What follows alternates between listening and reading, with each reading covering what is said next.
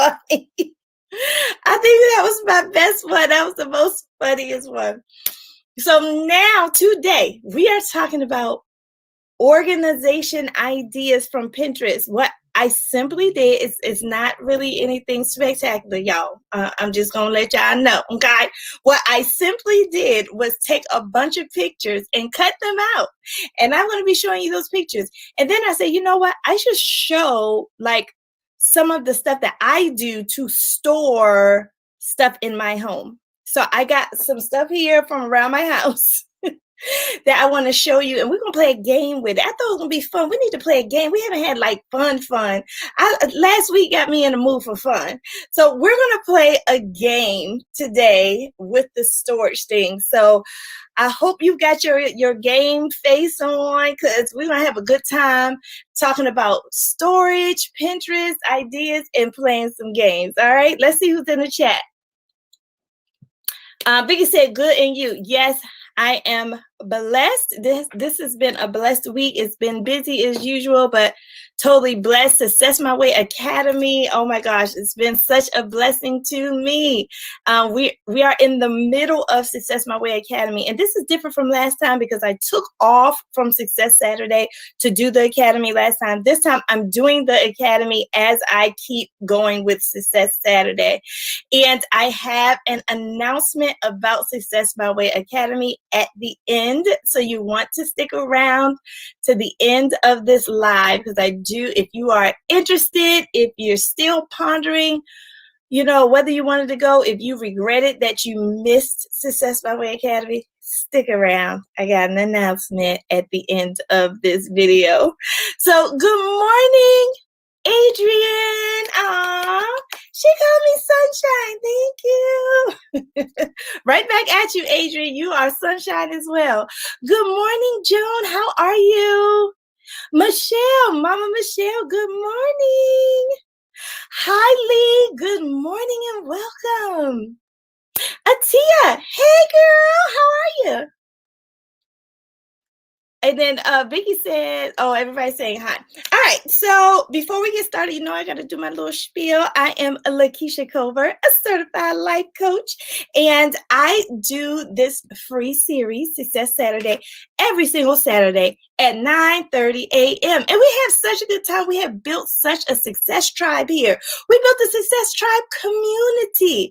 So we have been talking about everything here, from how to get your life to how to deal with others to current events. And it's all based on my book. I wrote a book called Try Success, It Won't Bite, y'all. How to Live Your Life Through 10 Principles of Self-Excellence. And you see, I am a certified professional coach. That's what CPC means. I'm a certified professional coach. So based on this book, Success Saturday happened, and I'm so excited. So there's a few housekeeping things. Make sure you have a pen and paper. I call this my Success Saturday journal. This is where I write all of my notes and how I plan for all of my Success Saturdays. So you can have something like this. You can come on every Saturday at 9:30. Some Saturdays I can't make it, like if it's a holiday. I also have a nonprofit, so if I'm doing something for that. But for the most part, I'll be here. And then what you can do is keep it in a planner or a journal or in a folder. Keep your notes. So I do encourage you to take notes so you can refer back to them. All right, so let's get started. How have you all been doing with your organizing? I want to give a shout out. This shout out time. I want to give a shout out to Diamond, who put her kitchen and her, I think it's her planner room or crafting room, organization in the Facebook group. And if you're not part of the Facebook group, go ahead and join. I'm actually going to, I don't have the link, but it's called Success Saturday Circle with Lakisha. If you type that into Facebook right here, I just put it in the chat. If you type that into Facebook, you can join the Facebook group. In the Facebook group, we're showing pictures of how we're organizing our spaces. So go there to get inspired. This is all to hold people accountable to organizing and to get inspired. So if you have not joined that Facebook group, go ahead and go in there because the Facebook group is popping, y'all. It's popping, okay? So, all right. So let's get started with organizing. What I normally do, what I've been doing. Good morning, Diamond. Did you see me give you a shout out, Diamond? I gave you a shout out, honey. I said you organized your kitchen and your, I think it's your craft room or your planning room. And you put pictures in there. So shout out to you, Diamond. So excited about that. So please, if you want to see how Diamond has got her life, she even feng shuied it out with some plants and stuff like that. Go ahead on over to that. Go ahead on over to that Facebook group. Somebody keeps calling me. That's why I'm a little distracted. They need to leave a message instead of just keep calling. I'm about to cut this phone off. I'm busy. Boundaries. All right. So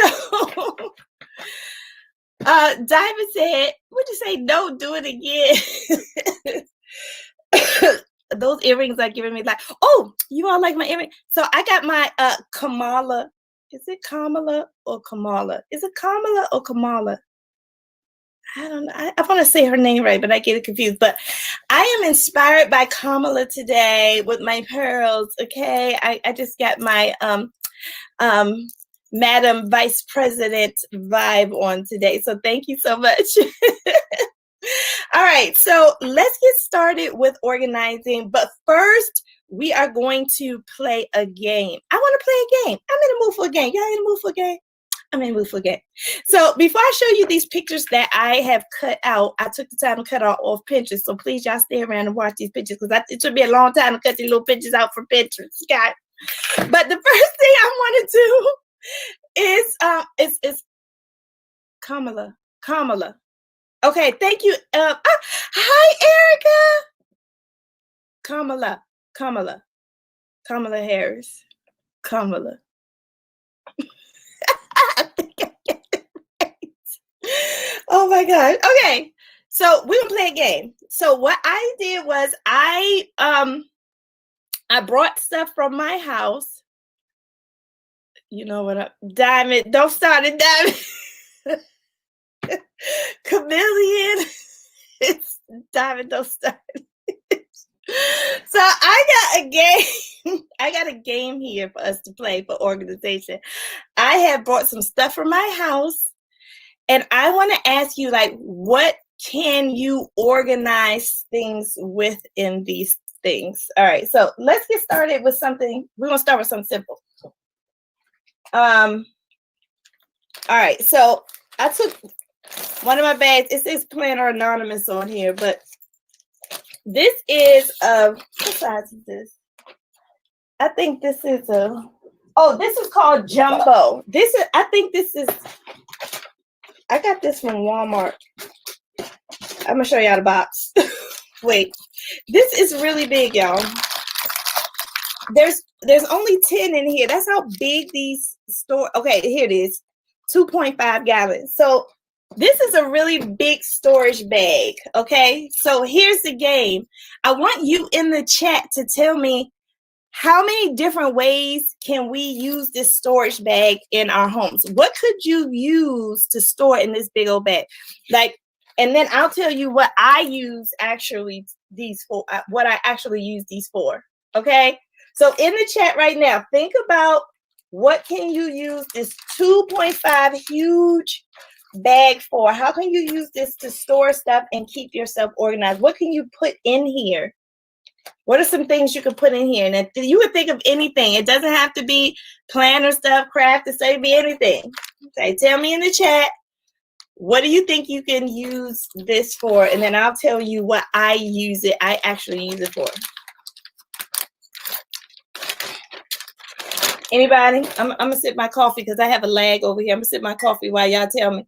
Tell me what we can use this bag for. We playing an organization game. All right, here we go. I see something coming in. You know what? I can't take Diamond. I can't take you today.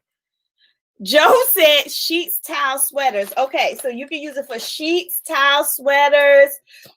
Exactly. You can do the little roll. Diamond said her husband. I don't know. I don't even know what she's talking about. Vicky said shoes, purses, and clothes. So yeah, I can see if you have a little like this is my wallet. This is my wallet, y'all. So I mean, I can y'all like my little wallet. Is she cute? She's just cute. Her name Nikki. But anyway, you can put your wallet in here like this. Okay. So the only downside about using this. Oh, thank you, Joe. Yes, I love my little wallet. I got it from City Trends. City Trends. The only thing about these is that I like to make sure I have, even though I'm using these, have something to put these in. You don't want these bags all over your house. You want to put something in a bag, then put the bag in something. So I actually use this for my subscriptions. Like when I get a subscription, like a Honeybee Box subscription or a Planner Anonymous subscription, the subscriptions come with 12 by 12 paper. So I just put the whole subscription in here. So when I want to use Planner Anonymous, I just go to the Planner Anonymous bag, and then I store the bags like this on top of each other in a bin like that. So that's how I use it. Good morning, Theodore Linda. Oh, Joan said wigs. Oh, that's a good idea, Joan. Yes, you can definitely use this to store wigs. That's a great idea. There's thousands of ways you can use this. So that was fun. All right, so y'all ready for the next thing? All right, this is something else I use. This is a kitchen canister that is see-through. All right, now I want you to think outside the box. You don't have to just use this for kitchen stuff. So what can you use this kitchen canister for in your home? And some people may not like it. Like I have glass ones like this that the whole thing is clear. I like clear stuff, but some people may not like to see all the stuff in it. They might like it like this where you can't see it. So this is a kitchen canister. What can you use this to store for? I mean, to organize with. And if you just joined us, we're playing a game. We're playing a game. How many ways can you use these objects to store stuff? So what could we store in a canister? What can we use this canister for? Okay, so in the zone, welcome in am I saying right? In the Mo Zone. In the Mo Zone, welcome. Yes, washi tape. Absolutely. You can stack it and then you can see it right here. Dishwasher pods. Wow, that's a really good one right there. Because most people keep their dishwasher pods in like the bags. Nail polish. Okay, nail polish can store, but you can stack your nail polish up in here. Anything else?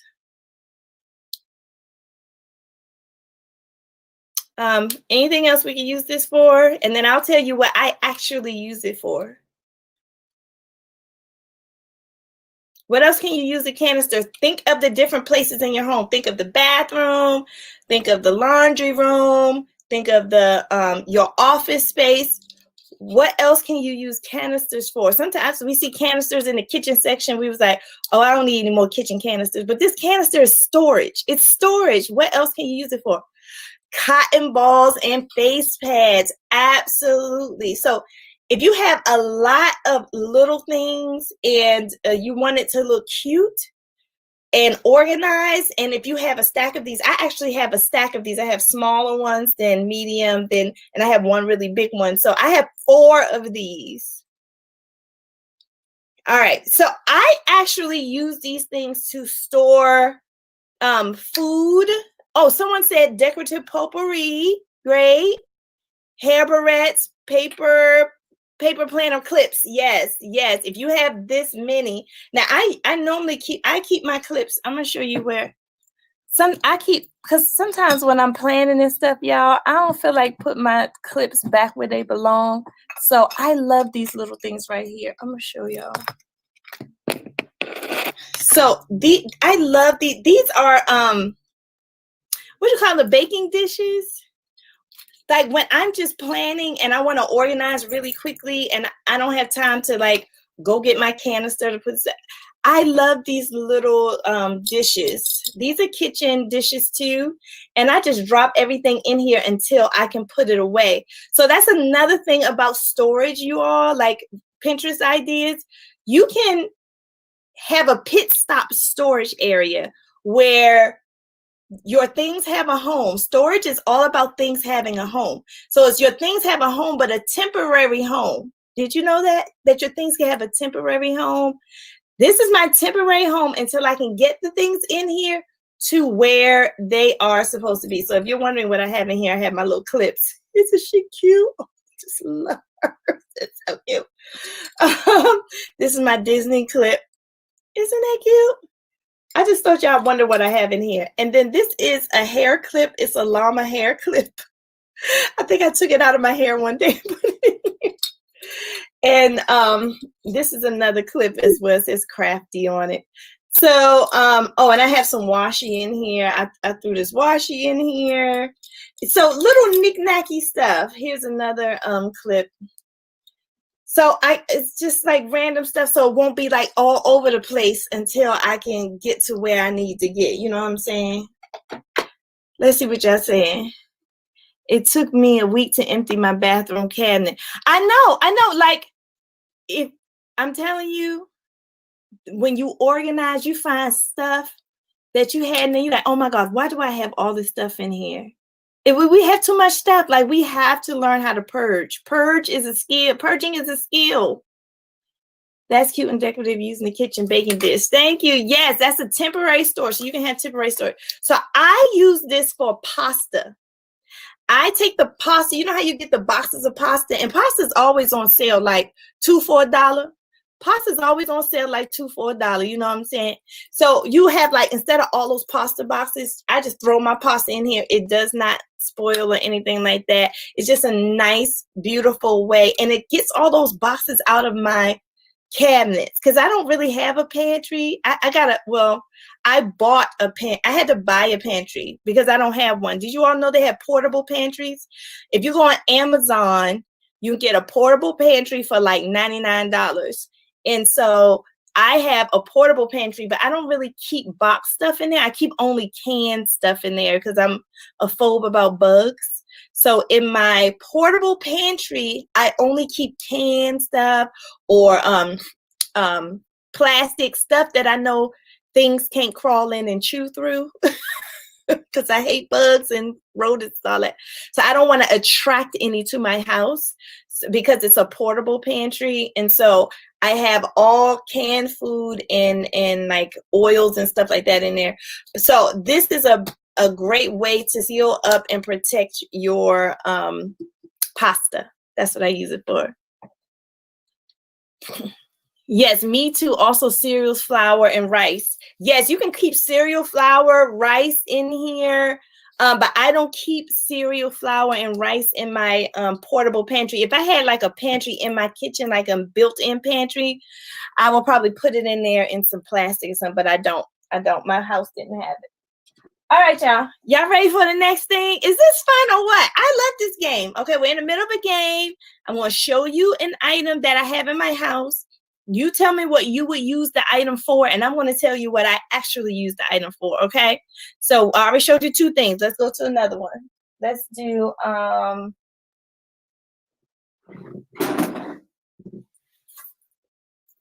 this. Do any of you know what this is? What do you think you can use this for?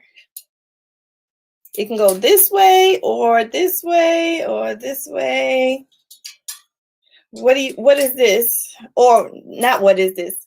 What can you use this for storage wise? What could you store in here? And I'll take a sip of my coffee because I know I have a lag.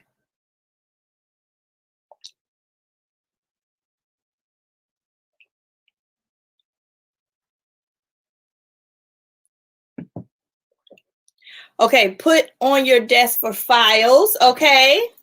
You can definitely file things in here. It looks like you can put like, kind of big bulky files actually in here. Someone said tops, pots, lids, okay? Someone said separate meat, nail polish, cut cabbage and freeze. So yeah, like if you put food in bags like this or whatever, or the sealable bags, those bags where you can what you call those bags where you can seal, free seal, I forget what, but anyway, yes, and put the food in here and organize it, yes. Planner folders, yes. Or you can actually probably put like planners in here like that. Like that. That could be something too. Oh yeah, the 12 by 12 paper pads. All of my paper pads are put away because I would use one. I don't have a paper pad. But yes, the 12 by 12 paper pads. Good morning, Trika. Welcome, Trika. We're playing a game. I'm showing people storage things around my house, and they're telling me what they would use it for. And then I'm going to reveal what I actually use it for. All right. Books and planners on shelves. Yep. You can definitely use this to put books and planners on shelves with. So this is actually, I'm going to tell you what I use it for. This is actually a pan holder, not a pot holder. It holds pans, but it doesn't just hold any pans. It holds your oh my gosh, I got a brain freeze. What are those? What are the really heavy pans? The black ones. Hi, Zenobia. Welcome. How are you, darling?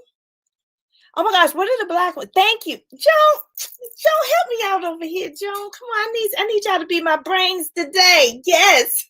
Cast iron skillet. I put my cast iron. This is a cast iron skillet holder. So I put my big cast iron here, my little one, my little one, my little one. So this is it. And then I leave it on my counter. So this is great because I hate going in my cabinets to get pots and pans. Sometimes I be in there fighting. So I got 2 of these. This is for my cast iron skillets, and I keep it on the top next to the stove. But I also do it like this. And I got another one, y'all, in my cabinet, and I put my pans in here. So when I go in my cabinet, I'm not stacking the pans on top of each other. The pans have their own home. Remember, everything has to have a home. And I just grab the pan out, and when I wash the pan, and I just put the pan back in. So this is a pan holder, a cast iron skillet holder as well. That's what I use it for. And I got this off Amazon if y'all want to check it out. I got 2 of them off Amazon. Actually, I got them. Sometimes Amazon has those deals of the day. I got this from Amazon off one of those deals for the day. All right. Y'all ready for the next thing? I'm having fun. I don't know about y'all. This is fun. Vicky said, I need that for pants. Yes, because I got so sick of going in my cabinet and all you hear, boom, boom, boom, pots and pans everywhere. That was getting on my nerves. And I was like, what can I use to organize my pans? That thing is a game changer. My cabinets are clean. I'm not in there fighting and looking for stuff. It's right in front of me. I just grab the pan. That thing was a game changer. Hey, Vonda, good morning. Yes, girl. No, girls. Look, hey, we just glad you're here. Joan said, I need one because my pans are under my sink and I don't have a big kitchen, no counter space. Yes. This thing right here, I don't have a lot of counter space in my kitchen too. My kitchen's small. So when I put my pans in here, because this holds 1, 2, 3, 4. 1, 2, 3, 4. This holds 4 pans like this, but you probably could fit more if your pans are smaller.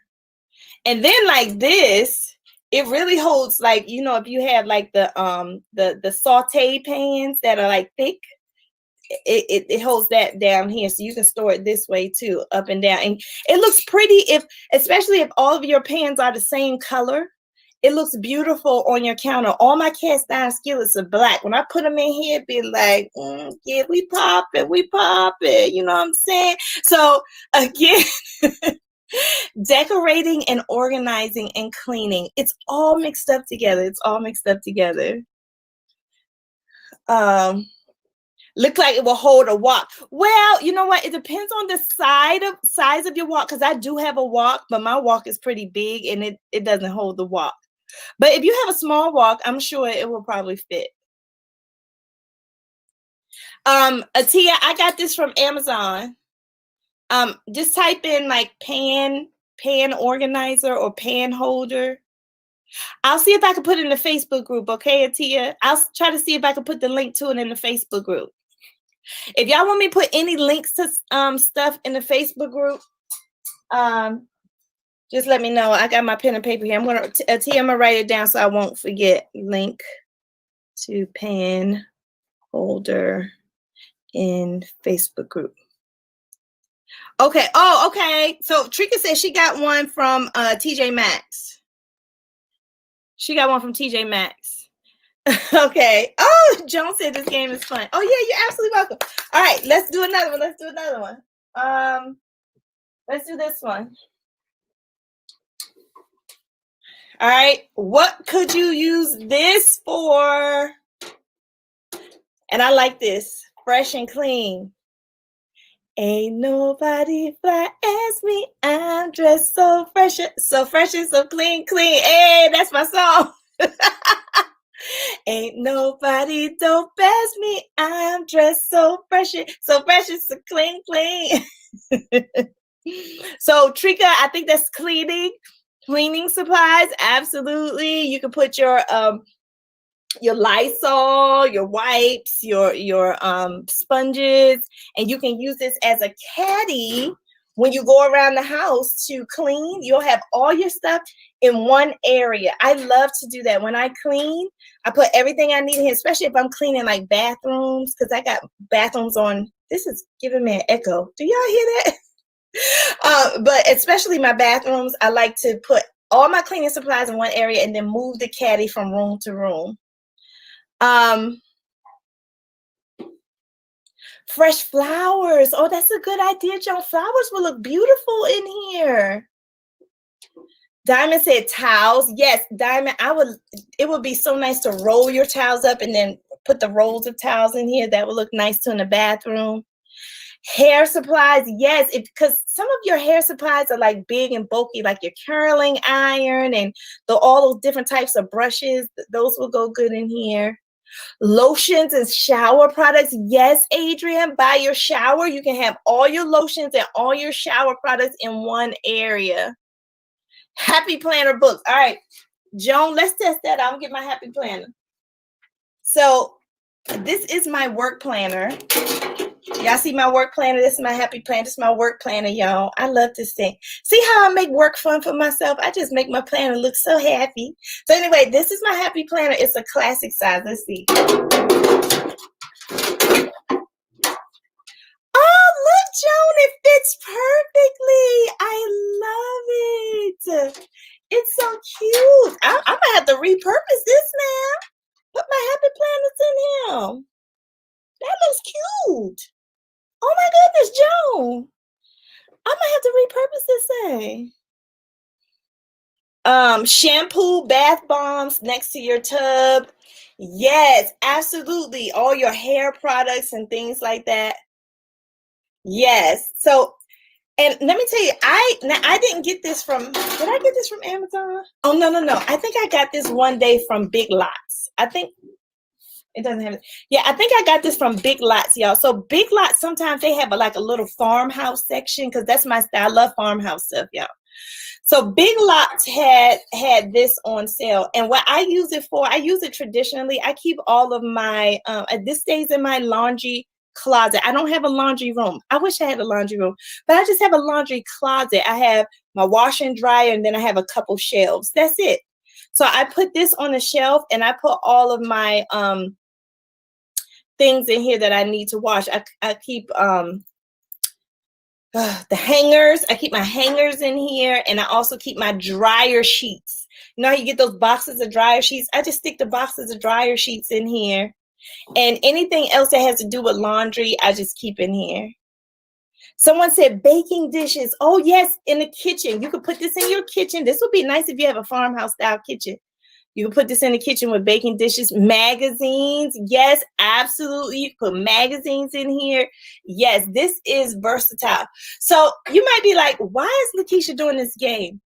I'm doing this game to show you that you don't have to use storage traditionally. Some people be like, oh, that's bathroom storage. No, it's not. Think outside the box. This is not just for the bathroom. It's not just for the laundry room. You can use this in the kitchen. You can use this in your planner room. You can use this anywhere in your house you choose to. It just has to fit what you need storage-wise, okay? So that's why I'm saying I'm playing this game because I want you to know that think outside the box. When you go to the Dollar Tree, don't just think, oh, a basket is just only for toiletries. What else could you use a basket for? There's like 100 things you can use it for. Cutting boards. Yes, absolutely. Cutting boards. That's a great idea, Diamond. All right. And the last thing. Uh-oh. Oh, no, I got two things. Y'all. Hold on. I got two more things. All right, this is the next one. Two more things and this game is over. So this is an ice cream dish, okay? It's an ice cream dish. What can you use this for? I use this, I don't use this for ice cream, okay? So what can you use an ice cream dish for, y'all? An ice cream dish. Oh yeah, Joan. Yes, you can definitely use this for flip flops and shoes. Absolutely, that's a great idea. Your cast iron. Yes, this is pretty heavy. All right, washi tape, keys. We can use this for jewelry. Yes, washi tape. Yeah, you can stick any little knick-knacky things in here. Hairpins, candy. Yes, keep it coming. Paper clips, nail polish. Yes. Anything that's little, makeup sponges. Yes, come on, Trika. Yes, you can use this for makeup. Trika wins the prize because this is what I use it for. I use these for my makeup items. Like I have these little lotions. Look, you can put little lotions in here. This is my eyeglass cleaner. You can put that in here. Look, instead of just having it out on your desk, why not? You can put I got my vitamins. Look, you put your vitamins in there. You can use these little ice cream dishes and it's so elegant and it's pretty and it just sits on your table and then the color shine through. You can put everything in here that's a certain color, like everything's blue. Do I have anything else blue up here? I don't think I have anything blue up here. But anyway, I mean, you can use this for so many things, y'all. So that's what I use it for. I took this out of my bathroom. You can use it for hair clips. I just happen to have some hair clips. Who said hair clips? Who said hair clips? In the Mozone hairpins, hair clips. I just bought these from Ross last night, right? So I can take these out the package. Of course, they have tape on it, so now it's hard to take out the package. But I can take these out the package. Why did they put tape on the back of this like this? They taped it to the back. I've never seen that before. Anyway, I could take it out and put them in here.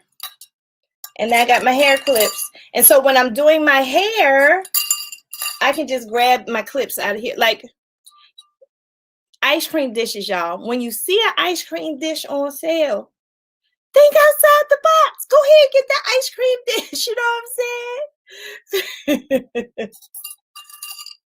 All right. Yep. Trigger clips from your shop. The cutest boutique clips. Yes. Your pearl necklace. All my Kamala. My Kamala pearls. I could just put my Kamala pearls up in here. All right, y'all. We got one more. All right.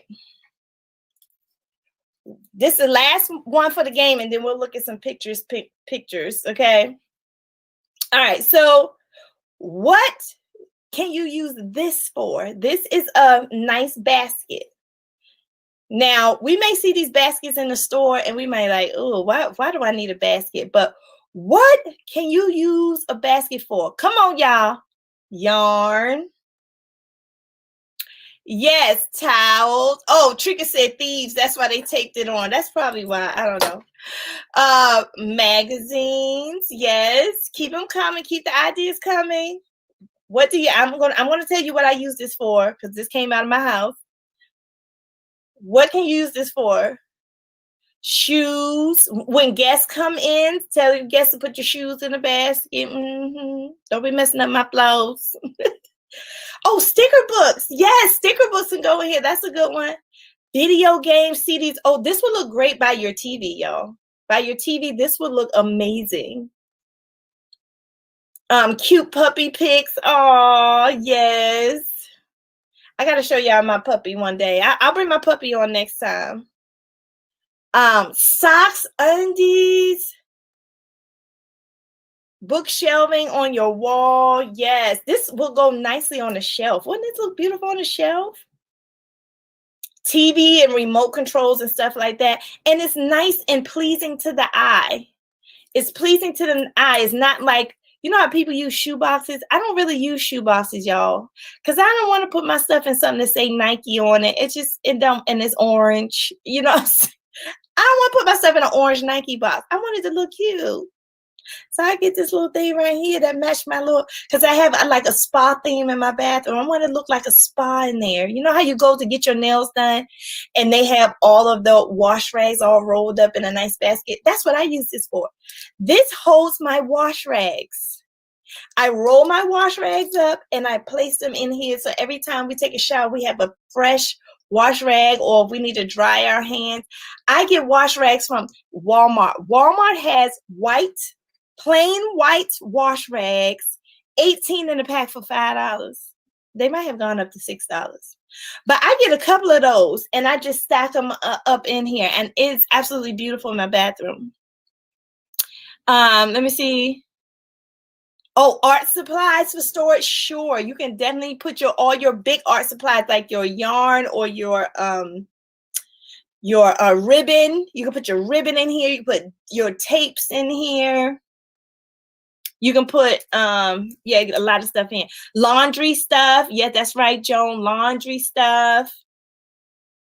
Oh, Chika, you have one that has an orange liner. Okay.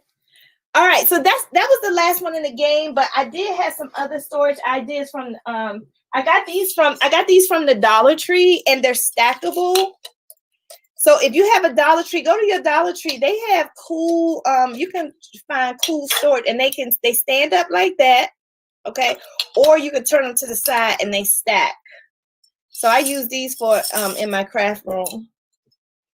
And then y'all, people got Christmas stuff. People got Christmas stuff on sale for pennies on the dollar. Pennies on the dollar. I found these. I got like 5 of these. These were like 25 cents. These were 25 cents. Christmas. I don't care if Christmas is on them.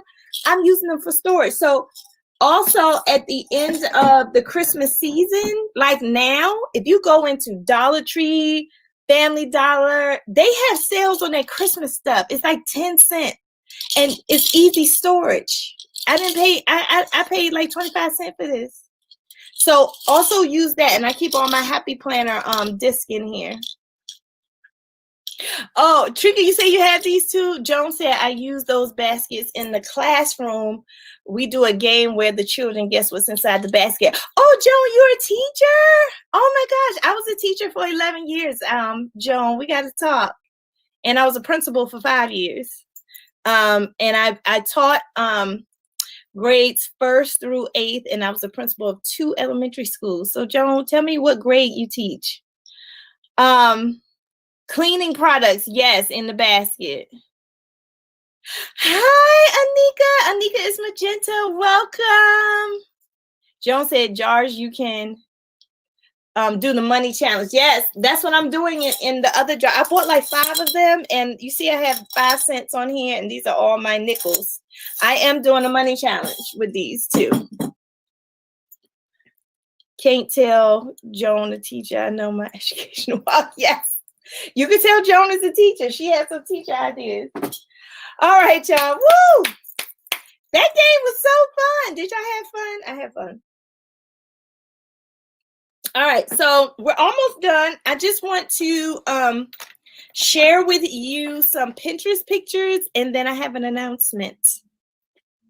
Okay. I just want you to know I have an announcement. All right, y'all feeling good? Y'all feeling good? Give me an emoji if y'all feeling good. Put that emoji in your chat. You feeling good this Saturday morning? All right, so I went on Pinterest because I was like, I want to give like you all some organization ideas, like not just for my house, but you know what's out there. Now I do have this particular thing from Pinterest. So I'm about to show you all some pictures. Thank you for the emojis.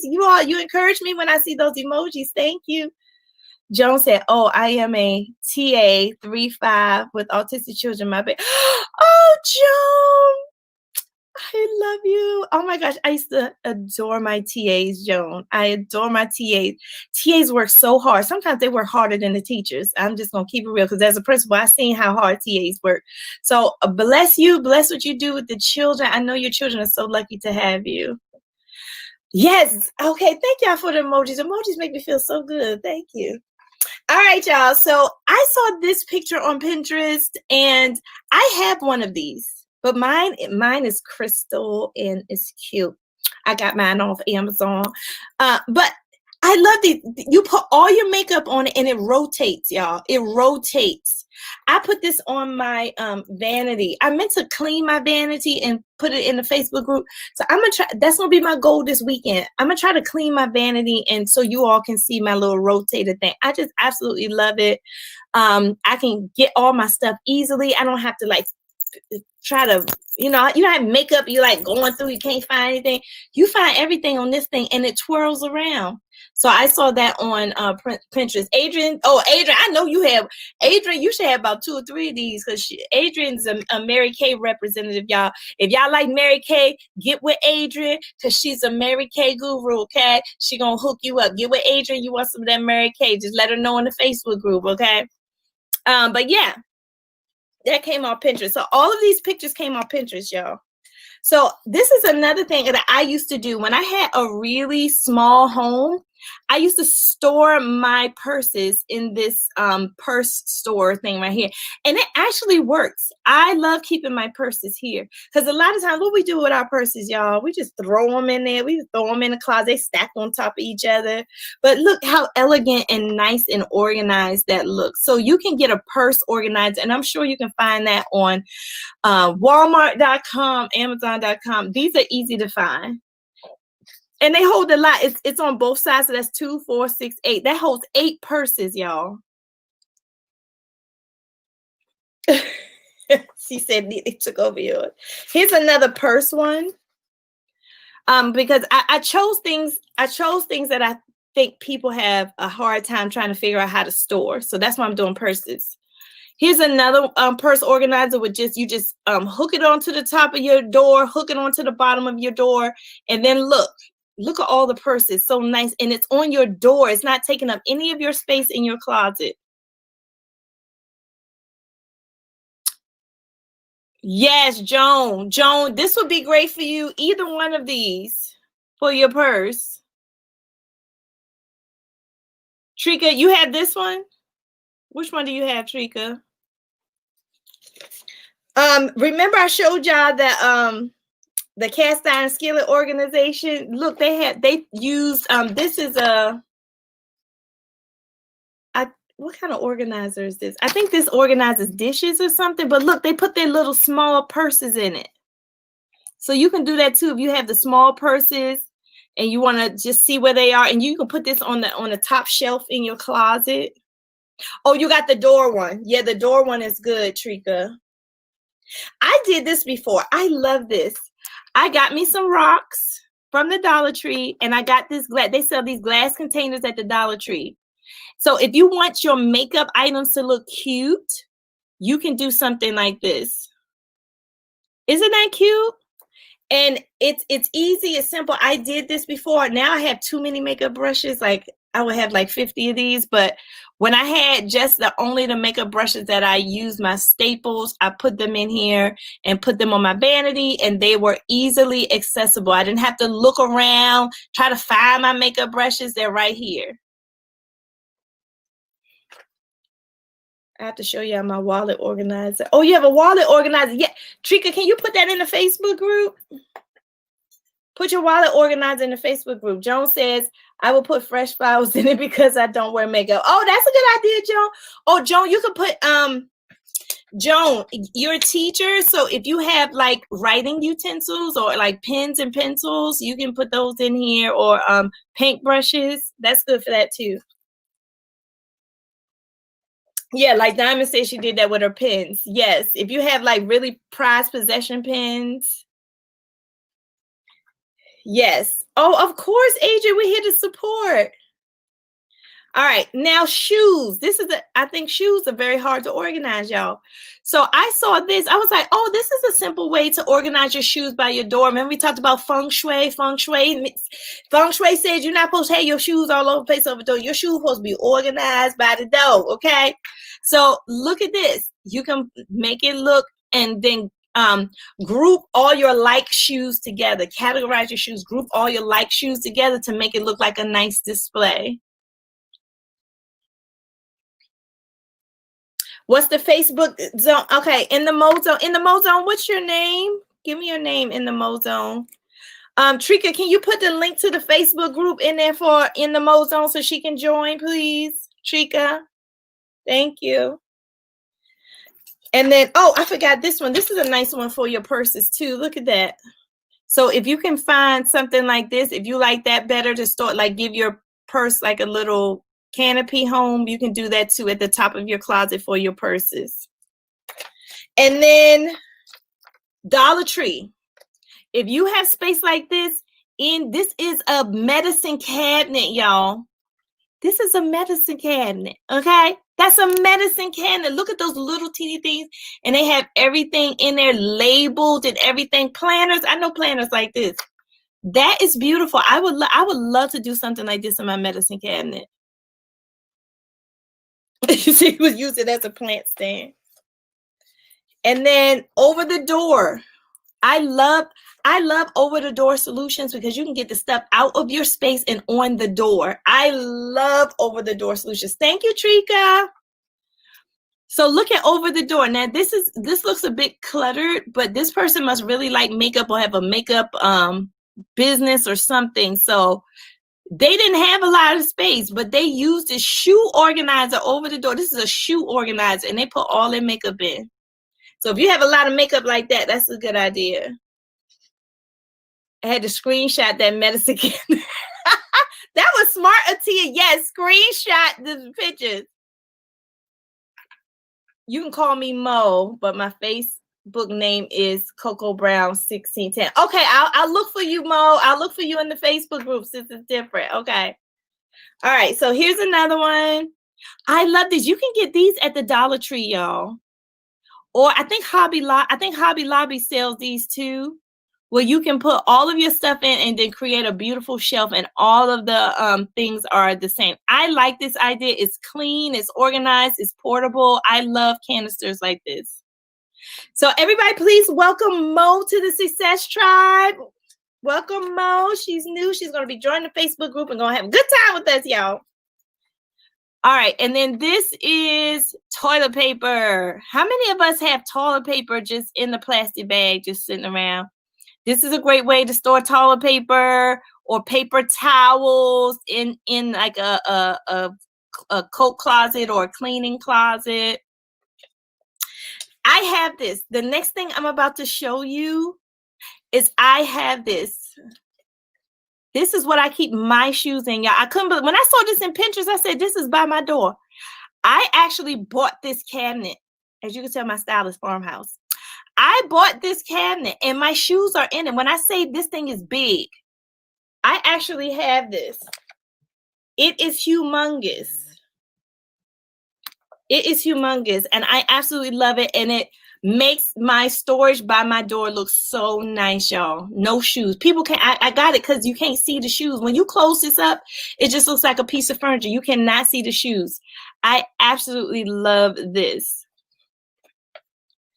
Here's a basket. Remember we talked about a basket? Look, someone is a baker and they keep all of their baking, their muffin pans in here. I thought this was a good idea. And somehow they have a label here. They put a label on there. Oh, Diamond, you said, where did I get this from? Amazon. Did I get this from Amazon? Oh, wait. Diamond, let me find out where I got this from, okay? And I'll put it, let me write it down. I'll put it in the Facebook group. I'll find out where I got it from. Hold on. Let me write it down. Because if I don't write it down, I will forget. That's why I'm a planner, because I got to plan it out, y'all. All right. So Diamond wants to know about my shoe organizer. So let me write that down. So I'm going to put in the Facebook group where I got the pan holder and where I got the shoe organizer. Okay. Toilet paper everywhere. Yeah, I'm telling you, that's why I picked these pictures, y'all, because I said, what do people always have problems organizing? Let's get some ideas. All right. So here's another one. This is great to put in your bathroom, and they label. I love that you can label these. Look, pain relief, allergy, cough and cold, children, stomach. I thought this was genius. It's just a little Rubbermaid Tupperware thing you can get from Target or whatever, and you can just like label it. Okay, aluminum foil. Oh my gosh, Joan, are you psychic? Joan, literally, when you said aluminum foil, look what came up, Joan. Look what came up, Joan. Someone put this on their cabinet. I think they might have hooked it on. It seems like they probably hooked this on. This is a simple magazine holder, y'all. They hooked the magazine holder up to the cabinet and they put all of their wrappings, the aluminum foil, cling wrap, and everything in here. Joe, how you know this was the next picture? Okay, that was crazy. All right, I got a couple more, y'all. Dollar Tree. Look, somebody took all the Dollar Tree baskets. Look at that. And they organized it looks like their the area when people walk in the house. I don't know where this is. Maybe this is the garage. Maybe this is the area as soon as people walk in the house. I don't know. But I thought that was really clever how they used those colors and the Dollar Tree organizations for all of the little knickknacks. And then look at this. Command hooks. Somebody used this was kind of funny. Somebody used command hooks to put all of their seasonings on. Now I have too many seasonings to do this. I have too many, but if you don't have a lot of seasonings and you want to display them without having to look for them, or you can do something else with your command hooks. What about for all you that like to do wrapping paper and ribbon, and you're constantly making gifts for people? Look, over the door, out the way, shut the closet, won't even see it.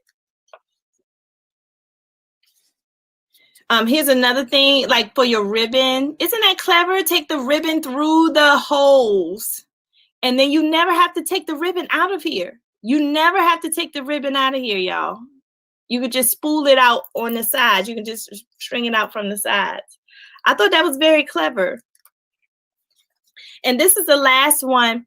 Now, I saw this on a video. These are actually underwear storage things. They go in your dresser drawers, and these are underwear in your bras. It's made for underwear and bras. Now, I'm not sure. I've never seen this before. I think this might be new somewhere. So I don't know where you can find these. I can research though where you can find these and actually purchase these to put your underwears in. I thought that was neat too. So let me research the underwear storage, and I'll put these 3 storages in the Facebook group. Okay, so make sure y'all part of the Facebook group. All right. So 3 minutes left, y'all. And I just had a good time with y'all today. I hope you got some ideas today. I hope this was fun. We played a game at the beginning and then we saw some Pinterest ideas. So I want to just encourage you to keep organizing. January is National Get Organized Month. I don't know if you knew that, but the National Association of Professional Organizers in 2005 declared January National Get Organized Month. So that's why we're focusing on organization. And we're in the middle of a challenge. Who knows the challenge this week? Last week we did toiletries and makeup. This week you are to organize cabinets in your kitchen and cabinets in your bathroom. And that includes pantries. So organize your kitchen this week, y'all. Organize your pantries. Organize all of that. And you can, it doesn't matter where you are. If you need to go back and organize your toiletries and all that, the organization challenge is in the Facebook group. It is in the Facebook group. So if you go to the Facebook group, you'll see all the weeks and everything that we're focusing on each week. Okay. And then here's the announcement, because I promise you that I will have an announcement at the end. So are you ready for the announcement? Let me do a drum roll. Hold on. This is not a good drum. My table's not a good drum. Can y'all hear that? All right. So as you know, I am in the middle of my second Success My Way Academy. This academy is not for everybody, okay? My academy is for anybody who is serious about moving from just dreaming about doing stuff to actually doing it. Moving from just wishing you can do something to actually making your destiny a reality. I bridge the gap. This academy is based on this book. This book has helped so many people, y'all. I have had people tell me, Lakisha, because of your books, I now know what I want to do with my life. Because of your book, I have changed my career. Because of your book, I have changed my mindset about how I'm doing stuff, and I feel more at peace. So I took the principles of this book and turned it into a course. It's called Success My Way Academy. It is a 6-week intensive course. I cannot tell you all the benefits of this course. In addition to learning, you also become part of a community. We have some people right here in the chat who already been through the first cohort. I am now in the second cohort. That's why I have to get off here at 10:30. I got to go to Success My Way Academy. I'm in the second cohort right now. We're in our 3rd week. So we're almost done. It's only 6 weeks. So we're almost done. We're halfway through. So I am making the decision to do another one. I'm doing another academy. So get your coins together. The academy is $300. I do discounts. If you're in the Success My Way Academy Facebook group, you get an automatic $30 off. Automatic. So if you're in the Facebook group, you pay $270. The course is worth $1,500, y'all. But I have discounts for you. So if you are interested in this course, stick around on Success Saturday. It's going to be in March. Everybody write that in your Success Saturday journal. The next Success My Way Academy, y'all, is going to be starting in March. Okay? So I don't have the exact date yet, but when I do, I am going to post it in the Facebook group. And you want to get on it because this class is limited. It's only for a small amount of people. I don't do more than 10 people in this course. I don't do more than 10 people because it won't be effective. So if you're interested, if you're serious, if you want to know how it feels to move to the next level in your life, you got to come to Success My Way Academy in March, y'all. I'm telling you, it is going to be amazing. Yes, thank you, Joan. It is on Amazon and Books A Million and some other things online. Just go online and type in "Try Success It Won't Bite" by Lakisha Cover. You'll see where it is. All right, everybody. Thank you so much, but I have to go. You know I love you. You know I love doing this, and I just appreciate you sticking with me. Come back next Saturday. Next Saturday is our last Saturday, y'all. It's our last Saturday with organization, y'all. It's our last organization. So come back next Saturday and we'll talk about what we're going to be talking about in February. And you're going to love what we're talking about in February. Keyword, love. All right, y'all. Thank you so much. Enjoy your weekend. Enjoy your Saturday. Give yourself some love this Saturday, honey. Go out and get your nails done. Sit down and read a book. Take a nap. Do something for yourself this Saturday. Replenish yourself. You need to fill up like a car at a gas station. Fill yourself up today on this Saturday. And I'll see you in the next video. I love y'all. Bye, Success Tribe.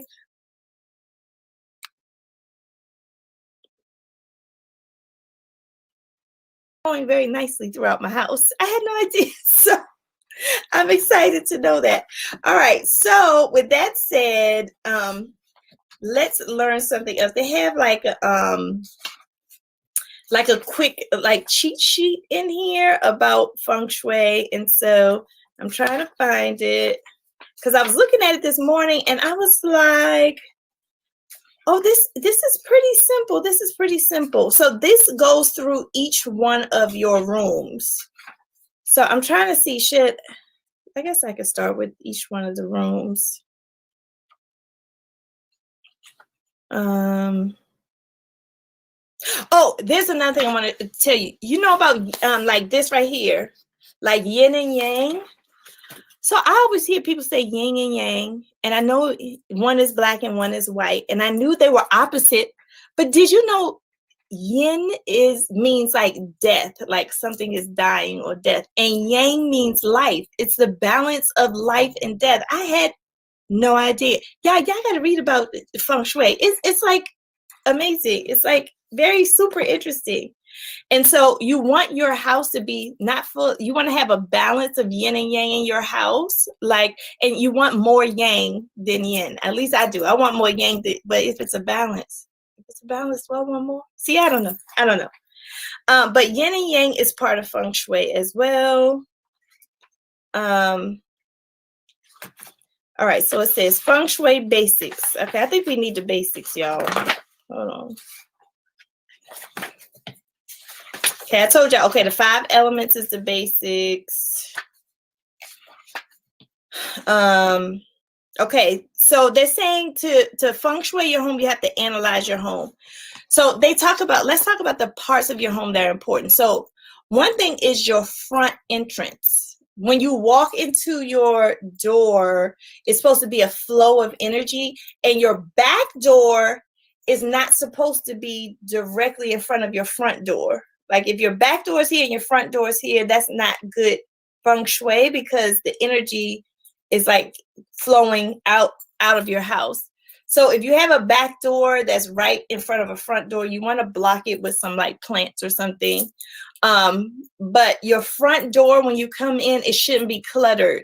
Like for a long time, I have a lot of people in my house. I just had shoes everywhere. I had shoes everywhere in the front of my door. I didn't know that was bad feng shui. If you have shoes all over the place in front of your door, that's not good. That's not good. You're blocking energy. You're blocking the chi energy. So you're going to take your shoes and put them in something. Put them in a drawer. So now my shoes are in this cabinet that you open like this. And when you open, the shoes are all organized and neat. And I'm telling you, it does. It makes like a huge difference. It makes your space feel bigger and more airy. And then they're saying that since north means water, you want to have like water by your door. I had no idea. They said water can be like in your door or it can be outside your door, and it has to flow. The water has to flow to the back of your house. So if you have like a little fountain, the fountain should have the water flow toward the back of your house. I had no idea. I had no idea about this. Anybody in here study feng shui? Did anybody study feng shui? I didn't study it. I like to decorate. I think I'm going to get more into this because this is very interesting. What else about the front entrance? Oh, and one basic thing that's everywhere is light. Sometimes I go in people's houses and it's so dark. Is your house dark? Comment, let me know if your house is dark, because feng shui is about light. It's about light. You gotta have light. You gotta have light. You gotta have your windows flowing. Rooms without windows are just not good. That's not good feng shui. As a matter of fact, let's go to bathrooms. Did you know bathrooms are horrible feng shui? Bathrooms are horrible feng shui, y'all. Did you know that? They say because you release waste in the bathroom, and usually there's like just all kind of energy that's not good in the bathroom. That's what feng shui believes. So what you have to do in your bathroom to increase the chi energy in it is keep your toilet seat down. So for all of you who live with people who keep the toilet seat up, just like try to make a house rule to keep the toilet seat down. And guess what? You got to keep the bathroom door shut. They don't even want that energy in the bathroom to be released in the house. So shut the door. I had no idea. From now on, I'm going to keep my toilet seat down and my bathroom door shut. Okay. Let's see if that makes a difference. And they said when you do these things in your house, and I'm talking about wherever I read a lot and listened to a lot of videos, but they said when you do these things in your house, it actually improves your mood. So that goes back to what I was saying earlier. Remember I said clutter means something is wrong. Remember I said that. I said clutter means something is wrong. It also means that your energy is off. You ever know somebody just mean all the time? Well, maybe they're mean because their feng shui is off. Is your feng shui off? Is that why you're mean today? Because your feng shui is off? Okay, we need to get it back on. Let's see. Joan said, yep. See, y'all, I'm telling you, I didn't know this either. I'm like, this is so interesting to me. Vicky said your apartment is dark. Okay, Vicky, your apartment has to be light. Light should be everywhere. So they were saying that like windows, you should have windows open, like open your curtains. I don't like to keep my windows open at night, but during the day, like right now, that's why my light looks good. I have 2 windows in front of me, and I keep the curtains wide open all day long until it gets dark. So you want to let that sunlight in. Sunlight is very healthy. It's good vitamin D. Vitamin D is good for you. And you want to buy light. They say in your front entryway, if your stairs are flowing out to your door, like that's not good feng shui. You want something to block the energy, like a crystal, because I have a crystal light in my foyer, and they said that's good feng shui. I didn't know that. I didn't know that having a crystal thing is good feng shui, but I got one. Let's see what you said. Adrian, I did a little bit about 7 years ago. I painted my room purple because purple means royalty. Yes. So I'm so glad you said that, Adrian. I know I'm all over the place with this, y'all. I totally apologize. Just take notes. But they do have colors in here. So let's see. I don't see purple, Adrian. At least not in this book, but I'm quite sure purple somewhere because it's a very complex concept. But fire, the colors are red and orange. Earth, the colors are brown and yellow. Water, the colors are black and dark blue. So black symbolizes water. I didn't know that. Wood is green and blue, and metal is white and gray. So those are the colors that coordinate with the elements. Okay. And then they said fire is about, when you talk about materials, like what's fire in your house? Like fire is anything that has electricity, like your stove or your oven. That's considered fire. Or earth is anything that has an earthy tone to it, like bricks or stone or ceramics. Water is like glass. I guess, I don't know if that includes mirrors. Wood is a wood, and like paper, and metal is of course metal. And then in feng shui, you're supposed to have a balance of shapes. Okay. If you look at my Christmas tree, see how I could have put anything up. I put a circle up there next to the triangle. The triangle is the tree, there goes the circle. I didn't know that was my feng shui. And then I got triangles over here. They said the balance of all of these shapes in your home is feng shui. I didn't know I was doing feng shui, y'all. I'm so excited. Good morning, Michelle. Princey just was mean to the mailman. Her feng shui is off. You know what? Princey is Shrika's dog.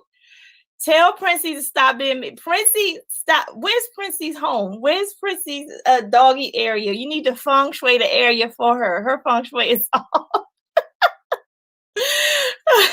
The only colors I like out of that combo are black, white, and gray. Okay, so Trika, that's the color of metal. That's the color of metal, and I'm quite sure it has like a symbolism to it, the metal. But anyway, so I was on the front entrance, y'all. And they were saying, paint your front door an eye-catching color. Mine is white. And have shiny brass numbers. I'll do that later.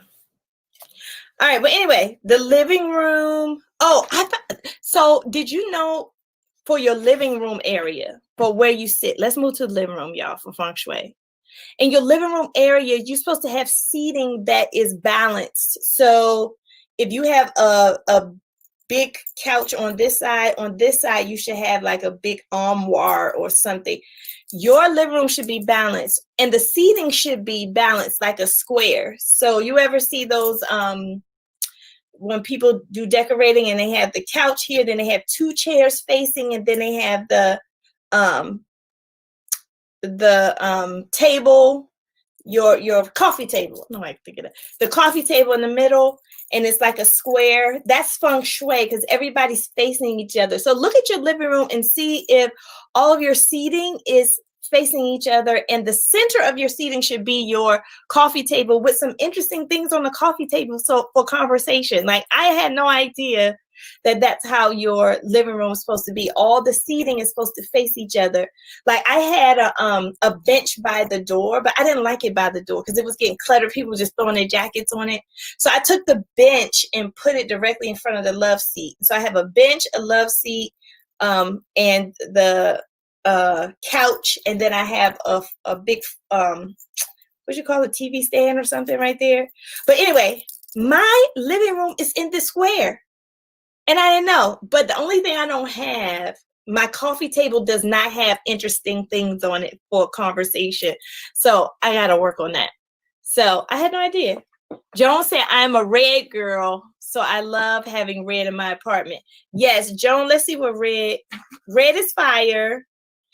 And the shapes is triangles. And so, yeah, fire, yep, TV, stove, candles, stereo lighting, computer heat, all those things are fire. So what they said too is that you don't want to have anything that's water in front of anything that's fire because they cancel each other out.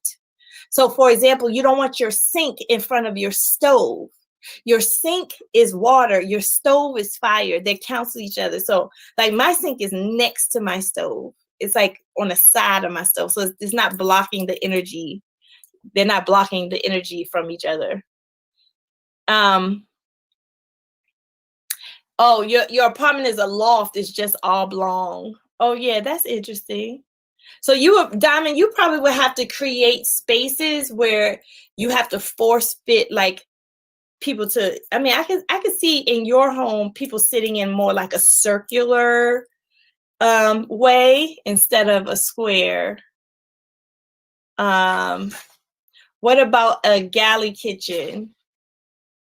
I mean, the thing about the kitchen, they said the kitchen is a general fire because that's where you cook a lot and stuff like that. So the kitchen feng shui, they say, should be toward the back of the house. But I think most people have their kitchens toward the back of the house. And it should be an open area, and it should have like plants. The thing about feng shui in the kitchen, we're moving to the kitchen now. Feng shui in the kitchen, you should have plants, at the top of your cabinets where all the dust. They said dust is not good feng shui. So if you have dust on anything, they said if you have fake plants, like I got fake tree right here, you should not have dust on it. They say you should clean it with a baby wipe or something because dust is negative feng shui. So at the top of your kitchen, you should have plants. You can have fake plants, but they say if you get fake plants, make sure they're good quality fake plants, like silk. They look real, or real plants at the top. And guess what? If you have real plants, don't let them die. I have been in so many people's houses where they have these big, beautiful, like tropical plants in the corner, and they brown and dying. They said that's not good feng shui. Any dead flower is not good feng shui. Don't keep dead. They said don't keep dead flowers in your house. Now, I had this conversation with Trika and Michelle when I was talking about feng shui because potpourri, they said do not keep potpourri in your house. Why? Because potpourri is a dead flower. Did y'all know that? Did y'all know potpourri was a dead flower? Like, I'm blown. I said it smelled good. It just smelled good. It don't smell dead. It don't smell dead. But they said don't keep potpourri in your house because it's a dead flower. I don't know. I like potpourri. So anyway, it's just so interesting. Feng shui is. And then when I read this other article on feng shui, it talked about removing clutter. Organizing, cleaning, and removing clutter is feng shui. So this whole month of January, you already started. If you put those pictures in the Facebook group, you have already started feng shui in your space. You didn't even know.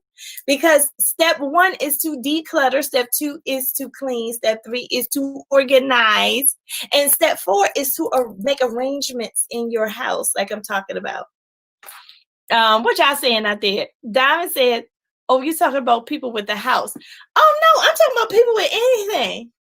It's where you live. It's your home. I should say home, not with the house. It's with anything. Wherever you live, you got to feng shui it. Okay, wherever you live. I don't care if it's a car or a box. You got to feng shui it out. Okay. I'm leaving this class today. I'm having anxiety. Oh, whatever. You better stay on here, David. Trigger said, Princey killed one of my plants. Now she's sitting here looking at you crazy while you talk. Yes, Princey, you are creating negative feng shui. You're going to have Trigger's feng shui off. Okay? Joe said, Lord, my cat keeps chewing on my plant. Look, those animals know they got their chi. Their chi is off. Oh my gosh. All right, y'all. Y'all have me cracking up over here. Put an emoji in the chat if you are enjoying this talk about feng shui. Like, I don't know, most Black people, we don't talk about no feng shui. We like, feng what? How you spell that? We like, feng shui. How you spell feng shui? Oh my gosh. Diamond said, you just told me I can't, my sink is in front of my stove that came with my apartment. No, that's good, Diamond. No. Diamond, that's actually good because I read up on that. They said a lot of times you can't control how your house is made. So, Diamond, you cannot control that your sink is in front of your stove. So guess what they say you're supposed to do? You're supposed to put a plant next to the sink because the plants kind of like, how can I explain it? The plants help bring feng shui in the room. They like deflect the energy or something so it won't flow straight. So if you put plants in your kitchen, Diamond, that's good. It restores the feng shui. Like, I didn't know that either. Wherever you feel like there's negative energy or feng shui, put a plant. Because they say you cannot control how your house or your apartment or your cardboard box, wherever you live, is made. So put a plant in there. And it could be a fake plant. It don't have to be a real plant. It just have to look real. Put a plant in there. Like, I just bought a plant, y'all. It don't look real though, but we're gonna go with it. Just buy the fake plants and put it there. David, oh no, Trika. I'm over here trying to spell check my phone. Don't know how to spell it either. Yeah, feng shui. Here's how you spell it. Look, FENGSHUI. It does not spell like you say it at all. And who's that? Kimberly? Hi, Kimberly. Welcome to Success Saturday, honey. We are just having a good old time talking about something new to all of us. Feng shui. Feng shui is just new. But it's not new. It's always been around for 4,000 years. And you all, feng shui works. It is not a religious thing. It's not a religious thing. It's about creating the best positive environment for your home or your place where you live. Diamond said, I got 2 plants on my kitchen sink already. Negative energy as hell. No. That's good. Diamond, no. If you already have the plants on your sink, then you've already fixed your feng shui. Okay? You already fixed it. You got the plants. So chill out. You good. You good. So yeah, so that is just interesting. I mean, I can go on and on, y'all. Y'all don't understand. Feng shui is deep. Feng Shui is deep, y'all. Um, you know, we I can't get into it, but they said feng shui, the way your house is made, you have to connect it to the people who are living in the house. So did you know that your energy reflects on the energy of the house and vice versa? Like your energy in your environment reflects. So if your environment is off, your energy is off. Your energy is off, your environment becomes off. It's a connected. We're all connected to this earth that God has made. It is amazing. All right, y'all. All right, I'm gonna tell y'all a few more things about feng shui, and then we're gonna go into our organization challenge, because this week we're going to be working in our bathroom with our toiletries and makeup, and I got a little bit of tips for the toiletries makeup for y'all. Mm-hmm. David says I got to. Oh no, Trika says, so I need a private lesson later. Yeah, shoot, I need to keep studying this because this is a lot. This is a lot, y'all, but it's fun. Kimberly. Oh, she talked to Michelle. Hi, Kimberly. Katrina said, can you spell that again, please? Yes, here it is. FENGSHUI. Feng Shui. I know it's backwards, but FENGSHUI. Feng Shui. All right, so a couple more things. So write these things down. One thing you have to do in your home for feng shui is to fix your squeaks. If your door squeaks, they said it's okay. So in feng shui, everything is symbolic. Okay. So for example, they said, do not leave knives out. Knives should not be visible. And I didn't know that. I don't like knives to be visible. It's something because I have strong energy vibes. I get energy vibes really strongly. And when I see a knife out, I just don't like it. I just don't like it. It just does something to me. But I didn't know my feng shui was being affected. You're not supposed to have, you know how we have those like knives, little nice knife things on our kitchen counter. They said put those things in the cabinet. Don't show knives when you're practicing feng shui because they give off a negative energy. Same thing with squeaks.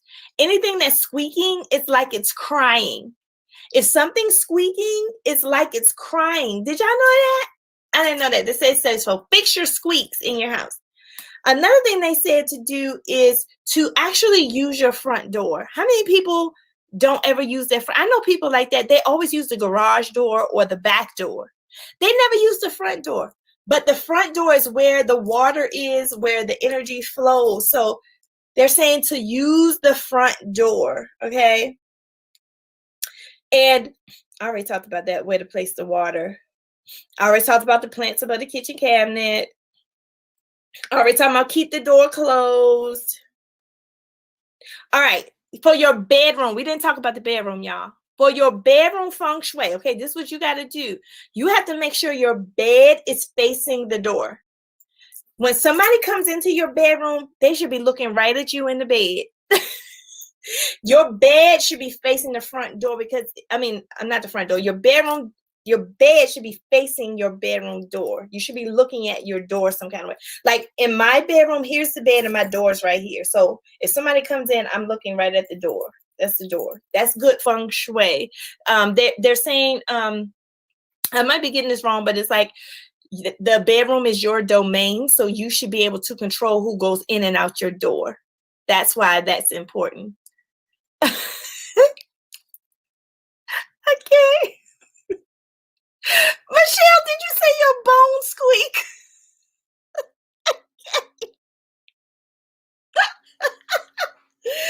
Michelle talking about her bones squeaking. Okay. Oh my gosh. Michelle, come on, you gotta fix your bones. You gotta tighten up your bones. Okay. Oh my god. Oh, y'all are cracking me up so hard. Yeah, WD-40. I gotta go get me some WD-40. Michelle needs some WD-40 on the bone.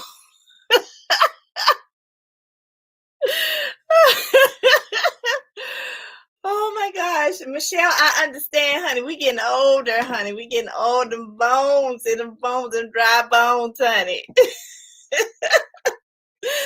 Y'all be cracking me up. I love y'all so much. I'm turning red. Am I turning red? All right. Let's talk about the TV in your bedroom. So according to Feng Shui, I can't look at the chat because y'all gonna throw me off. Slide some oil. Slide some oil. Oh, like the Tin Man on the Wiz. We need to slide Michelle some oil like the Tin Man on the Wiz. So, all right, I can't look at the chat. I'm not gonna look at the chat. Y'all driving me crazy. So in your bedroom, you're not supposed to have a TV. But I don't care. I can't sleep without my TV on. Yeah, I have my TV on. So they said if you must have a TV in your room, like me, I must have a TV. I have been sleeping with the TV on for years. I like my TV on. I like to wake up and look at TV when I go to the bathroom at night. I mean, it's just me. So because I have a TV in the room, it doesn't mean it has to be displayed at all times. TV is like a black mirror.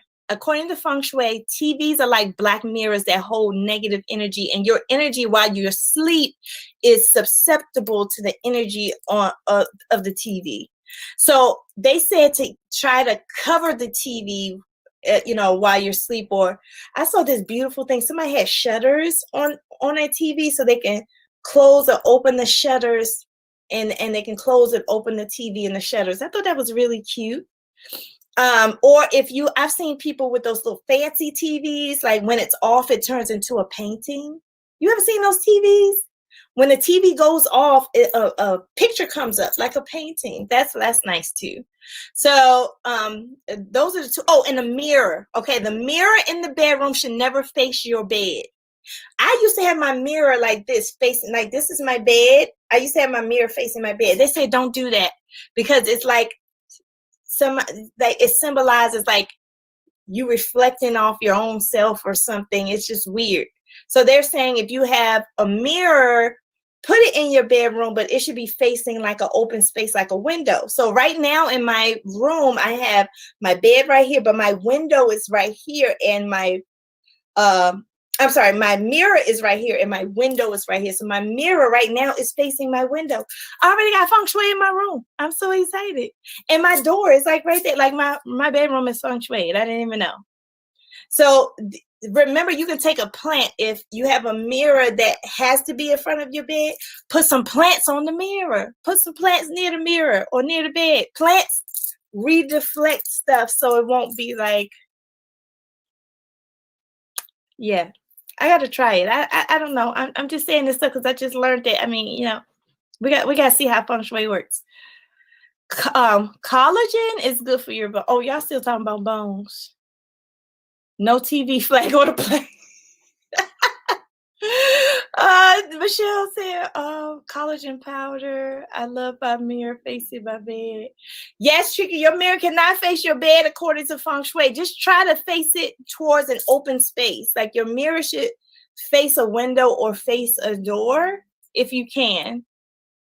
And if you can't, Trika, put a plant, like a real plant on if it's a dresser with a mirror, put the plant on the dresser so it can redeflect that direct energy.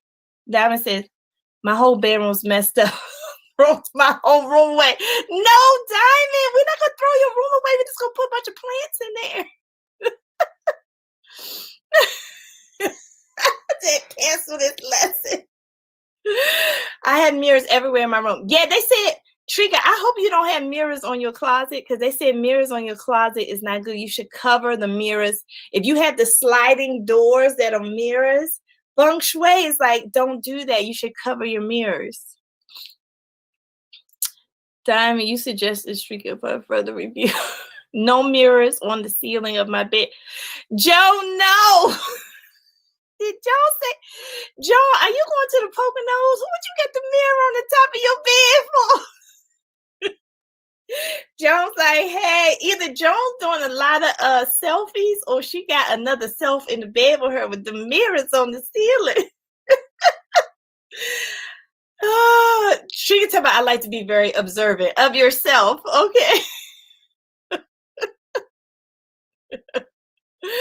Oh my gosh. This ain't no jungle. Well, maybe it can be. Oh my gosh. Y'all cracking me up. Okay, what time is it? Okay.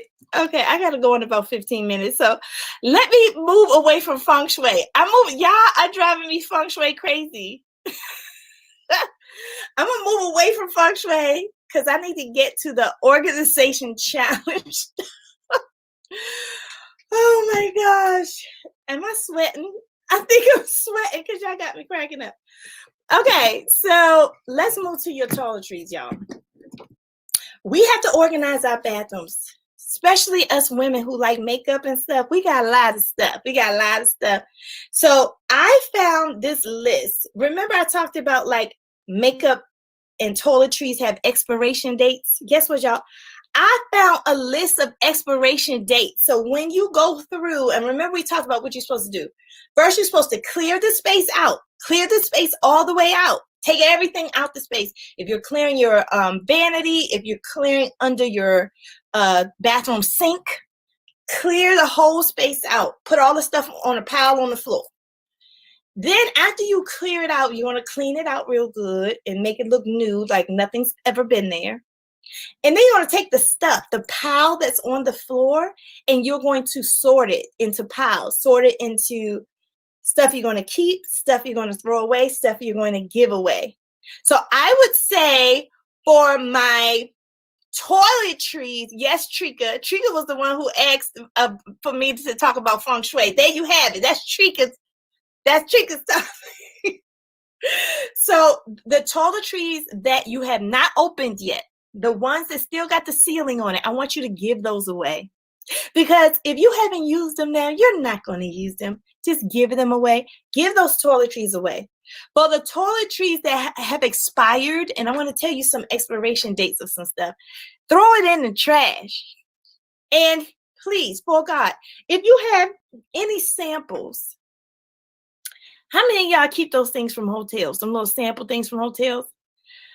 Either give them away to a homeless shelter or something like that, or if you have a guest bedroom or a guest area, put those things in a guest area for the guests to use. But by golly, take the stuff out of your bathroom.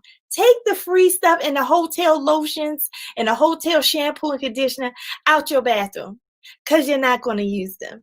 Now, if you use them, that's one thing. But if they just been sitting in your bathroom collecting dust, which is dust is negative feng shui, you want to take all that free hotel stuff out your bathroom. Just throw it in trash or give it to a homeless shelter or put it in a space where you have like cleaners. Because most of us say, oh, I'm going to keep this in case I run out. Do you ever run out of stuff? You have so much stuff. You're not running out of stuff.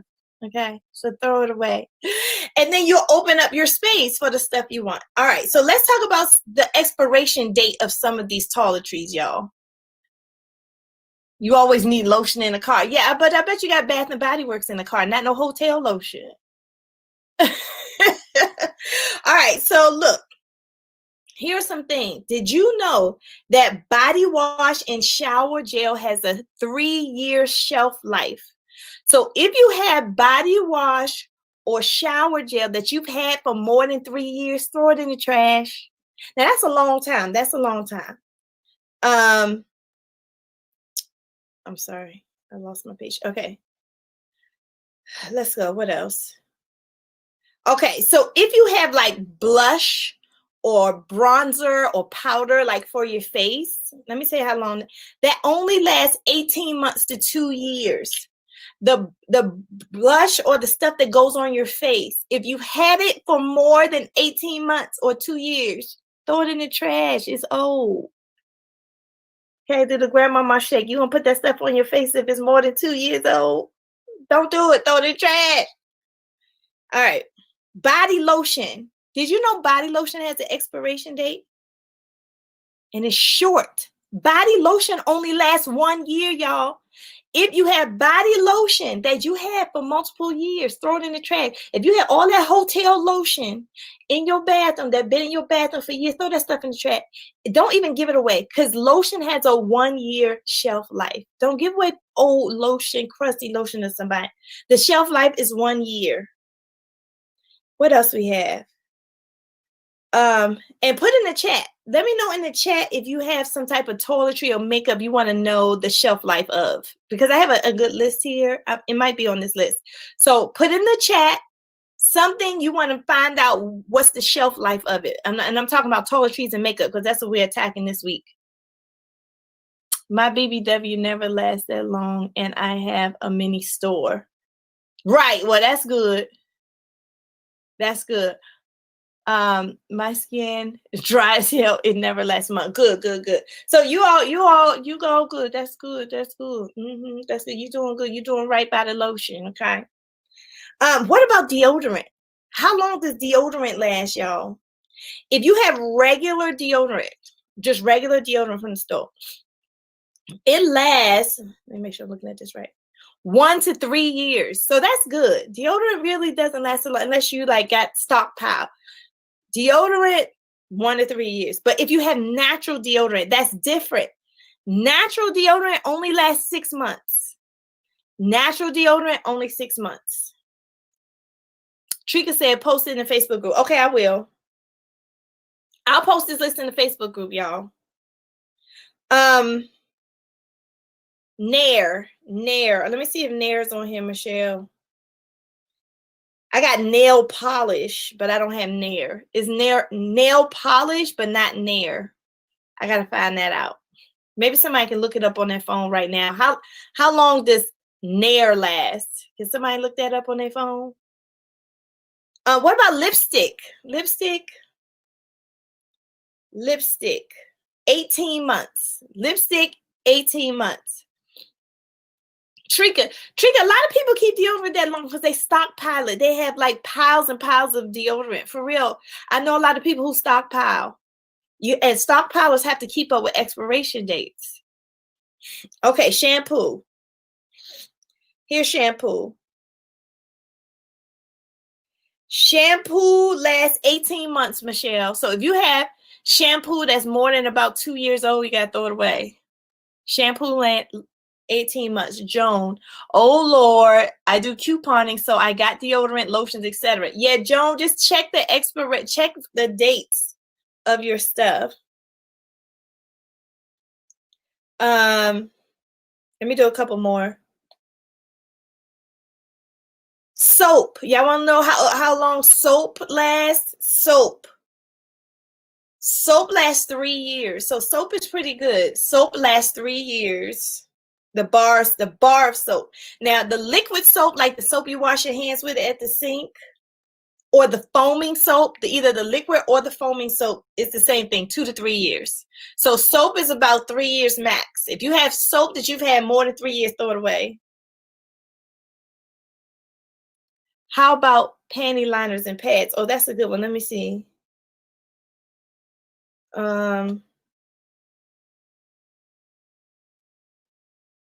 Okay, it looks like that's not on here. That's not. Can somebody look up that conditioner? Wait, Michelle. Conditioner's on here. Michelle, same thing. Conditioner lasts 18 months like shampoo. Both last 18 months. Okay. Panty liners, can somebody look that up? That's not on here. Chica said, let me have a yard sale. That's a good thing. I mean, you can sell, like, if you have unopened stuff like Joan stockpiles, she has unopened stuff. Joan can make money off that stuff. She can sell it. You can sell it. You can give it away as gift baskets. Like when I clean out my toiletries, I give it away every Christmas. Somebody gets some unopened in their stocking. So you could just give away the unopened stuff. If you got soap for a whole year and ain't use it. Exactly. The bar soap. When if you didn't use it, you're not going. If you haven't used soap in 3 years, you're not going to use it. Give it away or throw it away. No, throw it away. Don't give away old. Please don't give away old expired stuff to people, y'all. People do. I hate when people do that. I hate when people give away old expired stuff. That's just mean. Don't give me nothing expired. You open it up and it smells funny. Oof. No, I don't like that. Yeah, homeless shelters. Homeless shelters, they need all the toiletries. They need a lot of toiletries. That's a perfect place to give. So you're not only you're decluttering, but you're also contributing to somebody who's in need, which I think is the best thing that you could do.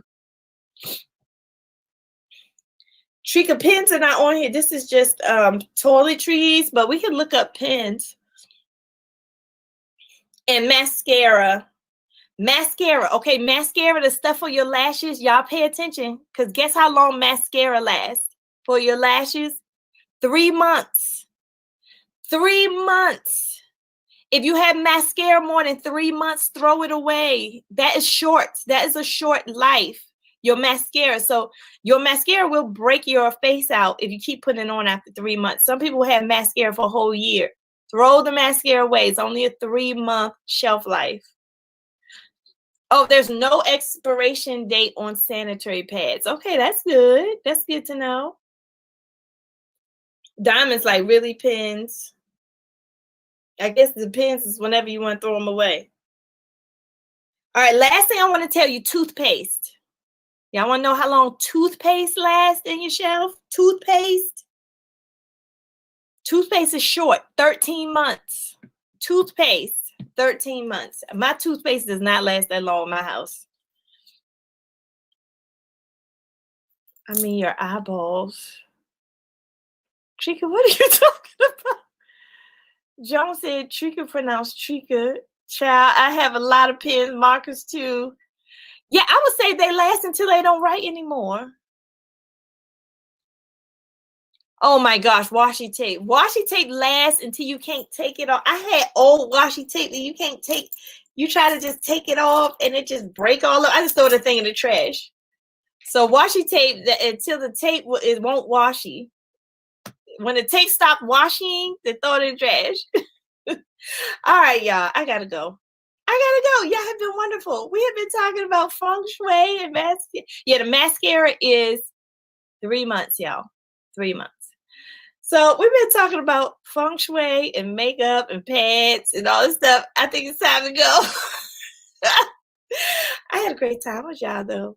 So this week, post more pictures in the Facebook group, y'all. More pictures. Tell your friends, tell your neighbors, tell everybody, because we organize it out there. Okay? Tell everybody about our organization challenge and go to our Facebook group right now. Join the Facebook group Success Saturday Circle with Lakisha and join our organization challenge.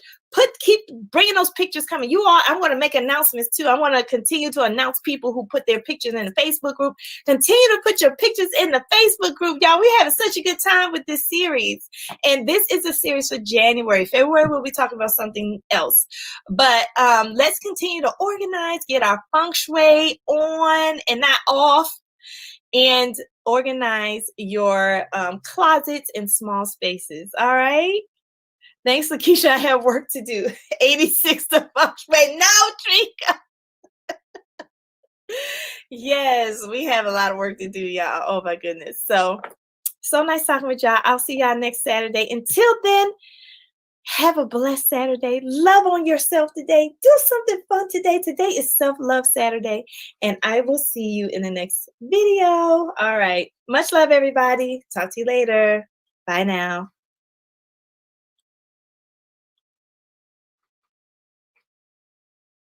Also, so I have to clean. Oh, yeah. Yeah, your bedroom. Now, let me tell you about your bedroom, y'all. I need work on my bedroom because my 5-year-old, he toggles back and forth between his room with his brother and my bedroom. So my bedroom is not exclusive, but your bedroom should be exclusive to you. I haven't gotten to that point yet because I'm a little mama bear, but with my 5-year-old. And plus, he's just home every day. He doesn't go to school because of the pandemic. I just feel in some kind of way. So that's why he's still in my room. When school start back, he get out of my room. But your room should be exclusive to you, and it should be an oasis for you. So if you do not feel like your bedroom is an oasis, should be a high priority area for you, for sure. She said, did you say you asked the cat to clean? Oh gosh. Trina said, I'm juggling business and it has taken over. Oh yeah, in your planner room, yes. Yes, like this is my planner room, y'all. And it gets dirty every day. So I have to clean it every day because literally I'm always taking out pens, paper, planners. I get stuff in the mail all the time because I'm like ordering stickers and I'm getting boxes and subscriptions. So this room is like a UPS center in here.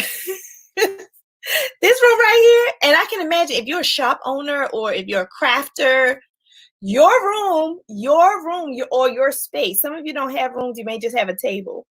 Your space is like UPS. It's like ship in, ship out, ship in, ship out.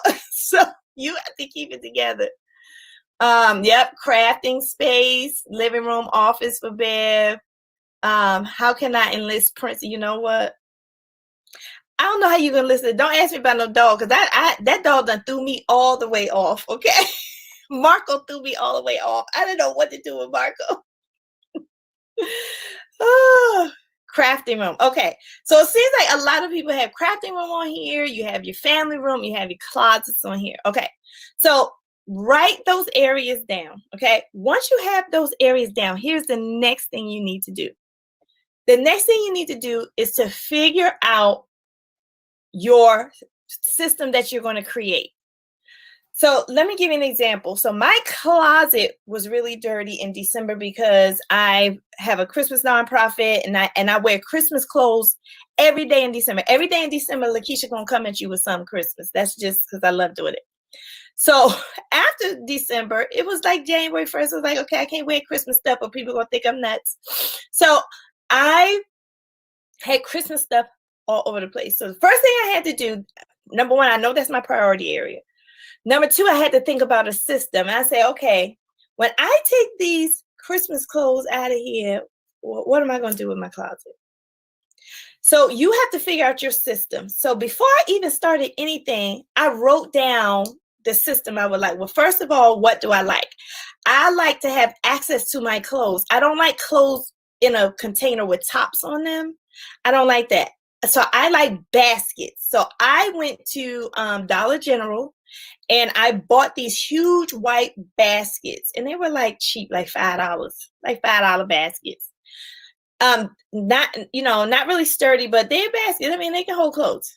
So I bought like seven of them, because I wanted each section of my closet to have a basket with the stuff I need in it. So I keep my like shirts like this on hangers. Shirts like this, I keep on hangers where I don't have to iron them, stuff like that. But my t-shirts and sweaters, I don't keep those on hangers. I don't like keeping t-shirts and sweaters on hangers. So I keep my t-shirt. I have a t-shirt basket. I have a sweater basket. I have a pants basket. What other kind of basket I got? Did I say sweater? I got pants basket. Yeah, that's probably all I got. I'm trying to think. I know I got another basket in there. But anyway, I put all that stuff in baskets. Now, you don't want to organize. When you think about your system, think about decluttering as well. So as I thought about my system, I'm like, okay, what should I do to declutter? So when I went through the closet, I literally took every piece of clothing, except the ones on hangers, out the closet. So that's the number 3 thing. Once you get your system down, now it's time to execute. Execute on your system. So to execute means you got to clear. Okay? So you got to think about your priority areas. That's number 1. Number 2, you create your system. Number 3, clear the space. Okay? Clear the space. Take everything out. Everything out. Don't leave anything in there. Well, I left my stuff on the hangers in there, but clean out mostly everything out. So then once I cleaned everything out, I was able to declutter because I would look at the clothes and say, do I love this? Remember we talked about that last week? We said, just hold it in your hand, hold your shirt in your hand and say, now, do I just love this? Do I just really love this? If you just like it, or the answer is no, say, thank you so much, and put it over here to give away to somebody. Okay. Give your clothes to Goodwill. Give it away. Just give it away. I say give it away or throw it in the trash. Give it away. If you have something in your closet that you don't want to wear anymore, that's raggedy, don't give it away. Throw it in the trash. Nobody else wants your raggedy stuff. But if you have something in your closet that is nice quality, but maybe somebody else will want it, then donate it. So, and guess what? When you donate it, don't feel bad. That means somebody else is going to take it and they're actually going to love something that you don't love anymore. You're just going to spread your love. You're going to spread the love of your clothes. You know what I'm saying? You're just going to spread it all around. Okay. So you're going to declutter. That's why you clean everything out so you can declutter. So that's what I did with my closet. I cleaned everything out. My room looked a mess when I did it. Everything was all over my bed. That's good. That's good. When you clean your stuff out, it's not supposed to look pretty. Who says it's supposed to look pretty? It's supposed to look ugly because you're in a process. You're in a process. Now, this is what I don't want you to do. Don't take all that stuff out your closet, put it on your bed, and then leave it there. No, you got to make sure you have time. So create the space and time to get it done. Make it a priority to get it done. Okay. It took me it didn't take long because I was focused on it and I wanted to get it done. It did not take me long to do. It took me like a couple hours. And as I threw things away, I will put all the shirts together.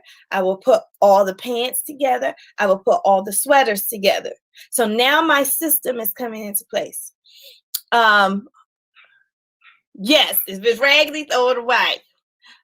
Trika said, okay, I just figured out the perfect system just now. I'm opening office windows, tossing everything, organizing, and decluttering complete all in one day. Okay, Trika, slow down, because I want you to burn yourself out. I would suggest that you do one room at a time, one room a day. If you're doing your high priority areas, that means they have a lot going on. Don't overwhelm yourself. Please don't do more than one high priority a day. You're going to be overwhelmed if something's not going to get done. I promise you. I promise you. I want you to move it. We talked about the compound effect. Just do a little bit today, a little bit tomorrow, a little bit the next day, a little bit the next day. When you say, I'm going to do everything in this I'm going to take this week off and I'm going to get everything done, it's not going to be sustainable. Because what are you doing when you do a little bit today, a little bit tomorrow, a little bit the next day? What are you doing? You're creating a routine. A little bit today. You're creating a routine that you will keep up. If you just do one big swoop, I'm just going to take this one all day to do it, and that's it. It's not a routine at that point. It's an event. When you take the time to clean little by little, it becomes a routine. When you just clean up, just take 1 week out of the year to clean up, that's an event. But you don't want it to be an event, right? Exactly, Theodoletta. You are creating a good habit when you do a little bit a day. So I would suggest do one priority. You could do one priority. If you're really decluttering and cleaning, you could do one priority area a week. And then the rest of the days you're maintaining. Okay, so you can do a monthly schedule. You can say, the first week in a month, I'm going to do my closet. The second week in a month, I'm going to do my bathroom. The third week in a month, I'm going to do the kitchen. And the fourth week in a month, I'm going to do the family room. And then the rest of the time, you're just tidying and cleaning up.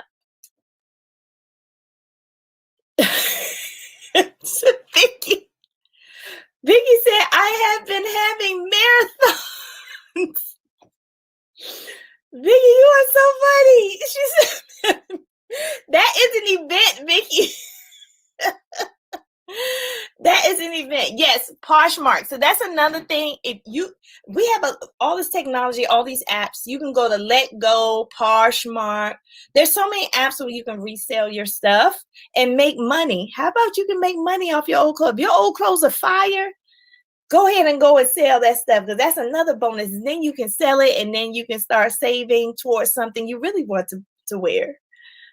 No, I'm not tossing the stuff out the window. No, I'm tossing this stuff. Oh no, she said she really tossed this stuff out. Trigger don't toss this stuff out the window. Unless you're tossing it to somebody. If you're gonna toss it out the window, make sure somebody's out the window to catch it. Okay. Y'all so crazy. Hi, Mimi. Welcome to Lakisha Loves to Plan. Mimi's new, everybody. Everybody say good morning and welcome to Mimi. She just joined the Success Tribe, and so we're so happy to have you. She said, I'm late per usual. Glad to be. That's okay. That's okay. Just keep coming on Success Saturday. We're gonna talk about that lateness. Don't worry about it. We're gonna get it together, girl. We're gonna get it together. So So we're talking about organizing and creating a system, and we're writing down. I hope you have notes. So on Success Saturday, y'all, you got to come with your notes because we be giving out those good nuggets. I ain't talking about those McDonald's nuggets. I'm talking about those good old Chick-fil-A nuggets. You know what I'm saying? We be giving out those good nuggets. And so you want to capture all of this information, all those good nuggets in your journals or your planners or just on paper. All right, so the first thing you do is I keep saying this over and over again on purpose, y'all, because I'm saying it on purpose. The first thing you do is prioritize. The second thing you do is what? What do we say? You want to think about a system in that space. So which spaces should you prioritize for organizing? And then you want to think about a system that you can use in that space, okay? So I'm going to give you another system with paper. So mail. Right? Everybody gets mail. And here we talked about 4 principles last time, 4 principles of organizing. My favorite organizing principle is give everything a home. And remember, things live in a home. So everything needs to have something to go in or on. Everything in your house needs something to go in or on. Okay, like these planners right here. Look, those shelves didn't come with this house. I bought those shelves, put those shelves up for the sole purpose of holding my prized possession, my Louis Vuitton agendas. Because the thing costs a lot of money. They cost a lot of money, y'all. So they're going to have their own house over there, okay? Give everything in your house a home. That includes mail, paper, boxes. The stuff needs a home. So what I do is when the mail comes in the house, I have a table right there at the door. I have this white table right there at the door. It's like the mail station. It's also my coronavirus station. So I keep like Lysol and Clorox wipes and mask right there on that table. So that's another idea for you. Keep a coronavirus station. I call it a COVID station right there at your door if you have a table at your door. And so you can spray the door. If people need masks, they can grab the mask really quickly off the table. Do that. Mimi says, I need to organize my craft in DT Stash. Yeah, I need to find a home for everything and remember where the home is.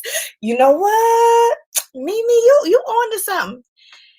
Don't create so many homes that you don't remember where it is. You have to figure out the path of least resistance, okay?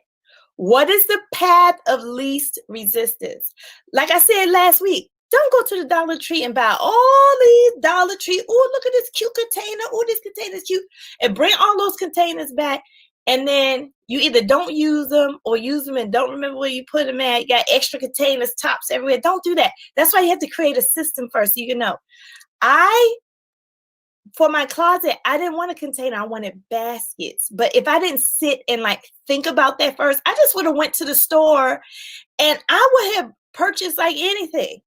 So you want to create that system first, then go out and purchase so you can make sure you have exactly what you need. COVID corner it is. I do have that space organized, a virus station. Oh, I like that name, Vicky. I like that name, the virus station too. Yeah, whatever you want to call it. Mimi said, what time is your, oh, Mimi, what time? Oh, Mimi got an event? Why did I miss that? Oh, hi, Diamond. I'm finding containers since I've been decluttering. Oh yeah, that's good too. Yep. When you declutter, you'll be like, I done bought about 5 deodorants. I got about 5, 6 deodorants when I thought I didn't have any. Because when you declutter, you also find stuff and you save. You say when you declutter, you save time, you save money. Okay. She said you're saving money because you're like, you know exactly what's in your house, and you don't just, if you keep buying stuff and you already got it in your house, that means it's time to declutter and clean up. That's a telltale sign that something's not right, because you have more than one of something in your house that you don't need it. So make sure that when you declutter, you put things in places where you can see them. Nothing should be hidden. Nothing should be hidden. Get clear containers. I know you like the pretty ones that are different colors and they got little stripes on them and stuff. Just get a clear container so you can see what's in it. I'm doing my bedroom today, packing and tossing. Oh, good job, babe. All right. All right. Yes. Self-love Saturday. This is part of Self-love Saturday, cleaning up your space, especially your personal space, your bedroom, your toiletries, your makeup. That's self-love. So you can clean that up today. The mailman gave me a box of gloves, mask, and sanitizer. You got a good mailman. My mailman, they get mad. They just throw my mail in there. All right, so we talked about listing your priority spaces, right? Y'all got that. We talked about creating a system, right? You got that. We talked about clearing the space. Once you create a system, clear the whole space out. Make the space empty. This is how you find stuff. Make the space empty. If you have a linen closet with a bunch of products in it, or under the bathroom sink with a bunch of products, just take it all out. Take it all out. Take it all out. And then you're going to sort it. You're going to say, you're going to hold it in your hand. If it's the toiletries in your bathroom, this is my lotion from Bath and Body Works, y'all. Y'all like this lotion? This is called Perfect Peony, and it smells so good, y'all. Hey, it got a flower like my shirt on it too. I love this lotion, y'all. Oh, I love this. I can tell I love it. Just in my hand, I love it. I'm not throwing this away. I'm not throwing this lotion away. I love this stuff. So I'm going to keep this. I'm going to put it over here. So I'm pretending I'm in my bathroom and I got all my stuff on the floor. And I picked this up. I love it. I'm keeping my lotion. And I'm going to put it over here because I want to make sure all my lotions are together. So I'm going to put my lotion over here. Now I'm cleaning up. I come across this hand sanitizer. Now, I don't love this because I like hand sanitizer that smells good. So I need to think about what I'm going to do with this. Am I going to put this in my virus station in front of the door? Or am I just going to give this away? I think I'm going to give it away because my kids, they don't have their own individual hand sanitizer. My son can put this in his back pocket when he walks the dog, Marco. He can take this with him. So I'm going to give this away to my son. So I'm going to put this over here. So you see what I just did? You see what I just did an example for you. That's all you got to do. I love this. This stays. I didn't love this, even though I need it. I think I need it, but not really, because I got a lot of these. But I got the cute ones that smell good. So I'm going to give this one that's not cute and it doesn't smell good to my son. And I'm going to put it over here. Look how easy that is, y'all. That's all you got to do. That's all you got to do in every one of your spaces. Comment below if you feel like that's something easy you can do. You know what, Diamond? Did you say you don't like your kids that much? Diamond, you are crazy. He said they give you nothing. Oh my gosh. Yes. And so that is so funny. So if you don't want to give it to your kids, give it to somebody. Y'all drive me crazy over here. But I love it. So that's what you want to do. You're going to sort. So the next thing after clear is sort. You want to sort. After you clear everything out, you sort the things you want to keep, the things you want to give away, the things you want to throw in the trash. Okay, pretty easy.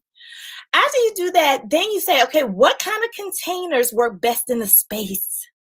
So under your bathroom, what kind of containers work best in the space? Do some research. Go on Pinterest. I don't know. Take a picture. This is what I do sometimes, y'all. I take a picture at the bottom of my bathroom in the cabinet. I take a picture of it and take it with me to the store on my phone. Just take a picture of it on your phone, take it with you to the store, and then you say, you're looking at the containers and you're looking at the space on your phone. Take a picture of the space on your phone and take it with you to the store. I bet you find some good containers that fit in the space. I bet you. Okay. So now you're going to find the containers and you're going to put everything in the containers and it's going to be neat and clean. You're done. You're done. And then you're going to maintain it. So you're going to maintain it. How much time I got left? Okay. We got like about roughly 15 minutes. Do y'all want to hear the different systems of maintaining it once it's organized? Because there's different ways you can maintain your stuff. And this is where everybody messes up. Everybody say, oh, Lakisha, I got that. I organized my house. But then like 2, 3, 6 months later, the same space you organized is back cluttered again. It's back cluttered again because y'all don't know how to maintain, okay? And that going back to what Theodore Linda said, that is the habit that you need to create. What habit did you create around the space? Every space in your house needs to have a habit attached to it.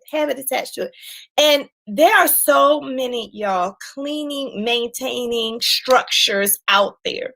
I love a couple of them. I love flylady.net. If you type in flylady.net, this lady is a guru at creating a maintenance system. She teaches you how to turn your house into zones and how to focus on one zone a week. Woo! I love that because I'm really busy. I ain't got time to be doing a whole bunch every day. But I can focus on a zone a week. So, for example, her zone 1 is your entryway when people first walk in, where your mail is, your COVID station, your formal living room, and I think the dining room. So those 3 things is zone 1. So every week 1 of the month, I'll focus on zone 1. And then week 2, I focus on zone 2. Zone 2 might be the kitchen in the backyard or whatever.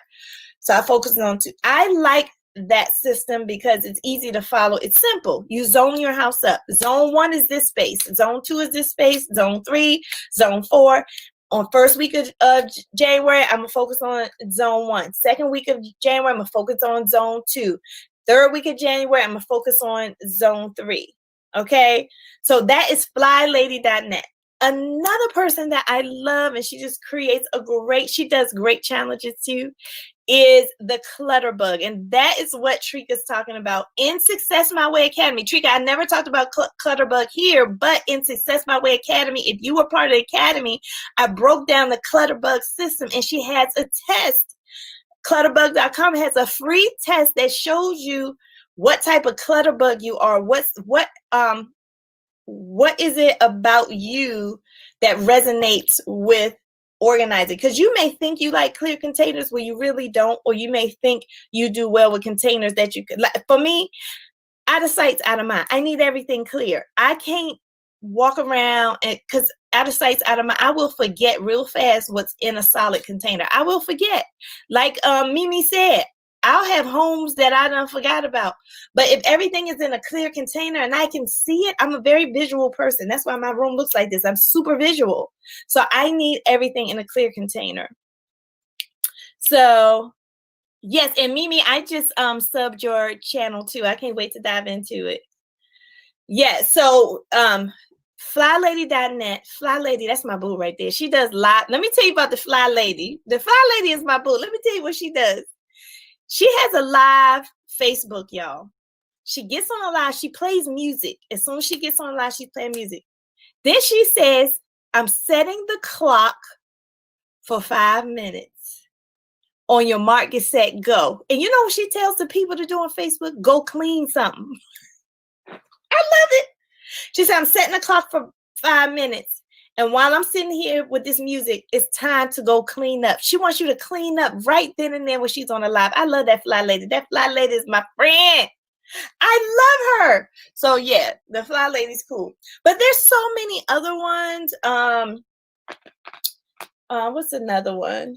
There's somebody called Cleaning Mom. My daughter watches an Instagram lady that has like a cleaning routine. There's just so many people out there. If you just take the time to look, you'll find a system that's right for you, and just follow that system or create your own system. Like I created my own system when it comes to daily maintaining. So for example, when I wake up in the morning, I know I'm going to do two things off the bat. I'm always going to throw a load of laundry in the washing machine, and I'm always going to wash dishes. That's every day. Every day without fail, Lakisha going to do two things. I'm going to do two things every day. Put one load of laundry in, and I'm going to wash some dishes. Okay? Doing those two things is huge. It's huge. Okay? Especially in a family like mine, and we have 6 people in here. So create a system or follow a system of maintaining and make it a habit and keep doing it to the point where it's just like clockwork. It's just like second nature. You don't have to think about it, because if you don't do that, your house gonna get cluttered again. I know from experience. Okay, your house is gonna get cluttered again if you don't have a system. Clean mama. Okay, clean mama. Yes, please put some more in the chat if you know of another cleaning system. Thank you so much. Oh, is that Char? Oh my goodness. Char. Am I saying your name right? Please let me know. And welcome, Char. Welcome to the Success Tribe.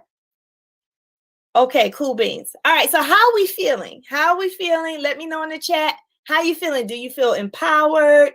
Do you feel like you are ready to tackle an area?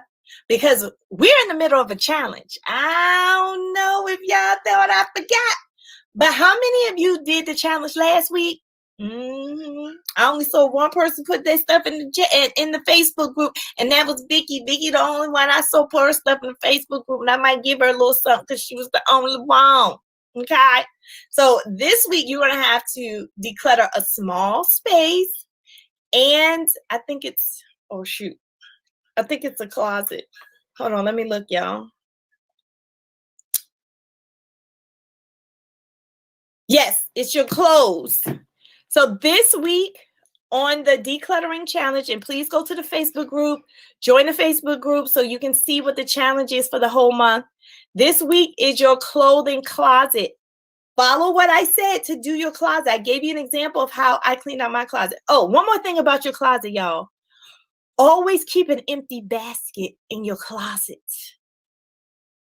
And you're like, Lakisha, why? Why we gotta keep an empty basket? Always keep an empty basket, because you're gonna have rush days where you can't fold and put your stuff away. You're gonna have rush days where you just don't feel like or putting stuff in your system. Like I might not feel like making sure everything is in the right basket. So I'm just going to throw it in this empty basket until I can get to it. But I'm not going to take forever to get to it. I'm not going to wait for the basket to get full and overrun. It's just temporary. So I keep an empty basket. And then like my husband washes clothes too. He doesn't know my system in my closet. My husband does not. However, he knows the empty basket. So when my husband washes, and he's so sweet. He washes my clothes too, y'all. He washed everything. He washed my drawers and everything. I just love my husband. He be washing, y'all. He be washed. Now, he don't cook a thing. My husband is not a cook at all. He doesn't cook one thing in the house, but my baby will wash some clothes. So I told him to put all the clothes that he washes for me in this empty basket. So when he puts it in an empty basket, I take it out and I sort it into my system. You see how that works? So, okay. Yes, you pronounced it correct. Char. Okay. Thank you for the welcome. Diane brought me. Oh, thank you, Diamond. Char, welcome. So we are in the middle, Char, of a series on organization. I am a certified life coach. I am also an author of a book called Try Success It Won't Bite. And we have been talking for the last 2 Saturdays. I come on here every Saturday. We've been talking for the last 2 Saturdays about organizing and why it's important, and how your space in your house is holy ground. And you have to keep it decluttered and clean to be healthy and whole. Okay? So it's about your well-being. Organizing is about systems. Organizing is about decision-making. Organizing is about releasing your creativity. Organizing is about saving money. Okay, so there are a lot of benefits to organizing. The average person spends up to 1 hour a day looking for stuff. It's a big time waster. A big time waster is clutter and unorganization.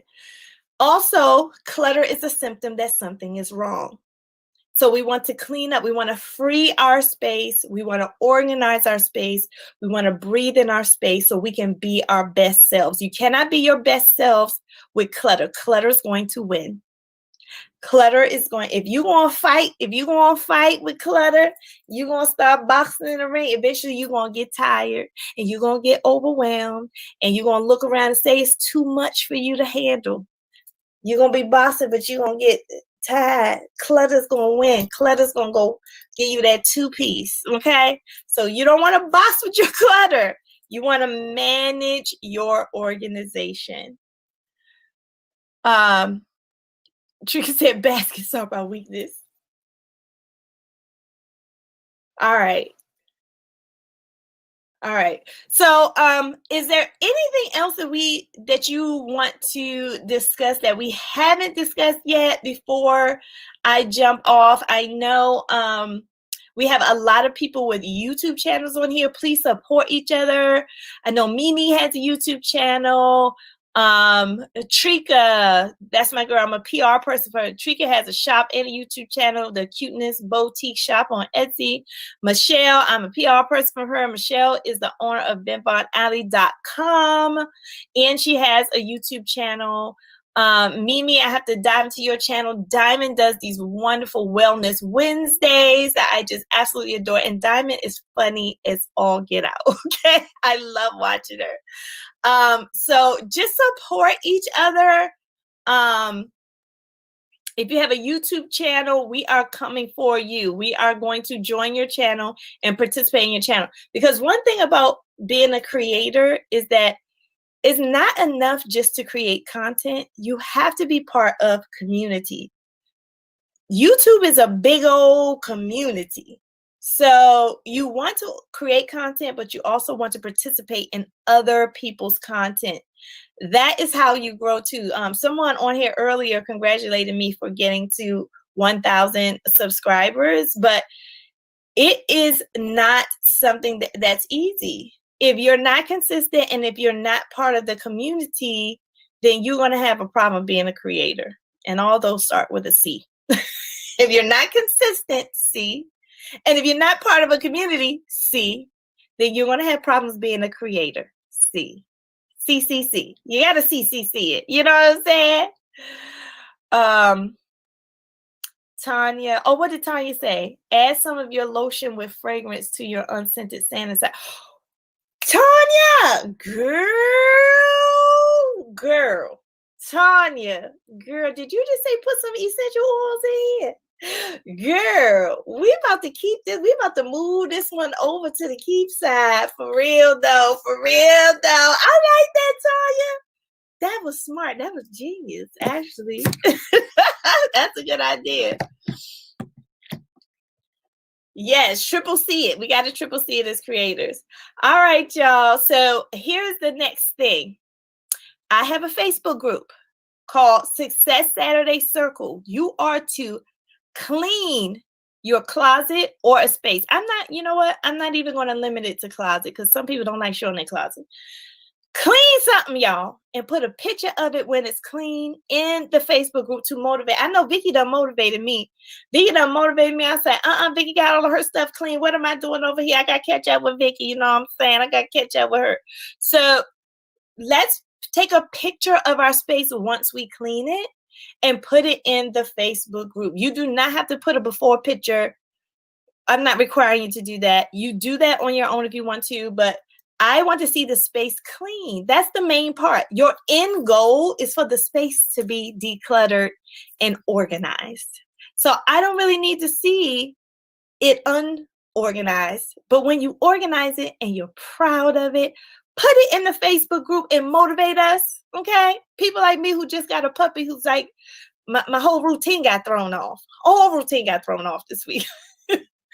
So put it in the Facebook group, like Success Saturday Circle with Lakisha. If you go to Facebook and type that in, you will see. And I also think they put the link in the chat. Diamond, can you run down your bullet points for today again, please? Sure. So number one, how about I ask the people in the chat to do it? Yeah, because I'm a life coach. I'm going to hold y'all accountable to it. That's right. So who can help Diamond out with the rundown? What did I say do first? What did I say do second? What did I say do third? Do you all remember? Fourth and fifth. I think I said 5 things. The first one I'm gonna give you that one. That's prioritize. The first one was list your priority spaces in your house. The spaces that are high traffic, that everybody sees, that you want to keep clean.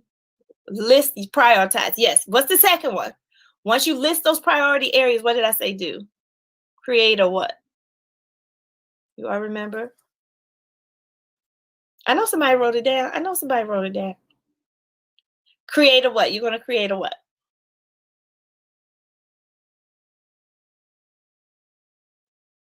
Y'all write it down? Y'all forgot? Okay, come on, Mimi. Come on, Vicky. Yes, create a system. Do not go out and just start buying stuff, y'all. Think about the space and what you need in the space first. Like this Rascar cart right here. I just didn't go buy that Rascar cart. I said, I got all these daggone Happy Planner books. Where I'm going to put them at? And my room, I don't have any more space in my. First of all, I don't like a whole bunch of furniture in my room. So I just wanted something little. So I said, oh, let me go find something to put the happy bed. And then I got the Rascal cup. Okay. So you want to create a system. The third thing, Diamond, you got it. Clear the space. That's number 3. Number 3 is that once you have your system, you're going to clear everything out. I don't care if it's a little cubby. Clear everything out the cubby. Clear everything out. Make the space clean. Vacuum the floor. Wipe the walls down. Make the space look like it's brand new. Like nobody lives there for a minute. Okay? Because you're trying to create homes there. And then what's the third thing I said do? Remember we talked about if you love it, you put it over here. If you don't love it, you just like it, you want to give it away. Or if you hate it, you want to throw it away. Sort. Come on. Damn it, girl. You are on fire. This girl is on fire. Come on, Diamond. You on fire, girl. Yes. You sort it out. And then you create your system. Throw it out. That's right. Your sort is what you love, you keep. What you like, you give away. And what you hate, you throw away. Diamond said, yes, you're burning up. Girl, you making me hot in here, Diamond. You making me hot. And then after you sort it, now you put your stuff in the pretty little containers that you bought. You put it in the pretty, and you create it. And then lastly, what do you have to do lastly when you organize? You have to do what? Anybody know? It starts with an M. I'm giving you hints. It starts with an M. I said you have to do what? What did I say you had to do? Maintain. Oh my God. Diamond. You got it. You maintain. Yeah, boy. Girl, you got it, Diamond. Mimi right behind you. Theodore Linda said, survey the area, write down the system that works for you, clear the space, throw the stuff away, give it away. Then you see what type of storage you need, then execute on the cleaning and maintain.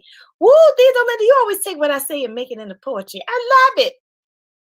And then Vicky said, maintain. That's right. Michelle said, list your priority areas, create a routine, clear the space, sort it, maintain. Woo! And Trika said, I'm going to organize my mood board today. Is something simple. Okay. Yes, dedicate yourself to something.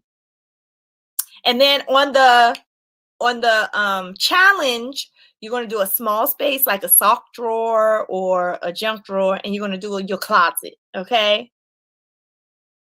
Yes. Adrian. Hi, Adrian. All right, y'all. I gotta go. But y'all know I love y'all. I love y'all so much. Enjoy your Saturday. Here it's sunny. It's not a cloud in the sky. That's a sign that this is self-love Saturday. Go love yourself today. Today is self-love Saturday. Don't think about your kids. Don't think about your spouses. Just think about yourself. Go get your nails done, clean up, read a book, binge watch Netflix, do some planning, create some videos. I don't care what you do. I don't care what you do, just as long as you do it for yourself, okay? All right. Love you much, everyone. I will talk to you next Saturday. When we come back on here next Saturday, we're going to talk about maybe we'll talk about feng shui because I know that's something that Trika requested, like how to feng shui your space. So we'll see. All right, y'all. Until next time, enjoy yourselves and stay safe, stay healthy, wear your mask, social distance, and I'll see you in the next video. Bye, friends. Bye. Enjoy Saturday.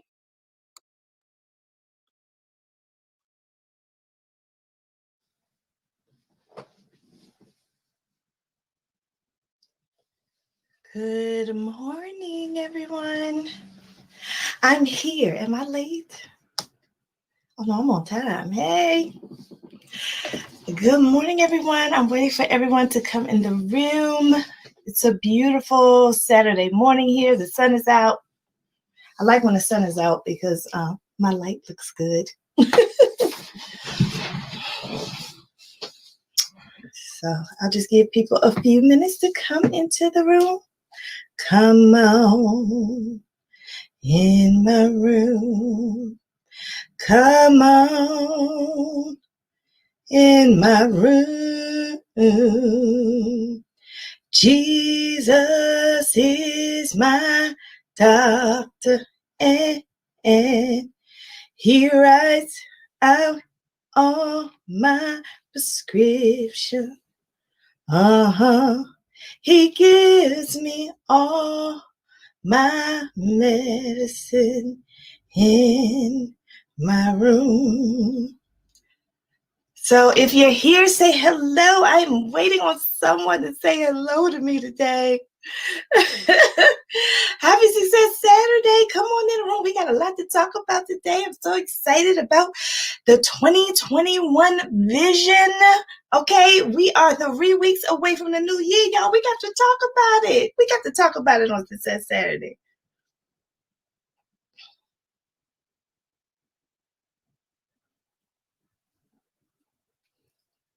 Come on. Oh, here goes some people. Yes. Okay. Nicole, you're here this morning. I miss you, Nicole. Erica,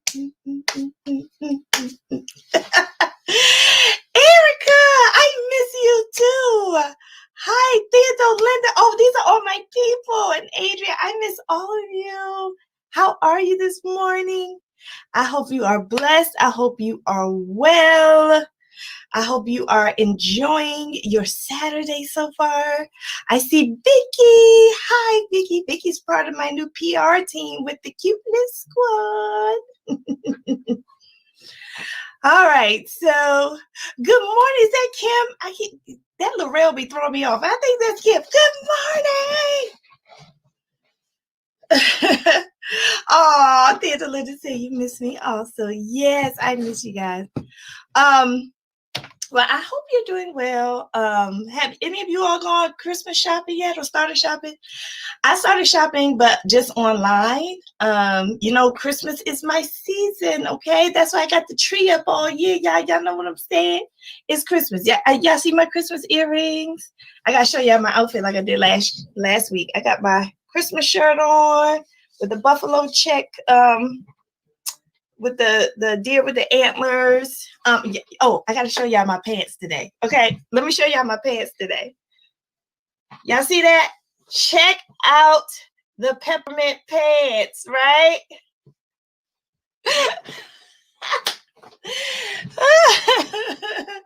Hey, Kim. Yes, girl. Oh, sending love right back to you. Sending love right back to you. Y'all see, I still got my board up. Wait, right here. All of my Success My Way Academy people know what I'm pointing at. Where did you find that headband? Oh, girl, yeah, I forgot to show y'all my new headband. So, so let me tell you about this headband. I watch Hallmark Channel movies, right? And Candace Cameron has a commercial where she has this like beautiful headband on. I don't know. Let me know if you've seen this lady with this headband on. It is beautiful. And it's shaped just like, it looks like this, but it's like red. And I was like, I want that headband. That's so cute. So I went to look for the Candace Cameron headband. Y'all, the headband is $100 and it was sold out. It was $100 headband that she had on her head and it was sold out. So I said, nah, let me go on Amazon and see what I can find. So I went on Amazon and found an exact replica. Not only one, but they had 6 on sale for $12. Okay, so go on Amazon, Kim. Go on Amazon. You get 6 of these. They had leopard print and they had like off-white. So yeah, so I got like 6 of these, y'all, for $12. But she had one on for $100, you know. So you know you gotta do what you gotta do. Exactly. $100 for a headband, girl. You know you making nothing, honey.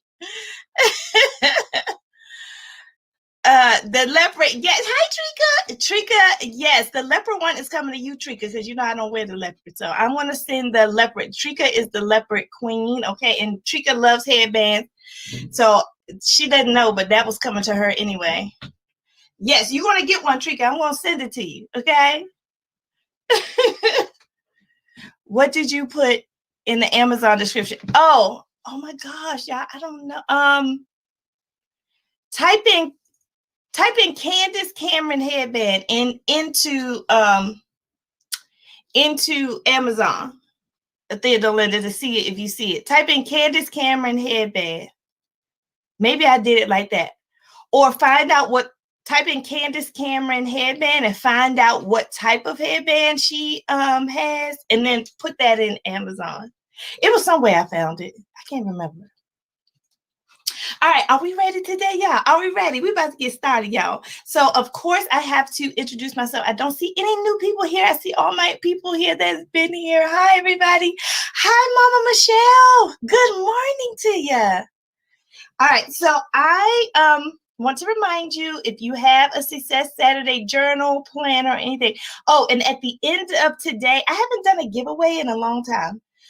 So keep paying attention to what I'm saying, because at the end, I want to ask you a question, and I'm just going to give out a little, like, it's not expensive. It's just a little something. I'm doing a little giveaway today, but I'm going to do a giveaway for my peeps at the end of this Success Saturday. So get your book out, because, you know, we write with pen and paper, and we take notes in our phones or however we do it.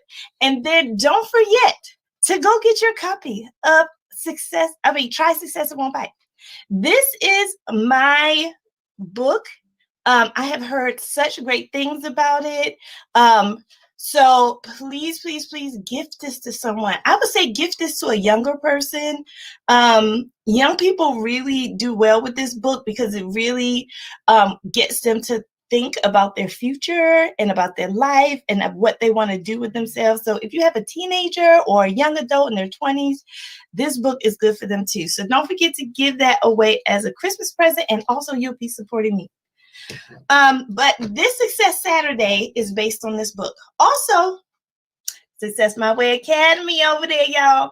Success My Way Academy is also based on this book. And Trika, I don't know if you can see, but I got Trika's cup. Let me go get it. Trika has a new shop, y'all, called the Cuteness Squad. And the Cuteness Boutique. Cuteness Boutique. Can y'all see that? That's her cup, y'all. Isn't that cute? Trika, are you selling? You're not selling these cups. That's her logo, though. Y'all see my nails? Y'all see my nails? My Christmas nails? Yeah, I'm ready, y'all. I'm ready. So, yeah, so go ahead and go on over to the Cuteness Boutique in Etsy. It's spelled uniquely with the bow. Teak, I thought that was very clever. And look at the bow with the eyelashes. Isn't that cute, y'all?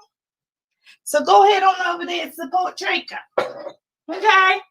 That's our sister. Trika's our sister, y'all. All right. So we always start with questions. So ask Lakisha anything. Ask me anything. Last week we talked about holiday prep. Who's ready for the holiday? We had a long conversation. I mean, I went over talking about holiday prep. So hopefully everybody has started to prep for the holidays early, because they said because of COVID, it's going to be like crazy trying to get stuff shipped to your home, like closer to Christmas. I've been getting like random cars showing up at my door, just dropping stuff off. They're not even showing up, y'all, in the Amazon or UPS trucks. They're showing up in regular vehicles. So they're trying to make sure everybody gets their stuff. So order your stuff early. So Trika said the cups are coming. Okay. All right. Yeah. Okay. All right. So let's get started. Any questions for me about life, about Christmas, about anything about the Success My Way Academy? So if you were in the academy last time, if you were in it, because I see a lot of people on here today that was in the academy in the fall. First of all, you all were the inaugural cohort, so I honor you. Please, please, please recommend this class to other people. I have a few slots still left that I want to fill. So we did get someone else to sign up last week. Someone else signed up last week. I'm so excited. So we want to keep it going. Let's sign more people up for Success My Way Academy. And for those of you who don't know about the Academy, it is a life coaching intensive course for 6 weeks. So for 6 weeks, you are going to build community with other beautiful people while you are preparing to build yourself. Because in the course, we talk about moving from your dream to your destiny. So this course is going to help you move from where you are to where you want to be by tackling some very important issues that most people have trouble with, and some barriers that block you from moving to the next level in your life. So if you feel like you have barriers blocking you to get to that next level of your life, or you feel like you're moving but not at the right pace, or if you feel like you have a dream but you're not sure if that dream is what you're supposed to do, Success My Way Academy, it is going to help you. Trust me, we have a lot of people who already been through this course that's in the chat. So if you have any questions about the course, put it in the chat. I probably won't even have to answer. Like, we probably have people on here that can answer you. Good morning, Kimberly. Welcome. All right, Erica says, oh, Trika says she's working hard over here. Trika is working hard. She's up all night long, all the time. She's even doing a series, y'all, on her YouTube channel. And please subscribe to her YouTube channel. She is almost at 1,000 subscribers. She is almost monetized. Let's support Trika, y'all, and go over there and give her, tell your friends to sign up and sub Trika's channel. But she's doing a wonderful thing called Planmas on her channel, where she's showing people what she's doing as a shop owner. So if you're interested in being a shop owner, an entrepreneur, and you want to see some behind the scenes stuff, go ahead on over to Trika Plans on YouTube. So Erica says, be careful with random vehicles showing up at your house. Do not open the door. They have been ringing the bell and gunmen barraging your home. Oh my goodness. My husband works for UPS. Be alert. Oh, yes. Oh my goodness. Erica, thank you for that. Thank you. So I don't open the door. They come, they drop the package, and they leave. Because my husband is a police officer. Girl, I don't play that stuff. My husband is a popo. Okay. So we are very like cautious over here. But yeah, I think everybody in the chat needs to hear that, because you shouldn't just open your door for anybody. You shouldn't open your door. Like, I take a minute to open my door. I look at, because I'm like sitting, this room, I'm sitting out the window. Like, I can see everybody outside. Like, I'm one of them nosy neighbors. I can see everybody over. Woo, woo, woo, woo. I see you. So they're not going to be happy if they come up in here. I can just tell you that. But they're not coming in here, because I'm not opening that door. But yeah, like, and another thing, Erica, like, they're dropping off packages late at night. Last night, I opened the door at like 9 o'clock last night to go to the store, and it was a box. It's a box of my steps at like 9 o'clock at night. They're dropping the stuff off at night. So you want to be aware that they're dropping stuff off at night because you don't want to leave your packages outside. Somebody's going to take your packages. If you leave your stuff outside, somebody's going to take your packages. Okay. So make sure you are very diligent this year because people get creative with their crime. Yeah, people are getting creative with their crime. Okay. So you want to be diligent and watchful when you're out shopping. Look around you when you go around your cars. Like, my husband told me to not give people money. If they walk up to you while you're walking to your car and say, do you have a quarter? Do you have a dime? Do you have some change? Never give them money because they can set up to rob you that way too. While you're digging in your purse trying to give somebody some money, they rob you. So there is a lot of creative crime happening during Christmas. It actually happens every year during Christmas. But you think it's not going to happen to you because you're in your home. No, it happens every year. So y'all, please stay diligent out there while you're shopping, while you're getting your packages. Make sure you pick up your packages because people are, we had last year, not this year, but last year, we had a report of a van going around neighborhoods just picking up people's packages. So you want to be diligent. People get so creative with their crime. Trika says, I recommend your course to the world if I could. Oh, that's so sweet. Thank you, Trika. Lakisha, thank you so much for all you do. I want to move my desk by the window. Yeah, you got to feng shui your room. You know what? I should do that next week. Yeah. Okay. Trika, you just gave me my topic. Next Success Saturday, y'all, we are going to talk about feng shui. I can't even say it. Feng shuiing your space. Feng shuiing your space. Now, I'm not a pro or an expert at feng shui, but I know some little basic principles about like doors and windows and stuff like that. Like, we could talk about like feng shuiing your space. Is that something you all would like to talk about next week? Let me know. Good morning, Magenta. How are you? Good to see you. All right. So if we don't have any more questions, even if we do, just continue to put your questions in the chat. Continue to talk. I love when you all talk in the chat. Did I say that? I love when you talk in the chat. So please talk in the chat. Ask questions in the chat. We're about to start talking about 2021 vision. Okay, 2021 vision. So put that on the top of your paper.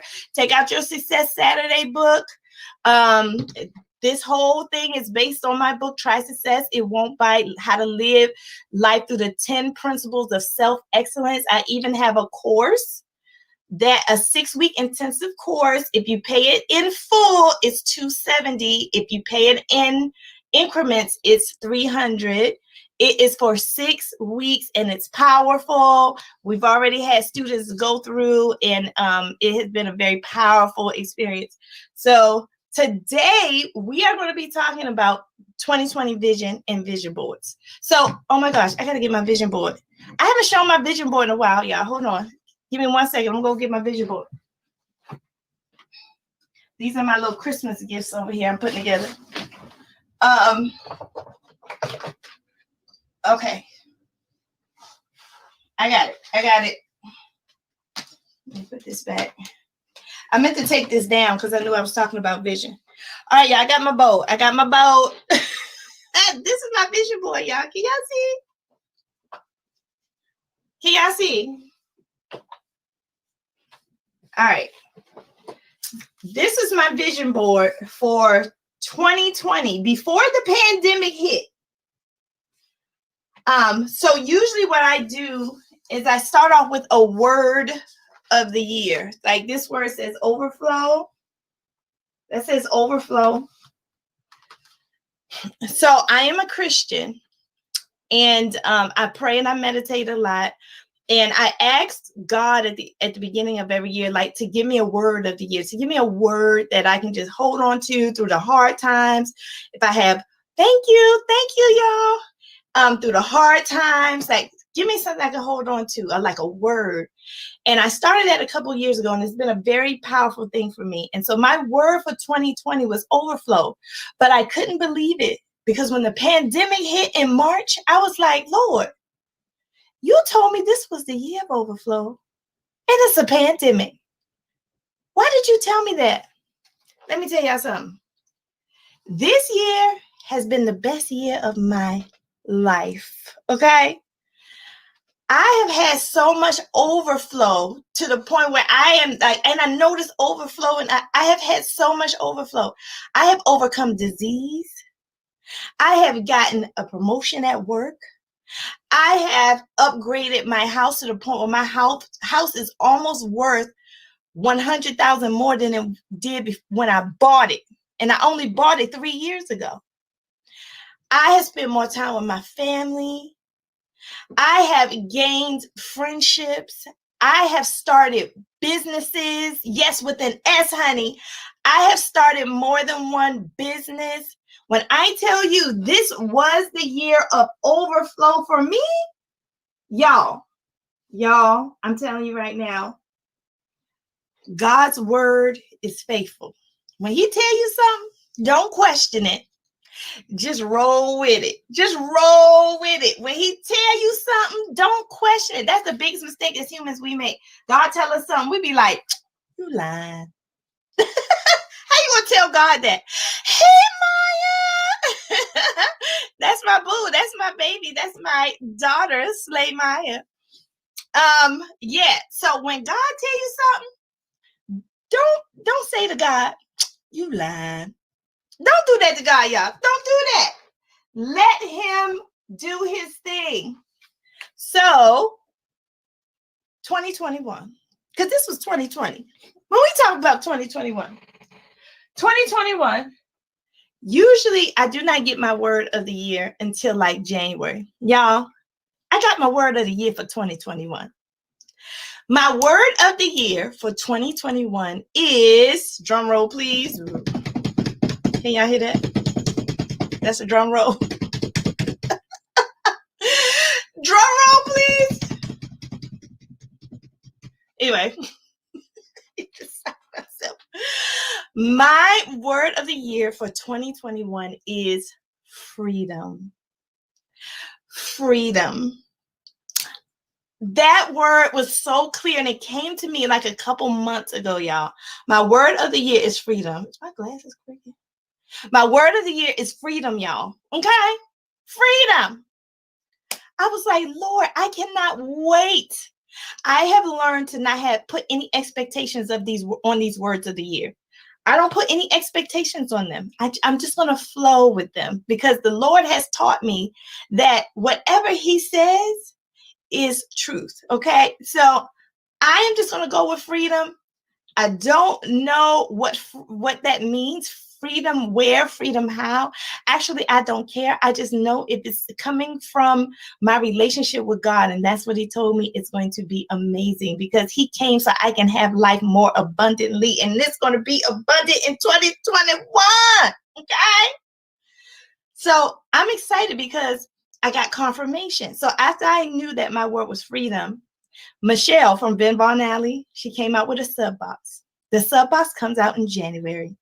And guess what Ben Von Alley's sub box name is, y'all? Guess what the sub box name? She had no idea. It's freedom. Grandma shake. Grandma shake, y'all. The sub box that she came up with is freedom. And it has my colors. It has pink and turquoise on the box.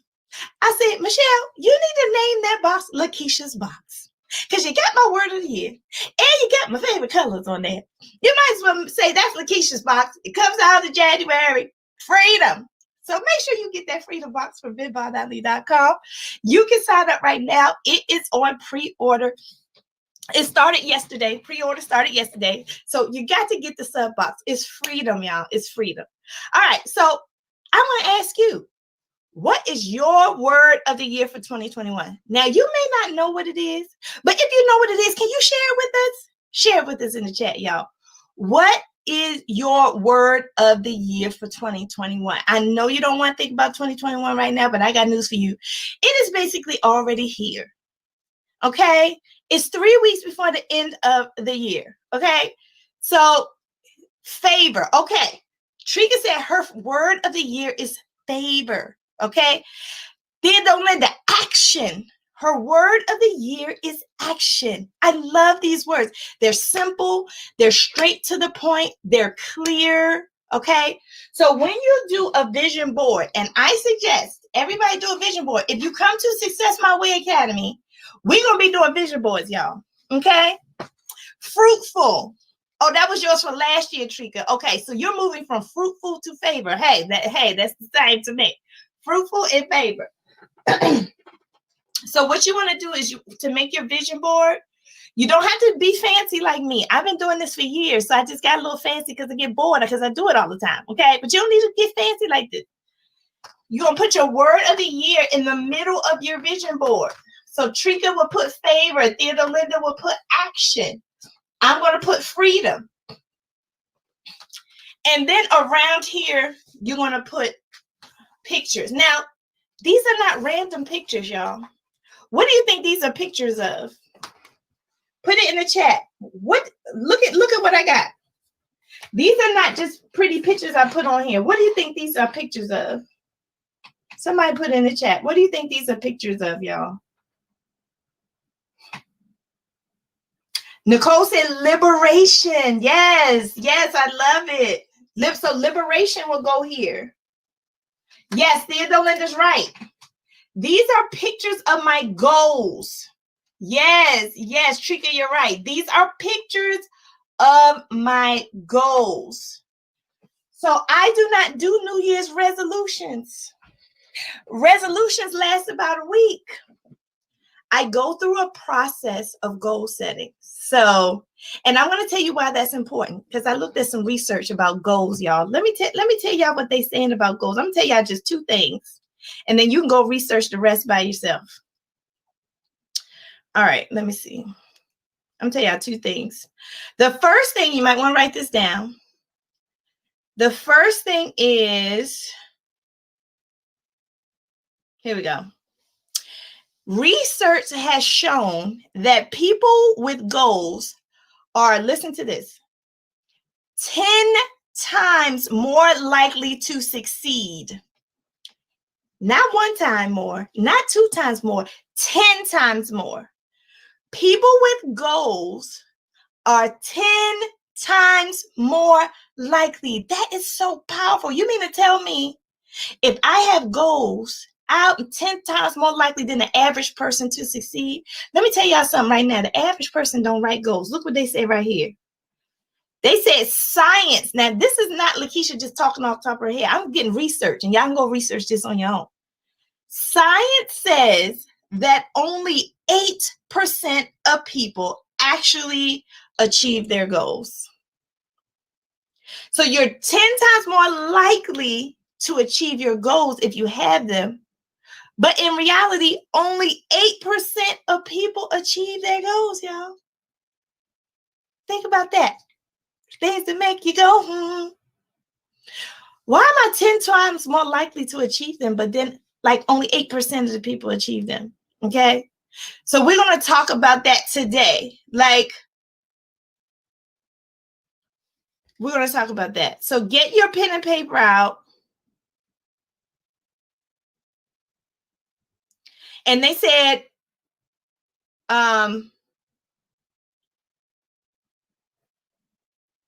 they said the 8% of, I'm reading from my phone. Oh, do y'all see my phone? Y'all like my phone case? I am so distracted today, y'all. Sorry. Y'all see my phone case? I got this made for me by, on Instagram, there's someone called I Sparkle It. I Sparkle It. So if you go on Instagram and go to I Sparkle It, she makes these. And I think that's so pretty. Hi, Lenora. Y'all better enroll in Success My Way Academy now. I'm telling you, game changer. Thank you, Tricky. Yes, please enroll in Success My Way Academy. In fact, let me put the there it is. I put it in the chat for y'all. I put Success My Way Academy in the chat for y'all. Somebody enrolled last week. The class is small. Only 10 people can come to Success My Way Academy. Okay, class is small. So when it gets full, it's full. So you might want to hurry up and think about it. Next time you get paid, go ahead and put in for that Success My Way Academy, because we're going to have a good old time, y'all. We're going to have a good old time. All right. So what it says about the 8% of people who achieve their goals, like what are they doing differently? This article that I'm reading from says that um, it says a whopping 92% of people who set New Year's goals never actually achieve them. 92% of people who set goals in 2021, they're not going to achieve them. 90%. I want to be an 8%er. Like, what is the 8% doing? Raise your hand if you want to be an 8%er. Who wants to be an 8%er? I want to be in the 8% that achieves my goals. Okay. I don't want to be in the 92% that does not achieve my goals. Okay. So what do the 8%ers do differently? We're going to talk about that right now. You ready? So number one, get your pen and paper out. This is what the 8% of people do differently that actually achieve their goals, y'all. Number one, they begin with the end in mind. Okay? So, if you have your goals on your paper and you write them down, and you're writing your goals down, not just for like 1 or 2 months. Think about the entire year. Think about where you want to be December 2021, y'all. Think about where you want to be December 2021 when you write your goals, okay? And the rule of thumb is to write no more than 10 goals, okay? No more than 10, because you get more than 10, you just out of control with it. Don't get out of control with it, okay, y'all? Don't get out of control. 10 freaking goals, okay? Just write 10 goals, y'all. 10 goals. Okay, that's right. Lenore got her hand up. She's like, I want to be an 8%er. All right, so that's what you want to do. You want to begin with the end in mind. In January, where do I see myself? Where do I want to see myself in December? Do I want to have a house? Do I want to be at a new job? Do I want to have children? Do I want to start a business? Where do you see yourself? So don't have more than 10 goals. More than 10 goals is out of control. I don't know. I feel like these are cricket. More than 10 goals, y'all, is out of control. Please don't do more than 10. Matter of fact, 5 to 7 is even better. 5 to 7 is even better, okay? The next thing on here they have, it says they build a support system around them. When you write goals, it is not a lonely endeavor. I'm going to say that again. When you write goals, it is not a lonely endeavor. This article says high performers and productive people don't do it alone. I'm quiet on purpose. Because I know a lot of you out there, you're lone writers, you're lone rangers. You're lone rangers out there. I know y'all out there. I can do it myself. I'm doing it myself. I'm doing my goals. Well, how about you share your goals with somebody else? The key is to announce your goals, to share your goals, to make your goals public, to have an accountability partner. You got to let somebody know about it. You cannot keep those goals to yourself. If you keep your goals to yourself, you're not going to achieve them. And what most people do is they keep their goals to themselves. Do not keep your goals to yourself, y'all. Y'all got to tell other people in 2021, look what I just did. Did y'all see what I just did? I told y'all my word of the year in 2021 is freedom. I put it out there in the atmosphere, okay? You got to put it out there in the atmosphere. You cannot keep it to yourself. It will not go anywhere. You got to put it into the atmosphere. You got to circulate it in the universe. You have to put it in the community. You have to have people hear your voice because that solidifies what it should be. So don't just write your goals. Share your goals with people who are going to support you, okay? Theodore Linda said, that's why we have our success tribe. That's right. Lenora says, doing it alone is sometimes not by choice. Yes, so you can do your goals alone, but you got to share your goals with somebody. And Lenora, it doesn't have to be anybody physically around you, Lenora. It could be with people on this chat. It could be with somebody on YouTube. People are everywhere. They don't have to be physically present for you to share. I'm talking about your support system. You have to, if you don't have a support system, how can you create a support system? You know, we underestimate ourselves. We really underestimate our ability to change our lives. I'm going to say that again. As humans, we underestimate the ability to change our lives. You have the power, the right, the authority, the unmitigated goal, the boldness to do what you need to do for your life. You can't blame anybody else. I talk about this in Success My Way Academy, Lenore. You are the captain of your fate, the master of your soul. Or is it the master of your soul, the captain of your fate? Whatever that means. It's you. It's you. You don't give your power away. When I hear people do a lot of blame and a lot of complaining, I don't hear the blame and complaining. As a life coach, you know what I hear? I hear you giving your power away. I hear you giving up. I hear you making someone else the driver of your life. So when I hear that, you know, as a life coach, that's what I really hear when I hear people blaming others. Most successful people take ownership. So let's practice taking ownership. If I don't have anybody in my life to be my support system, how can I be creative and support that and create that support system? And Lenore, I think you have one already in the chat. All these women here, they're here, they're standing by. Lenore, they're standing like this. These women are standing just like this. All they're doing is waiting. They're waiting for you to give them your goals. They're waiting for you to talk to them. Everybody's standing like this, waiting. It doesn't mean we're not here, but we're waiting on you. It doesn't mean we're not here. We're here. We're right here. I mean, I'm through the screen, but I'm a real person. We're waiting. We're going to continue to stand like this until you say, can you come help me? Then I'm gonna come up like this and say, what you need, girl? Okay, what you need? What you need from me, girl? Okay. But if you don't call me, if you don't let me know about your goals, if you don't tell me what your problems is, I remain standing like this. Your support group will remain like this if you don't call them forth. Okay. Okay. So call me forth. Call me forth. Hey, Lakisha, can you help me with this? Girl, what you need me to help you with? How can I help you?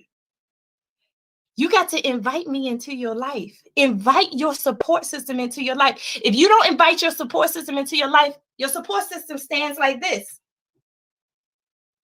It doesn't mean they're not there. We're here. We've always been here. We were just waiting on you. And look at all the women in the chat who are saying they support you. They're doing this. Everybody in the chat, Lenore, is doing like this. Girl, what you need, girl? What you need? We right here. What you need? You want to say your goal? You want to review your goals with me? Give me a call. That's what they're doing. Okay? That's why we're here. Why y'all think I do this every Saturday? Y'all think I do this every Saturday because I like seeing my face on the screen? I don't really like seeing my face on the screen. I don't even like my voice. I don't do this. I do this for you. I do this for community. I do this because I know there are people out there hurting. I see it all the time. There are people out there hurting. There are people out there struggling. I do this because it's a pandemic and we are isolated. And this is a way to de-isolate. Okay? Just because we're isolated, it doesn't mean we can't be a community. Just because we're isolated, it doesn't mean that we can't share pictures with each other. We can't call each other. We can't chat with each other or Facebook Messenger. We can't FaceTime. You're not alone. We may be doing things differently, but our love is still there. Our support is still there. Okay?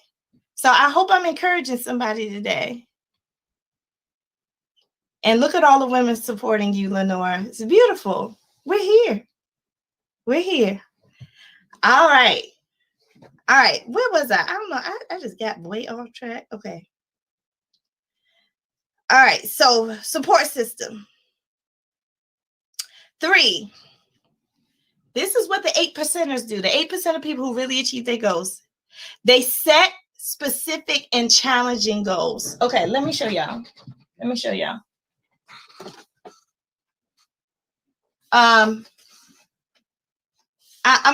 y'all this one.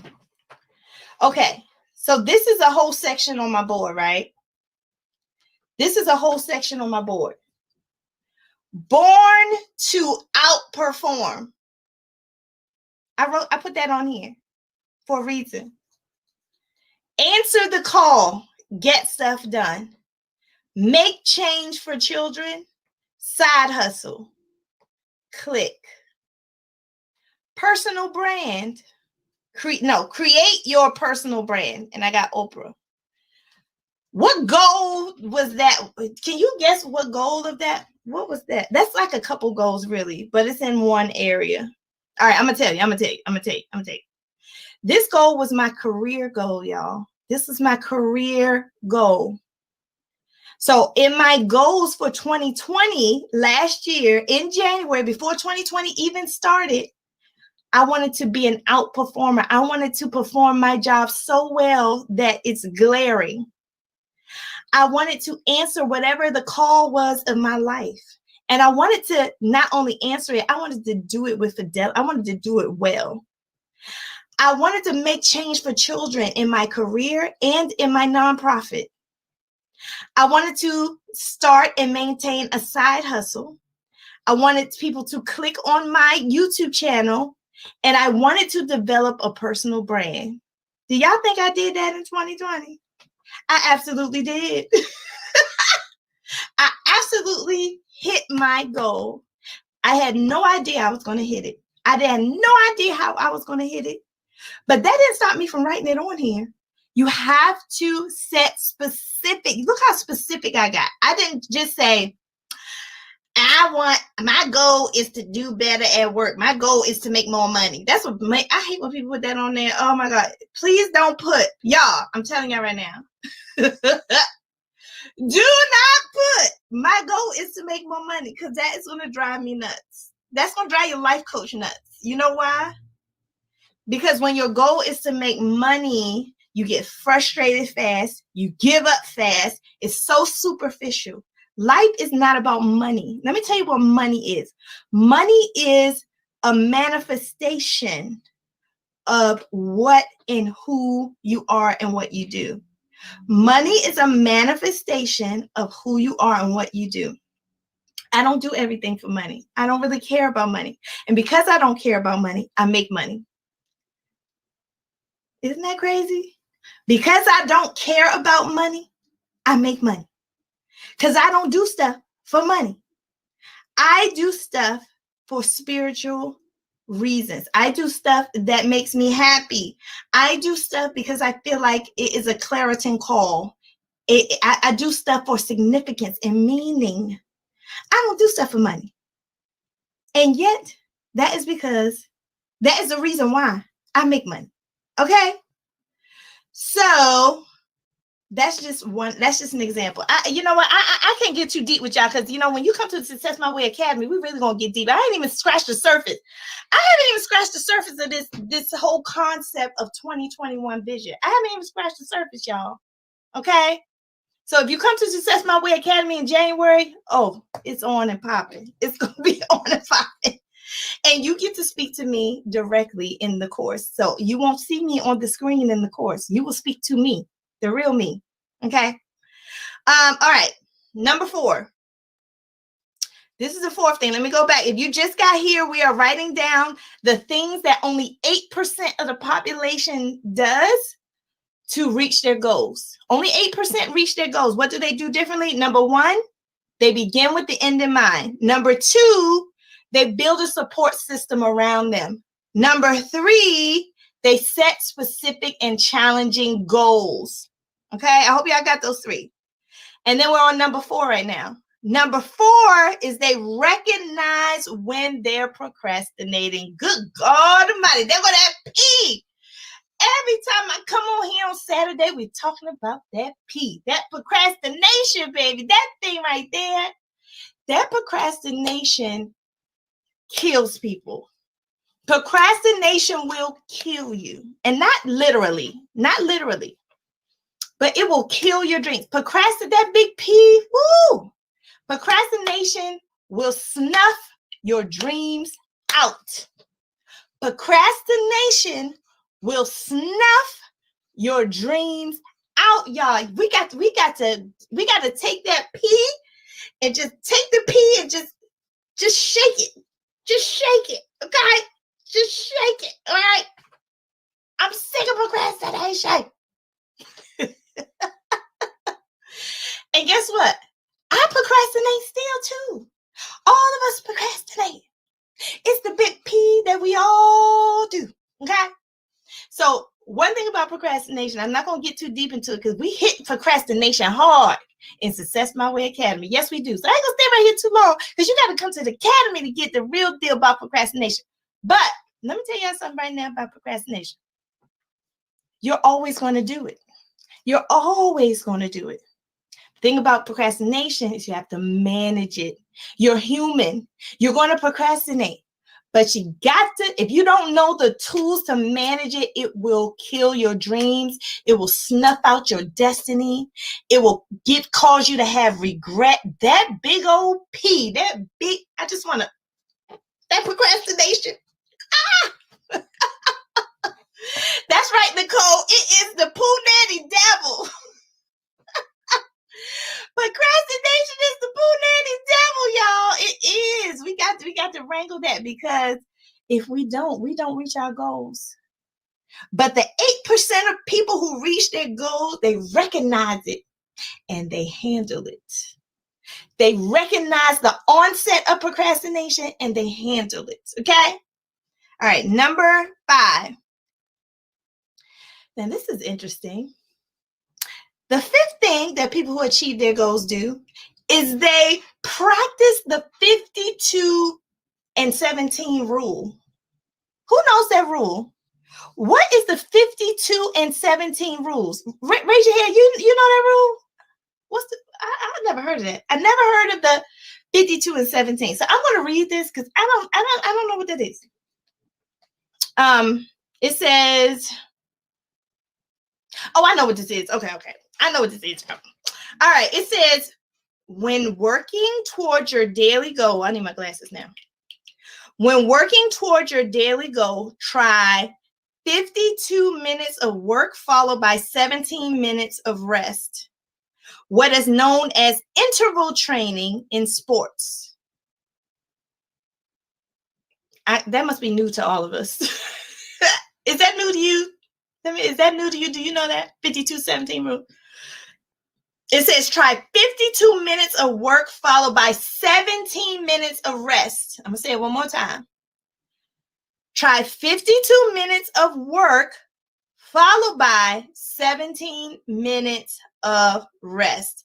It is known as interval training in sports. Oh my good God. You mean to tell me with my time I have to do interval training? With my time I have to do interval training? Good God Almighty. Have you ever thought about time like that? As your training ground. Time is your training ground. It's where you do your work. It's where you're sweating your tears so that you can get to that goal. Time is your training ground to get to your goal. If you can't manage your time, if you don't understand the appropriate amount of work, you are not going to reach your goal. Trika said, I need 52 minutes of rest. No, Trika. That's what the rest of the world does. That's what 92% of the people do. They do 92 minutes of rest. 52 minutes of rest. No, we're going to do 52 minutes of work and 17 minutes of rest. This is interesting. It says one study found that its most productive employees preferred a work routine where they spent on average 52 minutes engrossed in their work and took a 17-minute break and then returned to their work. Retaining the highest level of productivity towards achieving your goal in a day is not working longer. It's working smarter with frequent breaks. Let me tell y'all. If you can, some people can't take frequent breaks. If you can, try to take frequent breaks. If you can't do it during your job, do it at home on a Saturday or Sunday. Frequent breaks, cognitively, it gives you a rest and recycle. If you say, I'm going to pull an all-nighter, I'm just going to go all night, you are going to not do your best. You're going to stress yourself out. Take those frequent breaks. When I have like long projects, I used to feel guilty because I was like, I can't look at this no more. I'd be like, I can't look at this paper no more. I'm just going to do something else.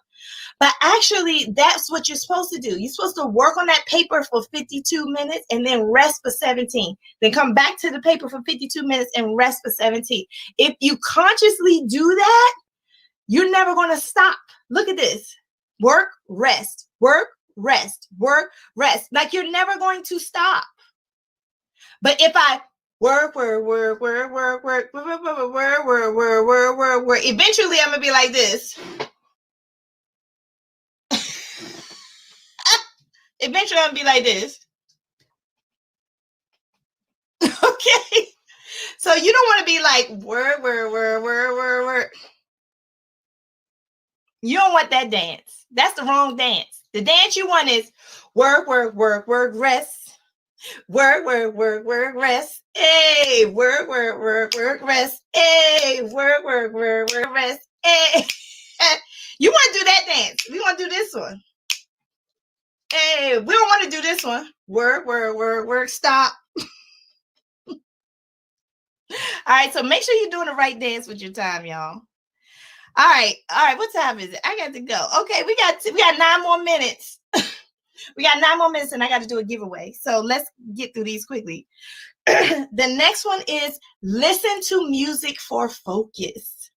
Listen to music for focus. That's really self-explanatory. I love listening to Christmas music and gospel music. It really helps me. Number 7, it says the people who achieve their goals don't multitask. Oh my gosh, y'all. I hate when people say, I'm a multitasker. No, you're not. Your brain cannot do 2 things at one time. It's impossible. You think you're multitasking, but you're just switching your brain like this. You're switching your brain. You're not doing them all at the same time. Your brain can't do that. It's scientific, y'all. So don't call yourself a multitasker anymore. I want you to focus. What are you focusing on? People who achieve their goals have a relentless focus. I don't know if my daughter's still on here, but I seen my daughter work. She is highly functional. She has a full scholarship to college. She's an Instagram superstar. Her name is Slay Meyer. Go check her out on Instagram. She has relentless focus. Even as a young child, it was different from every other child. Like her focus is relentless. And that's why she's a high achiever. Okay. So how do you stop multitasking and become a focuser? But I am a focuser. I focus. I shift if I'm focusing on one thing, everything else is secondary. I'm here. Just like I'm here with you right now on Success Saturday. My family's out there. I done locked the door. I done locked the family out, y'all, because I'm focused on you. Okay? Be a focuser and not a multitasker. Oh, and that's it. All right, let's go over all of them. It was 7 of them.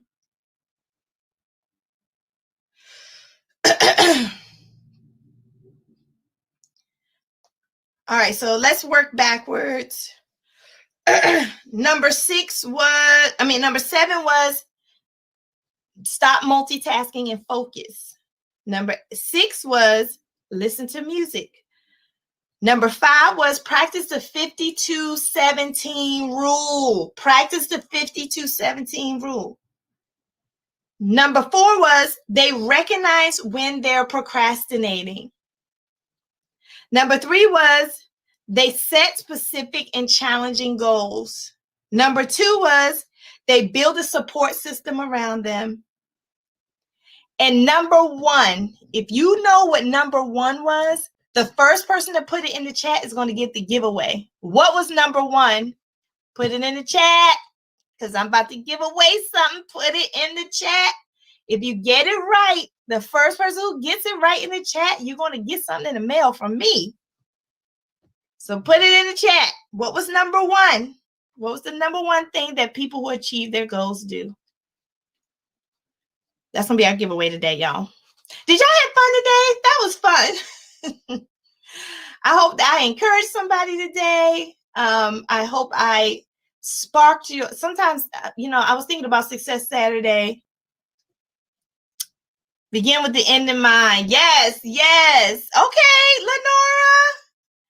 Theodolinda said they begin with the end in mind. Yes, come on, Theodolinda. Erica said they begin with the end in mind. Yes, okay. It looks like Erica was first. Thank you, Trika. Yes, Erica was first. All right, Erica. So this is what you're going to get. Thank you, and thank you for listening, because a lot of people knew what that was. I'm giving away two things in my favorite. One of my favorite colors is teal. So you are going to get a Be Bold journal, and I use journals like this to write my goals in. Okay, and you're also going to get a 2021 mini planner. See, that's a planner. Okay, it's a 2021 planner that you can keep in your purse and still get your to-dos done. Okay, Erica, and I may throw a couple little cute little things in here with this. So it's coming to you, Erica. All right, so you get a 2021 mini planner, and you get a journal to go with your planner, and they look cute together on Instagram. Girl, you can put these on Instagram. They look really cute, okay? So congratulations, Erica. All right, everybody. What time is it? We got 5 minutes. I just want to say, I really enjoyed coming on here. Oh, what was I was about to say before Erica won. Oh, nice. Thank you, Trika. Trika's adding to your win, Erica. She's going to send a magic pin. Yay. All right. So I was saying that the purpose of Success Saturday is to encourage you, but also to jumpstart you. That's what I was going to say. These Saturdays is to jumpstart you into motion. Okay, so I'm planting the seed. Hopefully, I'll plant the seed here. Somewhere else, you'll get your sun, and somewhere else, you'll get your water, and you'll bloom. Okay, so here is where we plant seeds. Success Saturday, plant seeds. So don't just come on your own. Tell your friends. Tell everybody about Success Saturday, because everybody can gain community here. Everybody can learn here. I learn from you just like you learn from me. I learn from you all the time. All the time. I learn from you. So it's not just me giving out chicken nuggets. Y'all give me chicken nuggets back. We feeding each other. Okay? This is what we do. I'm sending it with your order, Lakisha. Okay. That sounds good. I ordered some stuff from the Cuteness Boutique. And so I'm going to give you some life work. I haven't done this in a long time for free. I've been doing life work on the Academy, but now I'm going to give you some life work. Your life work is this. Trika started something. She actually started this thing called 21 Things to Do Before 2021. I'm going to say it again. Trika started something called 21 Things to Do Before 2021. She's asking people to post it in the Cuteness Squad Facebook group. So if you are part of the Cuteness Squad Facebook group, go there. You will already see mine. I already posted my 21 things to do before 2021. Michelle already posted her things to do, her 21 things to do before 2021. Y'all post y'all 21 right now. As soon as I hang up, write your 21 things to do. Just anything you need to do before the new year. Anything you need to do before the new year. Write 21 things that you need to do down before the year 2021. That's your life work. And put it in the Cuteness Squad Facebook group. Trika, if you're still on here, can you give us a link to the Cuteness Squad? Put it in the Cuteness Squad Facebook group, okay? And I also put mine on Instagram. So if you're on Instagram, Lakisha Loves to Plan, I put mine in Instagram as well, so you can see an example, okay? So you can see an example. So that is your life work. That's what I want you to do. All right? All right, send me an emoji if you're going to do your life work now, because I need to hold you accountable. Where's the emoji? Send me an emoji if you're going to do 21 things. You're going to make a list of 21 things before 2020. I need you to tell me you're going to do it. Put an emoji, any kind of emoji. I don't care what it is, as long as it's cute. Trika, I didn't post it yet because I'm extra and I'm making it all cute. Oh, that's all right, Trika. You started it, so you got the right to reserve to do it later. All right, there's the Facebook group. I see an emoji. Thank you, Theodore Linda. Thank you, Erica. Only 2 people. Come on, keep those emojis coming. Who's going to do their list of 21 things before 2021? I need you to give me an emoji so you can tell me you're going to do it. I did mine. It's in the Cuteness Squad Facebook group, and it's on my Instagram page. Nicole, Adrian, thank you. Thank you. I'm doing it live Tuesday. Oh, that's a good idea, Trika. All right, y'all, go to Trika's Treats on Tuesday at 8:30. She usually comes on at 8:30, so you can see her do her 21 things to do live. Magenta, okay, thank you. Designing Life. Hey, girl. She's doing hers, okay. And DeAndre, hi, DeAndre. Yes. Yes, thank y'all. Okay. That's gonna set you straight for the next 3 weeks. You want to have a focus. You want to have a focus. All right. All right, thank y'all. It is 10:30. I know y'all got stuff to do because I got stuff to do. I got stuff to do, like drink something because I've been talking too much. But continue to be your best selves. Continue to enjoy. Give yourself love today. Y'all know what today is. Today is Self-Love Saturday. Give yourself love today. I love y'all. Enjoy your Saturday. Get out, experience nature, make your list, do some happy things, and I will see you next Saturday on Success Saturday. All right, talk to you soon. Okay, Kim, I see you, Kimberly. I see your emoji. Thank you. All right, everybody. Congratulations, Erica. Talk to you soon. Bye. Takes too much responsibility for the other person's action, and the other person in a relationship expects that person to take too much responsibility, and it becomes like this, a cat and mouse game in a relationship. So those 2 people can actually be in a relationship, and that's cat and mouse, and that's horrible. That's a horrible relationship to be in. I mean, it's tiring. You just get worn out when you're in relationships like that. Okay, so that is because of your attachment style. So get your pen and paper out, y'all, because I'm about to break down the 4 attachment styles that are in this world, that people have in this world. There are 4 attachment styles. And if you don't know your attachment style, stick around because there is a test that you can take. And that's a long test. It's a long test. But nevertheless, you can take the test and figure out your attachment style. All right. So there's something called the attachment theory. Put it in the chat if you've ever heard of the attachment theory. Have you ever heard of that? Have you ever heard of the attachment theory? It came out like in the 1930s, but you know, the science of happiness uses it. I took a science of happiness course long time ago, maybe 10 years ago, where I learned about this attachment theory. And Adrian, you and I actually have a conversation about this. But the attachment theory is saying that there's 4 types of people in relationships, 4. And it's all because of what happened to you between 6th grade and 12th grade. You have developed this attachment style. So there's 4 of them. You ready? I want you to write them down. The first one is secure, the secure attachment style. The second one is the anxious attachment style. The third one is avoidant attachment style.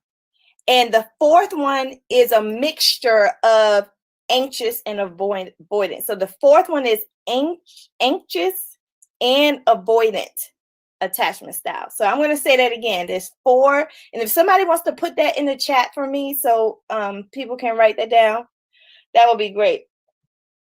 Anybody can just put in the chat. The 4 attachment styles are secure attachment style, anxious attachment style, avoidant attachment style, and then a mixture of ancient, I don't know why I'm getting tongue-tied. Anxious and avoidant. Okay. So we're going to start off with secure because the good news is, this is the good news, y'all, that most people in the world are secure. Most people in the world are secure in relationships. They have a secure attachment style. So most people who are on this chat are probably secure. So what is secure attachment style?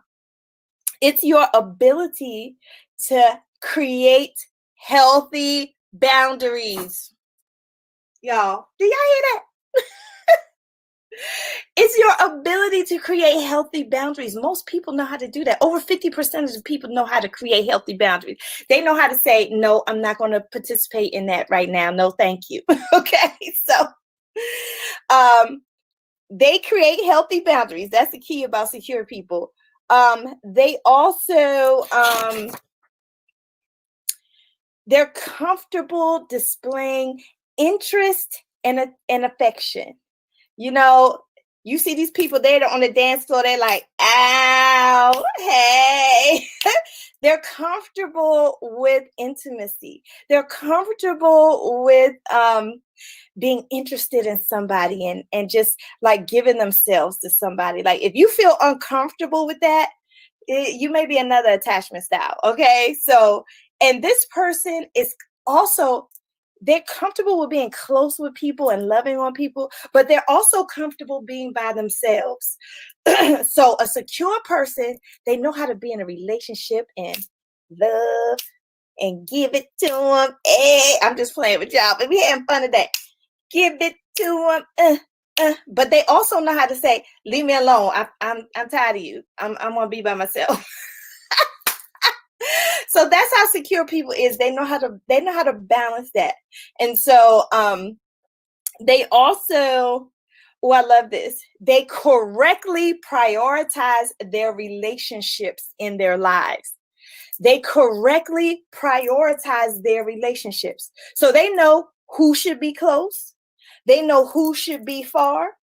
They know who should just be an acquaintance, who should just be a Facebook friend. Okay, secure people know how to prioritize the people in their life. They don't put their children on the back burner if their children need to be front and center in their life.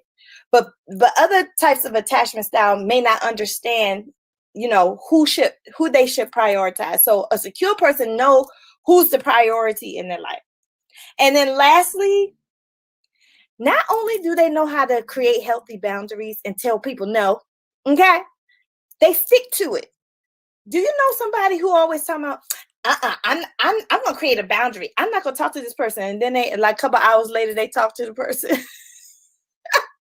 You gotta stick to it. If you create a boundary, y'all, you got to stick to it. And if you know somebody who creates a boundary and they stick to it, they are secure. They are secure. Okay. So that is the secure attachment style. So if you feel like you have the secure attachment style, go ahead and put that in the chat. If you think you're secure, you go ahead and put that in the chat because most people are secure. Now, let's move to the anxious.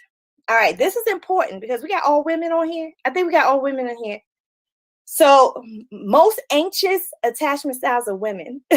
And don't ask me why, y'all. So I don't know why.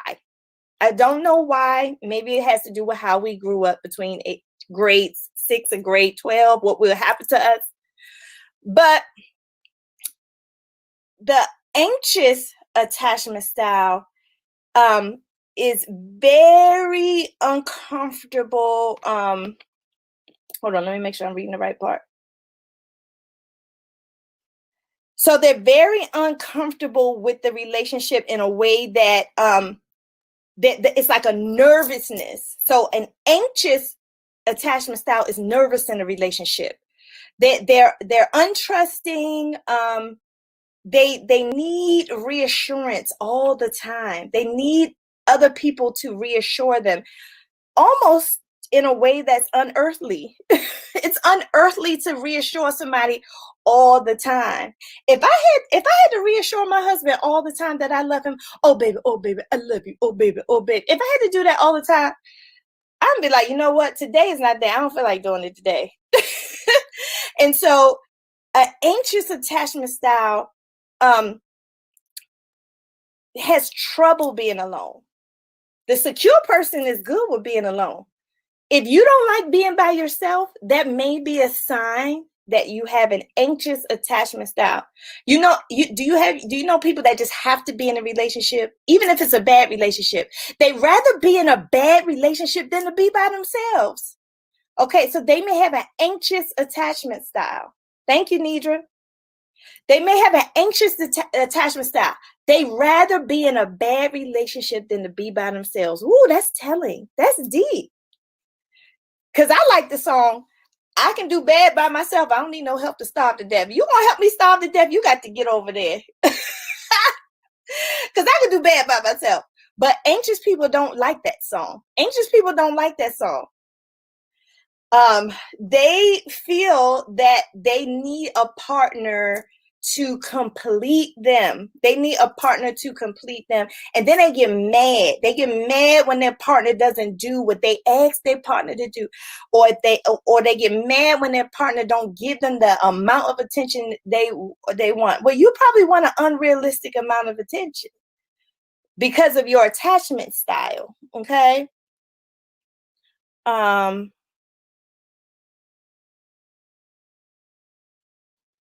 All right, I think that's all I got on that. All right, so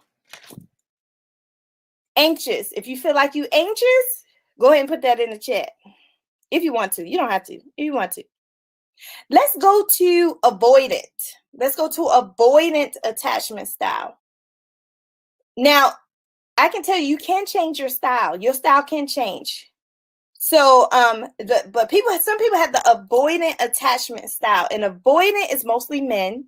It's mostly men, but I'm a witness. I'm a woman, and I used to have an avoidant attachment style. I did. I don't have it anymore, but I did used to. It was based on my childhood. So, avoidant attachment style means that you're uncomfortable in relationship too, but for a different reason. Avoidant people don't like intimacy. You don't like anybody to touch you. I don't like physical touch. I don't like getting affectionate. Okay. I'm just, when somebody gets too close to you, you run. Nobody better not get too close to an avoidant person, because they're gonna leave. They feel uncomfortable bringing people into that personal space. They don't like it. They don't like it. They're gonna leave, and they can't give affection. So an avoidant person seems cold and cold-hearted. Okay, an avoidant person seems cold and cold-hearted. They don't want affection, and they're not giving it.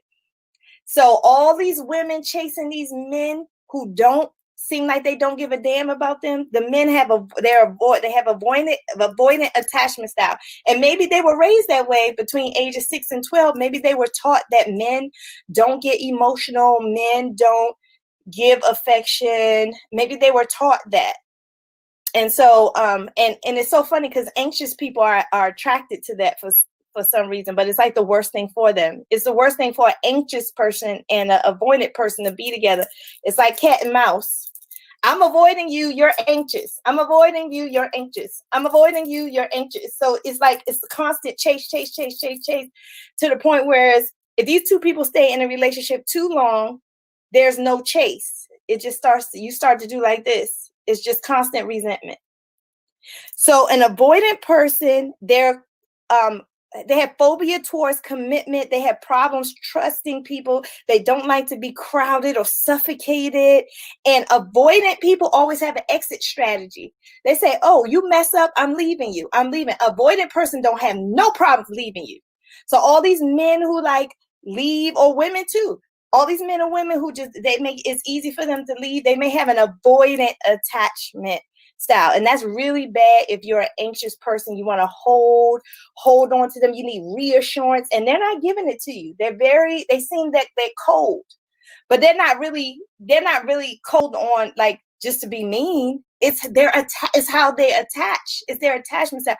They feel safe with a superficial relationship. Avoidant people feel safe. They feel safe being superficial.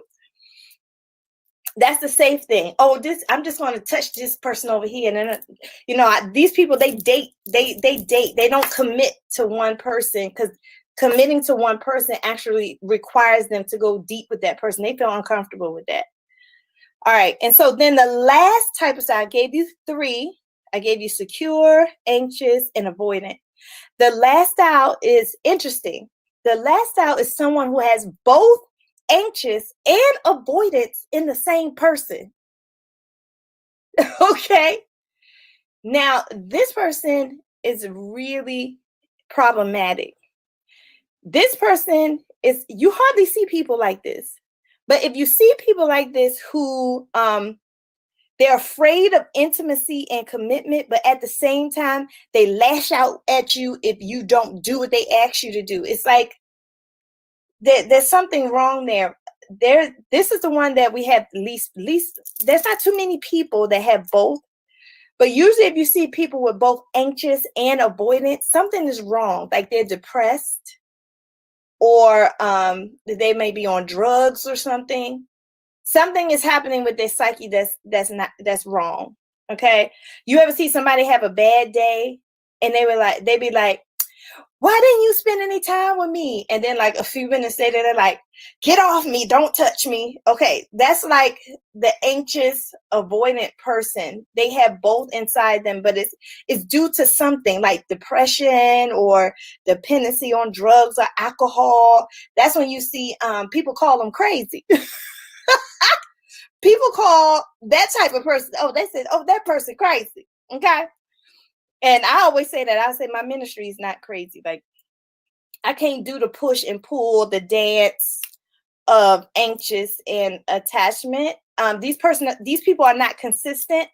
And so you are constantly on a roller coaster with these people. They're not consistent. Okay. Now, the danger with this person and the anxious person is they get into abusive relationships. So a lot of people with the anxious attachment style, they want to hold on to the person so bad. Even if the person abuses them mentally and physically, they don't care. They just don't want to be by themselves. That's kind of dangerous. Okay. So watch that. If you see somebody who has an attachment style to the point where it's detrimental to their, like they may die because of it, you might need to ask them to seek help. So I want you to practice I want you to do the work. I should say this. I want you to do the work to be secure. Let me say this again. It is up to you. Let me tell you something right now. I'm going to tell you something right now. Look at me in my eyes. Look at me in my eyes. Y'all look me in my eyes. Nobody can set boundaries for you but you. Your spouse can't do it. Your family can't do it. Your friends can't do it. The only person that can change whether you are a victim or a savior is you. Can I get an amen? Can I get an amen? Put the amen in the chat. Put that amen in the chat. The only person that can determine if you are a victim or savior or not is you. Nobody else can do it. So you say, okay, Lakisha, I got it. Like, how can I do this? I have a problem with boundaries. How can I set boundaries? First, you have to be aware that you are a person who does not set healthy boundaries. And it could be because of your attachment style. And I'm going to put an attachment style assessment in our Facebook group, so make sure you're part of it. It could be because of your attachment style that you're having problems setting boundaries. So what you have to do is be aware that it's there. So that's what this is about. I'm giving you nuggets so you can start to be aware of what your boundaries are, okay? Once you are aware, you have to create the boundary and then tell the person that you're creating the boundary. Now, this is the hard part because we don't want to tell people, especially if you are anxious and you're afraid the person might leave you or something. If you tell them, you're not going to want to tell the person, like, I need to create a boundary here. Like, and you don't need to say, I need to create a boundary. You just need to say, I realize that I have been trying to push you and push you and push you to do something. This is a savior. I'm talking about a savior here. If you're a savior, you have unhealthy boundaries. So you go to the person you're trying to save and you say, look, I realize that I'm trying to push you to do something that you just really don't want to do. And first of all, I want to apologize for doing that. From this point on, I am not going to push you anymore. It is going to be your decision. And I'm going to try to control my urge to tell you what to do and how to do it, because I need that for myself as well. I need to do that for myself. So I'm going to stop trying to save you. That's what you tell the person, and then stick to it. And then stick to it. Do not tell the person that and then go back and try to save them again. Stick to it. That's what secure people do. Secure people tell somebody something and they stick to it. Okay. And then once you stick to it, once you see the boundary get set so nicely, you set yourself up sweet. You set yourself up golden. Because once the boundary is set and people see you sticking to it, they leave. It changes. It changes things. And you don't have to save that person. And that all the energy you took into saving that person, you can now put that energy back on yourself. Do something for yourself. Go get a massage. Go get a dog. Go start a business. I don't care what you do. Go take that energy of being a savior and turn it and give it back to yourself. It's not your job to save everybody. That's Jesus.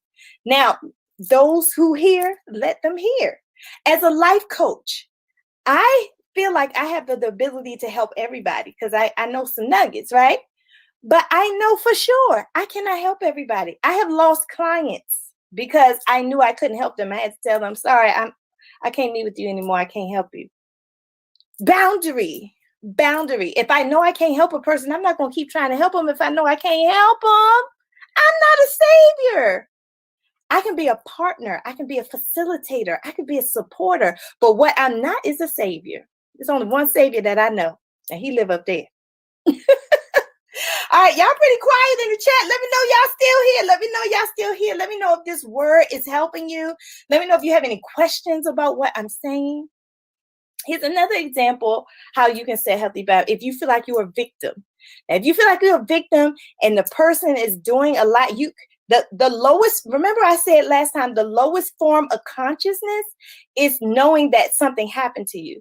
So victims, they are experts at knowing what happened to them, but they can't get above that consciousness. The lowest form of consciousness is knowing that something happened to you. Okay, so when you are a victim, you're creating unhealthy boundaries because you're like, oh my gosh, this happened to me. You did this to me. You started getting to that blame. You did this to me. And it's because of you I'm in this situation. And it's because of you I have just wasted my life. It's because of you. That's the lowest form of consciousness. Blame. When you see somebody that's constantly blaming someone, they are at the lowest form of consciousness. Remember we talked about consciousness? If you did not see my talk on consciousness, make sure you go back on my playlist. I got a Success Saturday playlist where I talk about consciousness, different levels. Being a victim is the lowest level of consciousness. So if you're constantly in the lowest level of consciousness, you're going to be absolutely miserable. You're going to be absolutely miserable. So how do you stop that? You do the same thing. First, you be aware. Oh my goodness, I have created unhealthy boundaries because I'm expecting this other person in my life that I'm in a relationship with to do all these things that they can't do in an earthly way because they're human. They can't do it. They're human like me. They're flawed like me. They got issues like me. They got triggers like me. So I can't expect them to save me. I cannot expect them to do all these things for me. All right. So once you are aware that you have a victim mentality in a relationship, this is what you need to do. Go to the person and say, you know what?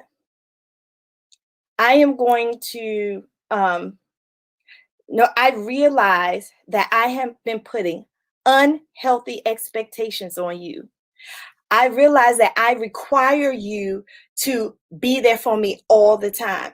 I require you to read my mind. I require you to, and I blame you all the time. I blame you for everything that happened to me. And you know what? I'm sorry.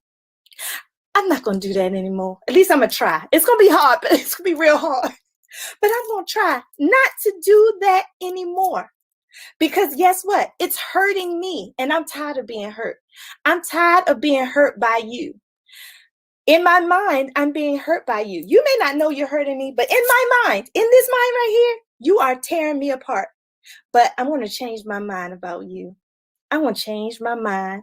So you won't hurt my mind anymore. I'm just going to change my mind about you. And so I'm sorry for being a victim, but I'm making a decision right now, today, to put myself first and to realize that I am the master of my fate. I am the captain of my soul. If I am lonely, I have the ability to change it. If I am fearful of being single, I have the ability to change it. I'm not going to put that on you. And so if you see me change the way I interact with you, is because I'm working on creating those healthy boundaries. You just got to say it and then stick to it. Now you got to stick to it. Now you got to stick to what you say. That's what secure people do. When we say that's what secure people do, once a secure person decides something, they stick to it. And when you do that, you'll realize you'll become more free. You become more free. If you don't feel like a victim anymore, that's freedom. If you don't feel like you have to save everybody, that's freedom. So creating boundaries creates freedom. And so if you have a really, really hard time doing it, if this message is really, really hard for you and you don't understand it, seek out counseling. I am a life coach, but I coach people from getting from where they are to where they need to be. I don't dive deep way back in your childhood. That's what counselors do. And our attachment styles are formed in our childhood. So if you feel like you have some childhood issues, I encourage you to seek counseling. I did. That's why I'm encouraging you to do it. I'm not going to encourage you to do anything I didn't do. I sought counseling because I had some issues in my childhood that caused me to be avoidant. I had an avoidant attachment style, and it was because of what happened in my childhood. But I went to counseling, and I married a secure person. And that's another thing. A secure person with an anxious person in a relationship, that has a chance of survival. A secure person with an avoidant person in it, that has a chance of survival. But if you had two avoidant people, you're in trouble. If you had two anxious people, you're in trouble. If you have an anxious person and an avoidant person, you're in trouble. Somebody in the relationship needs to be secure. Somebody in the relationship needs to know how to create healthy boundaries, because you know why? That secure person teaches this person. My husband taught me how to be secure because he was so secure. My husband knew how to create boundaries. He didn't see himself as a victim in our relationship. He didn't see himself as a savior in our relationship. So I learned from my secure partner. So if you feel like you're in a relationship and neither one of you have a secure attachment style, you have work to do. That is hard as hell. Okay? That is hard as hell to be in a relationship and when nobody's secure. Nobody's secure in a relationship. Amen. I know that's right. Come on, Angie. Angie said, thank God for my husband. I thank God for my husband too. My husband was the secure person. I know some women in a relationship. The woman was secure. The woman created healthy boundaries for their mate. I have a woman in my family that I know. I can give you an example. And what time is it? Oh, I gotta go. It's 10:30. So after this, we're gonna stop. So make sure y'all put the questions in there if y'all have any questions. After this, we're gonna wrap it up because it's 10:30. We gotta go over and we gotta give ourselves some love today. But I had a person in my family. She was secure. She married somebody who had an anxious, I think an anxious and avoidant. I think this person was under the influence, and it became abusive. But she was so secure, she got his butt locked up. Quickly, like, oh, you want to physically abuse me? Oh, I'm gonna get you locked up. Got him locked up. What I don't know the intricacies of what happened, but guess what? He ain't never touched her again. He never touched her again. Her significant other, unfortunately, is not on earth anymore. But he never touched her again after that first time because she was secure and he wasn't. And she taught him security, and he understood his boundaries with her. Now a lot of people aren't able to do that, unfortunately. Unfortunately, Once abuse happens, the cycle continues. And I'm not mocking people. I'm not telling people this is what you should do. Please don't think I'm doing that. Please don't. I'm just giving an example of the power of a secure mate. So if you are single right now, I'm talking to you, you have to recognize when you're dating, recognize that anxious attachment style and recognize that avoidant attachment style. And don't get deep with those people.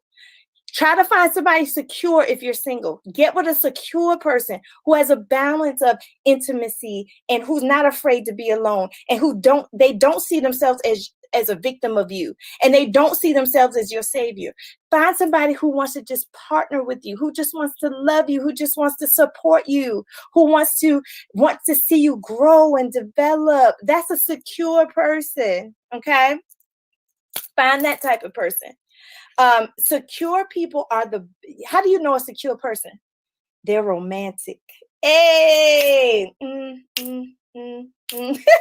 They're romantic. They don't have any qualms about intimacy. They're not too intimate. They're not, cold. They got that balance and it's romantic. How do you know a secure person? Because they're the best friends you ever had. They're the best friends you ever had. Just think about the best person the person that you just love in your life. I bet you they secure. I bet you they secure. How much you want to bet they secure? I bet you they secure. Okay, that's right, Nidra. Creative boundaries create freedom. I know about that well. Yeah, I caught that later. I didn't know what you were talking about, but amen. And then, these people are the best family members. You have somebody in your family that just everybody loves. Just everybody loves to be around all the time. Now, I'm not talking about people that just you love being around at a party and that's it. I'm talking about who in your family that it doesn't matter if you're at a party, if you with them by yourself, if you talking to them on the phone, you just love them. Who is like that? I bet you that person's secure. I bet you that's a secure person in your life. Okay, you can recognize secure. Good people. When you say, oh man, that was a good person. Probably secure. Probably secure. So I thank God that I am now secure. And you can be too. If you feel like have unhealthy boundaries and you're anxious attachment style and you have a avoidant attachment style, guess what? You can grow into being secure. There is hope. There is hope. All right. So I want to end with that quote again that I said earlier. If I can find it. Where's that quote? Here it is. Here's the quote. So I said it before I taught it. Now I'm going to say it again. The greatest gift you can give to somebody is your own personal development. Just put a little bow on top of your head. That's the gift that you can give to somebody is you. You becoming a secure person is the best gift you can give somebody. Because when you're secure, you have healthy boundaries. And you can show up in a relationship your best self. And you can show up free. I used to say, if you will take care of me, I will take care of you. But now I say, I will take care of me for you if you will take care of you for me. Can I get an amen? Can I get an amen? Oh my gosh, yay! We got through it, y'all. Thank you for hanging in there with me and giving yourself some love this Saturday on Success Saturday. Don't forget to like this video. Don't forget to subscribe to our Facebook group, Success Saturday with Lakisha. I am going to put an attachment style assessment into the Facebook group. So make sure you go to the Facebook group. Give me about 5 minutes so I can put it in there. And then go to the Facebook group. It's a pretty long test, so wait till you have time to take it. But it's well worth it so you can learn more about yourself and you can show up your best self and you can be free in those relationships. All right? All right. So glad to have you. Welcome to our new people. I'll see you next Saturday as we continue this series talking about relationships. So I'm coming about something else about relationships next Saturday, y'all. Bring a friend. Can y'all promise me that? Bring somebody with y'all. Bring somebody. We need to tell all our friends and families about Success Saturday because we've been giving out them chicken nuggets for free, y'all. It's free. Okay. All right. And I'll also put the information for Success My Way Academy at the bottom. All right. Enjoy your Saturday. Go do something for yourself and just have a blessed one. All right. And let the church say, hallelujah. All right. Talk to you later, everyone. Love you much. Bye.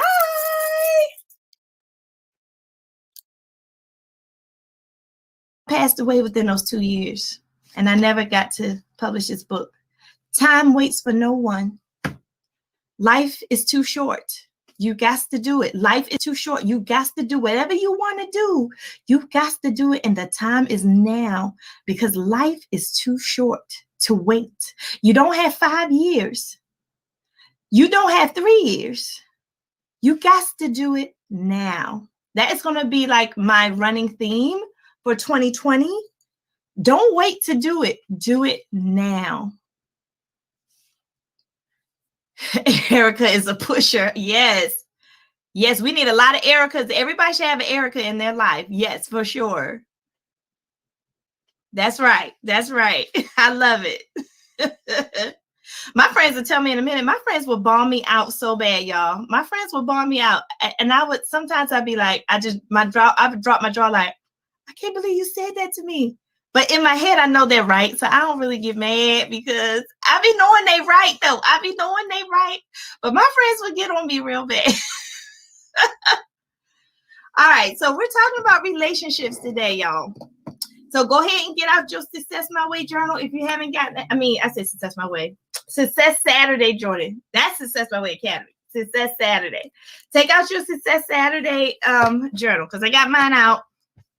And I am talking about healthy relationships today. How many of you all are like in relationships that could need some work? Just let me know. Like, I don't care if you're talking about your girlfriends or your spouse or your partner or your boyfriend, whatever you call the significant other person that is in your life. How many of you are having like issues with your relationships? Because I have been married 23 years and I'm going to finish talking about my story. So I met this little quiet boy when I had a boyfriend in high school. And he and I became really good friends. And what happened was me and my boyfriend at the time, we weren't doing too good. I don't think we were just compatible. And I knew at a young age, like what I wanted to require from people, just because I saw like some really bad relationships in my life. And I knew what I knew for sure was that I didn't want those bad relationships. So, yeah, me and my boyfriend, we weren't doing too good. And what happened was I ended up getting closer and closer with my friend, with the quiet boy. And I ended up, this is what happened. My boyfriend broke up with me. And I was like, bet. Oh, you broke up with me? Oh, now I can get closer to my friend. So I ended up getting closer to my little quiet friend. And my boyfriend who broke up with me tried to get back to me. And get back with me. And I was like, no. And I think that like hurt his ego or something, because he was really upset that I wouldn't go back with him. But no, because I had found me a friend. This boy wasn't even a new boyfriend. He was just like a friend that I really enjoyed being with. And I knew if I went back to my old boyfriend, I knew if I went back to my old boyfriend that I would have to stop this relationship with my new friend. And I wasn't going to do that. I was having a good time with my new friend. So I did not go back with my old boyfriend, but I hung around my new friend. Little quiet boy. I'm loud. I'm the cheerleader. I'm captain of cheerleaders. And then I have this friend who's so quiet and so sweet. Come to find out, this quiet boy is very intelligent. He's so intelligent that he gets one of the highest SAT scores in the school. When he gets one of the highest SAT scores in the school, people start noticing that we were close friends. And people was like, okay, they may be a couple, but we weren't a couple. We were just close friends. As a matter of fact, me and this quiet boy, we never, ever, ever said we were boyfriend and girlfriend. We never, ever claimed each other. We just remained friends the whole high school time. And he ended up being valedictorian of my high school. So here I am, captain of the cheerleaders, and my best friend is a boy who is valedictorian of our high school. And so after high school, I go to North Carolina to school. He gets a full scholarship to a school in the area. So we don't, after high school, we separate. I go to another school and we never stop talking. As a matter of fact, we got closer. I would get on the airplane and come back home just to visit him. And for a year, and I didn't like it. So I made a move. After my first year of college, I came back home and started going to my best friend's college. So now we were separated. Now we go to the same college. And in college, we solidify our relationship as a couple. And that relationship was tested as well. People knew we were together and they tried to test the relationship, but it didn't work. And then we ended up right after college. As soon as I got a job, we ended up getting married. And I have been married to my best friend for almost 23 years. And we have 4 children together. Even though I was pregnant 5 times, I did lose a baby. But we have 4 children together, and I have been with the love of my life since high school. And we have never officially claimed each other as boyfriend and girlfriend. So you might be saying, oh, that's a nice story, Lakisha. How y'all do that? How you say? Let me tell you something. This is not a storybook story. Okay. It was one point where we almost got a divorce. Like, my story is not a storybook story. We had to work at our relationship. And so there's some key things that we did and we continue to do to keep our relationship going. And I want to share those things with you. So talk to me as I go through these key things. Talk to me in the chat. And I'm getting a little hot, so I'm going to take this off. That's why I keep playing with my hair. Oh, I'm getting hot, y'all. Somebody must cut the heat on. Okay, and I got a cami on. This is a little bit much. I gotta get comfortable. Okay. All right, so healthy relationships. So the first thing I want to say to have a healthy relationship is that you need time. Relationship, you know, a relationship is going bad when the 2 people stop spending time with each other.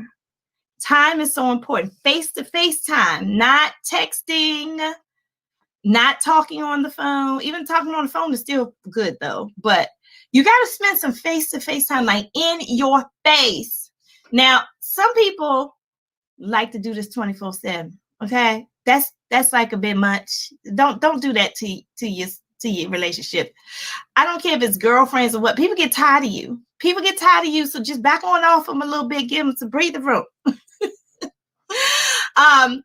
For my husband and I, we are so used to each other and so confident in each other. We don't need to be in each other's face that much. But when we do, we communicate. And that's another big thing. We communicate. I'll go to my husband and say, you know what? I miss you.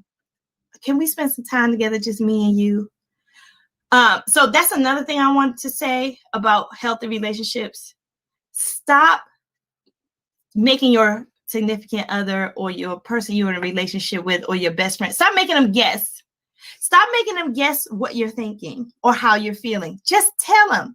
I think we get that from TV. I think because we grew up seeing like Romeo and Juliet, and Romeo already knew what Juliet was thinking, or Beauty and the Beast. No.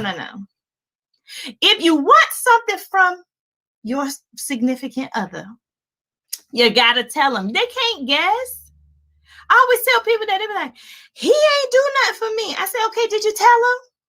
No. Okay, but how was he supposed to know? She knew I wanted that pocketbook. Okay, did you tell her? Did you tell her you wanted the pocketbook? No. Okay, well, how does she know that you wanted the pocketbook if you didn't tell her? You got to tell the person. I'm going to give you an example. I've been married for 20-something years. And at first, I would want something for Christmas. Because, I love Christmas. So I was like, oh, I want this for Christmas. Christmas come, I wouldn't get it. I'd be like, oh, I want this for Christmas. Christmas come, I wouldn't get it. So I would get mad. I'd be like, he should remember that I said that I wanted this for Christmas. And he didn't remember. It don't work like that. Let me tell you what I learned how to do. If I want something for Christmas, I print out a picture of it. I put it in my husband's wallet. I send him a text. I call him when I send him a text, say, did you get my pocketbook that I said I want for Christmas? Do you have any questions about the gift that I said I wanted for Christmas? And I'm telling you, and it's the summertime, so you got 3-4 months to save up to get me this thing for Christmas. And that's the only time, the only time when I got what I wanted for Christmas. And you may say, that's too much. No, it's not. I've known this man all my life. He knows me like the back of my hand. But I still got to tell him what I want for Christmas. Okay? So I'm just making joke of it, y'all. But seriously, tell the person what you want. If you need more quality time, if you need them to give you some space, if you feel like you're growing apart, say it. That is the thing in a relationship. Say it. Stop requiring your spouse to guess your needs. They're not going to guess. Now, on the flip side, when you tell them, you can't expect them to get it after one time. It's kind of like, you ever hear somebody say, if you say something like a broken record, that means you haven't said it enough. If you sound like a broken record, you still haven't said it enough. It's the same thing. You have to sound like a broken record, not in a nagging way, but you have to say the same thing over and over because some people don't get it. And you have to give scenarios because some people just don't get it. And early in our relationship, my husband was like, why are you getting all upset over a Christmas tree? He was like, why are you getting upset over that? And he didn't really understand until I gave him a scenario. He really likes football. And we were going to a football game and there were all these people outside the football game and they were like, and they were tailgating and cooking and flipping hamburgers. And I told my husband, I said, see these people out here for this football game, tailgating out here, and acting all fool, got the little mask on and stuff. He was like, yeah. I said, that's how I feel about Christmas. He was like, oh, I mean, he didn't get it until I said that. So sometimes you have to give your partner or your spouse or significant other or your friend a scenario that relates to something that they like that pertains to you. Give them a scenario that relates to something that they like that pertains to you so they can have a better understanding of what you're talking about. Use some analogies in the relationship. If you're in a new relationship with a new person, that's the best time to tell the new person what you want. I know people who get in, they're dating and they're like, I don't want to say that because we're just dating. No, you're going to say it because if you don't say it now, what's going to happen is later you're going to say it and they're not going to agree with you. And then you had invested all this time in the person already. In a new relationship, that's the perfect time to just say whatever's on your mind and see if they can take it because it just gives them the real. Don't give them the fake when you first meet somebody. Give them the real.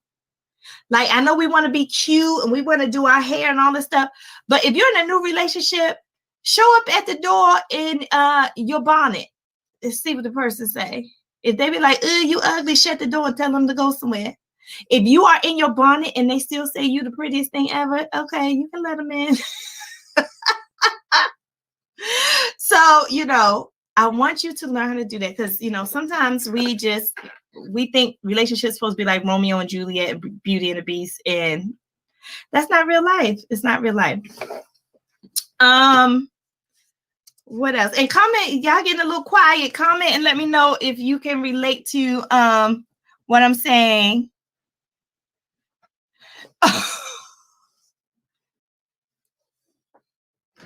Yes. So the next one is physical intimacy. And I'm not just talking about sex. I don't know if I can say this on YouTube. I'm not talking about that. I'm talking about physical intimacy. How do you know like a couple likes each other? They do the subtle touch. They do the subtle touch. I love to see that with couples where they'll touch each other on the shoulder, or they'll hold each other's hand, or they'll just crack up laughing, and then while they're laughing, just hug the person. They lean into each other when they talk. They whisper in their ear. All of these things are physical intimacy. It's like you're bringing someone into your personal space and you're enjoying it. So to have a healthy relationship, you have to be comfortable with bringing someone into your personal space, and you have to be comfortable with going into their personal space. So I see this a lot too with couples. A lot of couples, one person is real touchy-feely and the other one's like this. You have to learn how to lean in and not have the person chase you. Like, lean in. You don't have to do it all the time, but there are strategic moments where you have to say, I don't feel like touching this person. I don't feel like giving them a hug, but I'm going to give them a hug. Because guess what? Especially if it's their love language, if it's their love language to receive physical touch, and it's not your love language, well, you have to practice. If you really care about this person, you're going to practice giving them their love language. So go ahead and give them a hug, even though you're not a hugger. Go ahead and hold their hand, even if you're not a hand holder. You don't have to do it all the time, but in relationships, we have to compromise. And so that's why I learned selfish people can't be in relationships. Selfish people, they cheat on their spouse. They call their spouses all kinds of names. They blame their spouses for everything. You don't want to be a selfish, I keep saying spouse, but you know what I mean, relationships, and selfish person in a relationship. Because we don't all have spouses. Some of us have partners. Some of us have, friends or whatever. So you don't want to be the one that is, running away. And stop giving your person your love language. That's what I tell people. If my love language is gifts, and I keep giving them gifts, you're just giving them your love language. That's kind of selfish. They don't want gifts. They telling you they don't want gifts. They want quality time. They want quality time. You keep giving them gifts because you like gifts. No, you like gifts, but give them quality time. Okay? Give them what they need. Don't give them what you like. That don't make no sense, but we do it all the time. Oh, I like when people serve me. So I'm going to serve you. I'm going to cook for you every day. And your spouse is telling me, cooking is nice, but I like gifts. Can you go to the store and buy me something? Can you give me the gift of time with you? Instead of I don't want you to just be cooking for me, So watch that too. If you see your significant other not accepting something from you, it's probably not their love language. You're probably giving them your love language. Stop giving them what you like. Give them what they like. Even in friendships, I have a lot of girlfriends who are not planners, but they know I like planning. So guess what? They go out and they buy me some planners. And it may not be the planners that I normally get. They don't know, but I think that's so beautiful that you have friends that don't even know what planning is, but they know you like planning and they find you a planner and they give it to you. So same thing with your spouse or your significant other or your best friend. Even your best friend. Stop giving your best friend don't like to talk. What if you have a best friend that just like to do stuff? They don't like to talk. Stop calling your best friend and talking to them all the time. They don't feel like talking to you. Now, if you call them and say, hey, girl, let's go to the mall, they're going to be like, yay. But if you call them like, girl, guess what? They don't feel like hearing that. If that's not their love language as a friend, okay? Same thing with your kids. Your kids, stop giving your kids what you like. They're saying, "Ma, I hate this. I hate this." And you keep giving it to them anyway. Stop doing that. Okay? Just give them their love language. Okay? Let's see what's happening in the chat. Erica said, but after so much time, do you have to keep telling a person? To me, that's draining.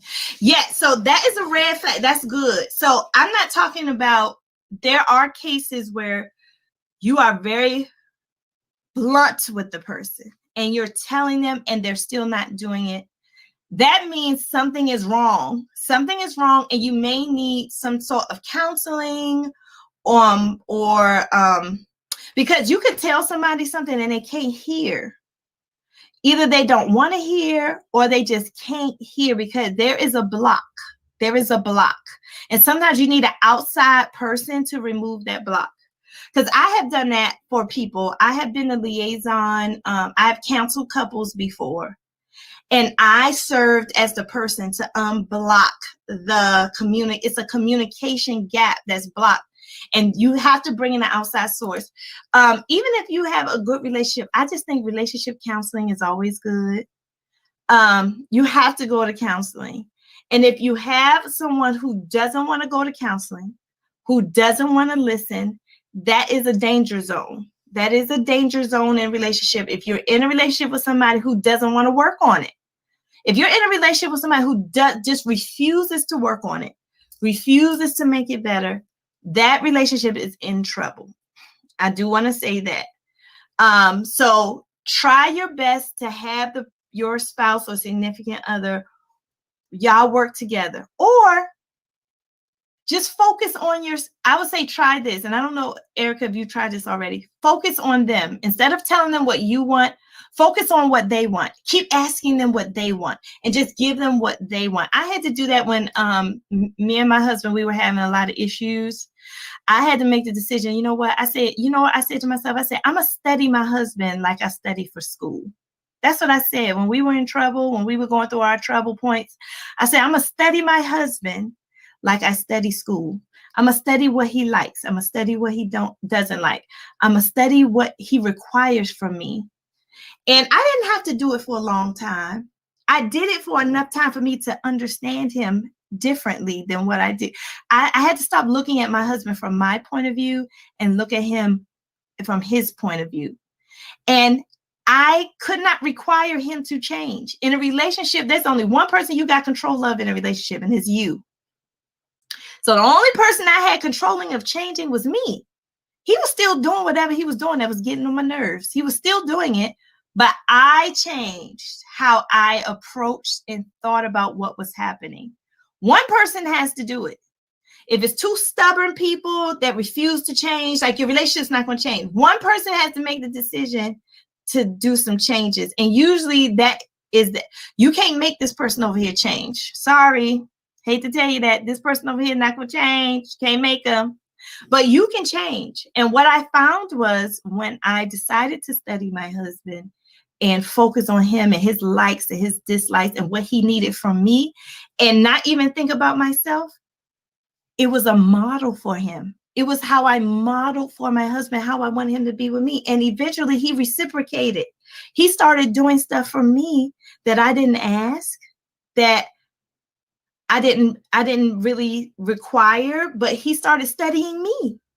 So because I made the decision to study him, he reciprocated. And that's how it goes. A relationship is give and take, give and take. If I give you something, you're more likely to give it back to me. If I give you flowers, you're more likely to give me flowers. Okay. So try that. Wow, I get none of that. Tanya, you say you get none of that. I'm all that my husband isn't. I ask my husband how much you make an hour, then I give him that and say I can have an hour of your time. Tanya, you're saying do you pay your husband to spend time with you, Tanya? Is that what your husband's asking you for? What does your husband need from you, Tanya? What does your husband need from you? Erica says, when does your partner have the onus to do some work and stretching? Yes. So again, Erica, your partner should do some work and stretching. That is true. However, you can't control it. You only can control one person, yourself. So the more we spend time blaming somebody else, the less we're really understanding what is truly happening. Okay. So if you have tried everything that I've said, if you have studied your spouse, if you have given your spouse their love language, if you have openly communicated with your spouse and there is still a block, that means counseling is needed. Counseling is needed. But you got to, have you done that? Do you know what your spouse needs from you? Have you actively tried to give that to them for a sustained amount of time? Let me tell you something. I was about to get a divorce. When I made this decision, and it saved my marriage.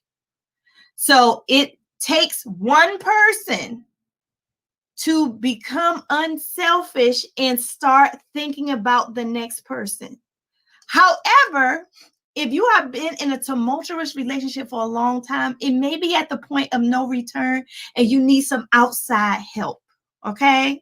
So what I'm saying may not apply to you if you have been in a tumultuous or a relationship that has been in tension for a very, very long time. Because there is it's like clay. You ever know how clay, when you first take clay out of the box and the clay is malleable? So that's your relationship. But once your relationship starts having problems and nothing's done about it, and the problems keep getting real better, your problem's like air, and the air makes the clay, and the love gets hard to the point where the clay is so hard you can never turn it back soft. Sometimes when the relationship gets hard like that and you just allow it to get hard like that without any intervention, it becomes a way that the relationship is. It becomes the being of the relationship. And to break that requires an outside source. Okay. So for the clay, maybe we need to throw some water on the clay to make it soft again. Okay. So you need some water. The water could be an outside source, a person, or it could be like a trip, like a long 2-week trip, just you and your spouse, just you two on a trip. Just duking it out, just you two by yourself. It could be a trip, it could be a person, but an outside source has to intervene when the relationship is at a certain point of no return. Tanya says, in other words, he gives me no time. That's where I'm headed, divorce. Yes. So Tanya, have you gone to counseling? Tanya, have you gone into counseling with your husband? Because it sounds like you all need counseling. Theodore Linda say, that's me. Oh, don't touch me. Yes. So I'm not a touchy-feely person either, Theodore Linda. My love language is not physical touch. However, most men, let me tell you something. Most men, and this has been researched, most men's love language is physical touch. Okay? It is physical touch. Yeah, so Tanya, I encourage you to go seek marital counseling, honey. Because if you feel like the relationship is worth saving, I think that should be your next step. Okay? All right. Woo! This has been a really good one, y'all. Relationships is always tricky because it's hard for me to talk specifically to your situation because every relationship situation is different. But I just want to encourage you that your relationship can get past the point where you want to get a divorce. Because I was at the point with my husband where we wanted to get a divorce, and we went to counseling and we made it past that point, and we have been happily married ever since. So I just hope my story encourages you. I hope these little nuggets encourage you. And yeah, so Adrian said, yes, good class. Thank you. Thank you. Thank you all for staying on with me. I love you so much, but you got to go. We've been on here for an hour. Enjoy your Saturday. Join me tomorrow as we make our village together. And I'll be back on here at 10 o'clock tomorrow making my village. So I hope I'll get you in the Christmas mood. And I will talk to you soon. All right? Love you much. Bye, everybody. Have a good Saturday.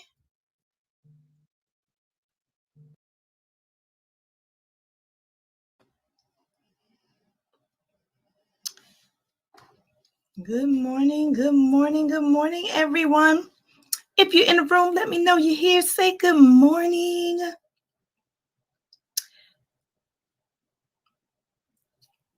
And if not, I will just wait and eat my grapes.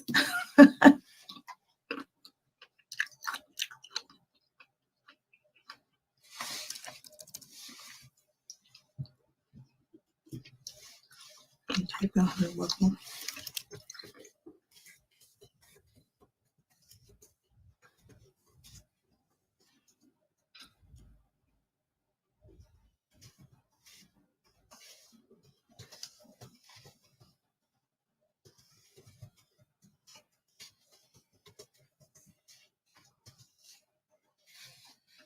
Good morning, Michelle. How are you doing this morning?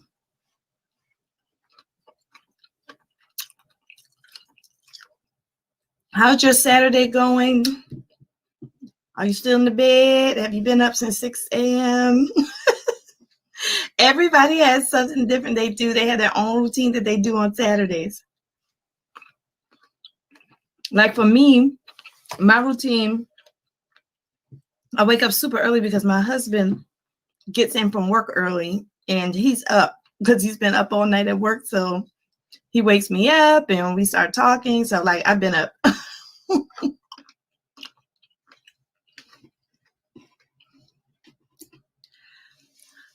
Good morning, Laurel. Oh, it's Kim. Hi, Kim. Thanks for saying it's Kim. I haven't been on here in a while. You've been up at 7? Yeah, that's me. I've been up. I've been up. Hi, Michelle, the other Michelle, Ben's mom. Welcome. Welcome to Success Saturday. I'm so glad to have you here. Tell me how your Saturday's going. How are you? How's it going where you are? How's the weather? I know here it's absolutely cold. I had to take out my winter clothes. It's like 40-something degrees here. It's really cold.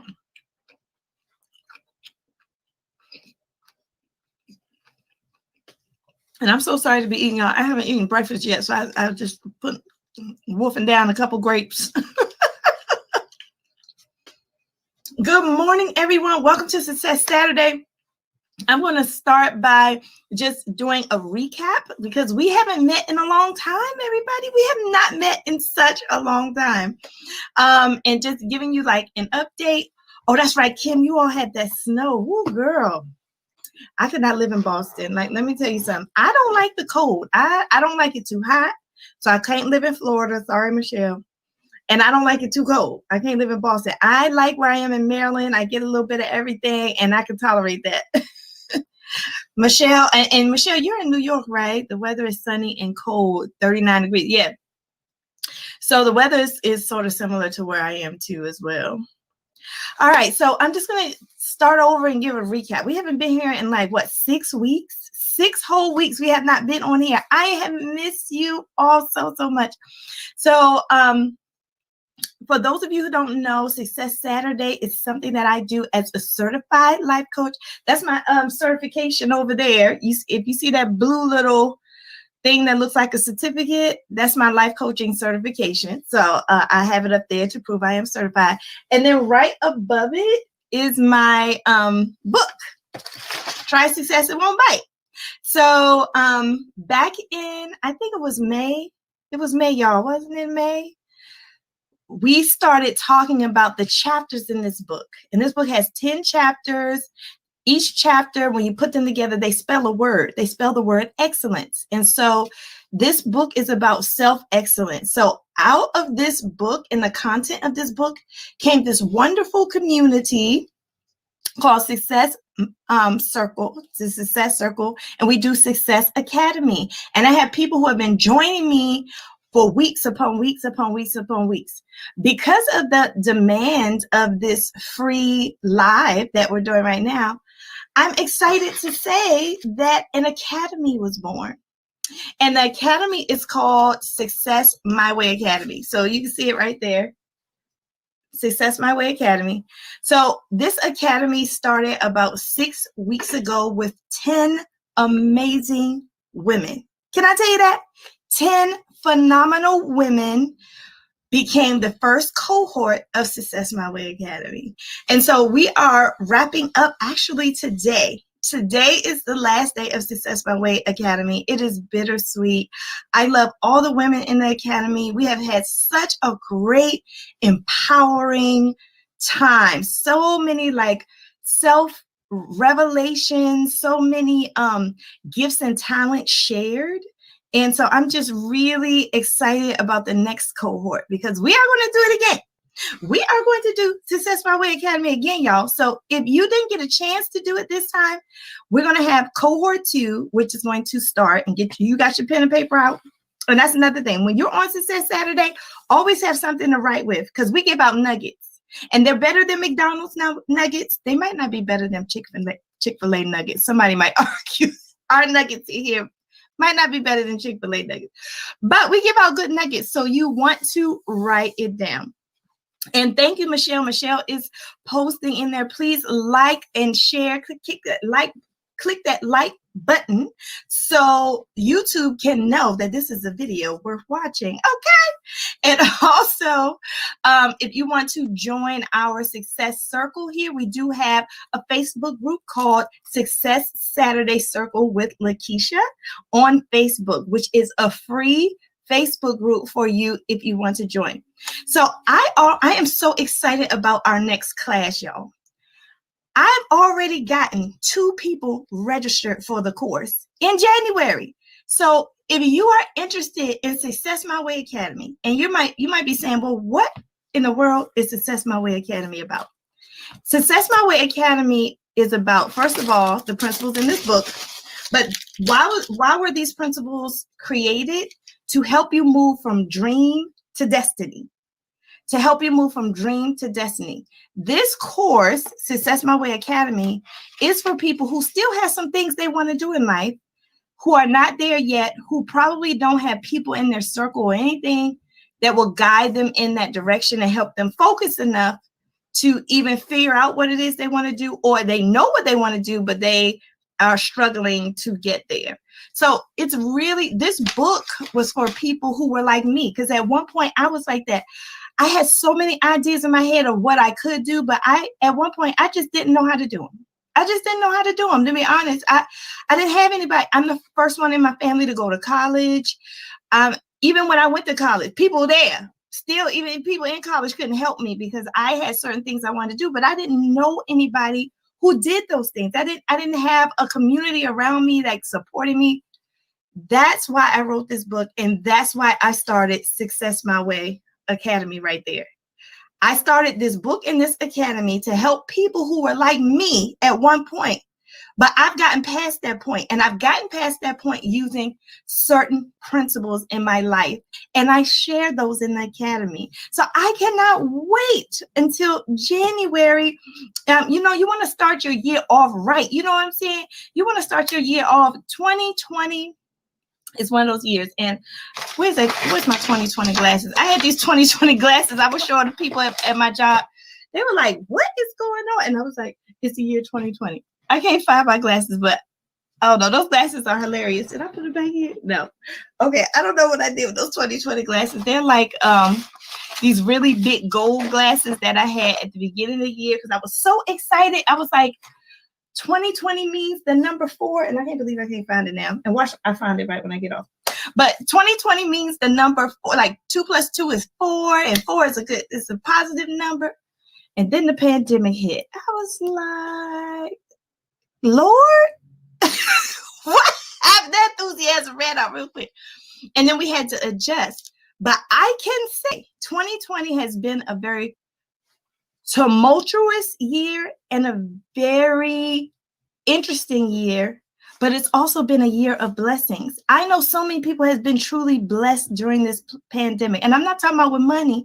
I'm talking about with peace, with love, with happiness, bringing it back to family, trying to understand your family and your kids not in school, they're at home all day. So you got to engage with your kids. So for a lot of us, it has been a blessing as well. So we want to move into 2021 on a different level. On a different level. The time is now. If you are wondering when am I ever going to do what I really want to do in life? Now. That's what I said. Your life coach Lakisha talking to you. Yes, it's now. Your time is now. Right now. Don't say, oh, in 2 years, 3 years. No, now. Because I say that because that's why I titled this Community and Consciousness. We are entering into a second wave of this virus that is all over the news. It is getting worse. Time is nothing to be taken advantage of. We have taken advantage of time. We can no longer do that. You can no longer say in 5 years because we don't know if we have 5 years. This pandemic, let me tell you what this pandemic has taught me. This pandemic has taught me one thing, that nothing in life is promised or guaranteed. And that my idea of what this world is or was has been totally erased. Okay? The pandemic erased in my mind what this world is about. This world is really showing me. You ever hear somebody say, you really get to know somebody when they're in a crisis? Oh, we really getting to know this world and how this world operates in this crisis. Yes, and this crisis is teaching us a lot about the world.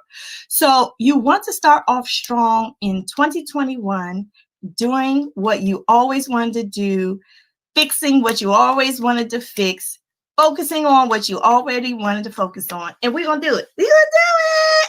Success My Way Academy. So we have some people who are on here today who have been participating in Success My Way Academy. So I would like those wonderful women who are in the academy, but everybody who's excited about this, who are interested about it, can you give them one sentence or one thing you want to share with them about the academy? That you just anything you want to share, so they can just get from your perspective how the class went or what you got out the class. Just anybody. Hi, Theodolinda. How are you? Welcome. Who else? Hi, Karen. Welcome, Karen. I'm just going through the feed because I've been running my mouth. Good morning, Nicole. Good morning, Erica. And I already said good morning to both Michelles and to Kim. So I'm glad you all are joining me today. So I'm really excited. We already have 2 people already signed up for the course. Space is limited because I don't like these courses to be too big. They have to be a small group because I believe small groups change the world, not a whole big bunch of groups. Small groups change the world. When you're in a small group, it's more intimate and you get a chance to stay more focused. So we're not going to make the class really big. So the good news is last time, it was my first time. So I charged a whole $300 or $270 or $250, how much you pay. I charged the whole thing up front. But this time I have a payment plan, y'all. You don't have to pay the whole thing at one time. One of the persons that is already registered for my group, they're on a payment plan. They're making 3 payments of $100. The class is $300. So you can make 3 payments of $100 up until the course. Or you can pay in one lump sum the $300 and get a discount of $30. So if you just pay one lump sum, you get a discount for paying the whole thing. So your discount would be $30. So you will only have to pay $270.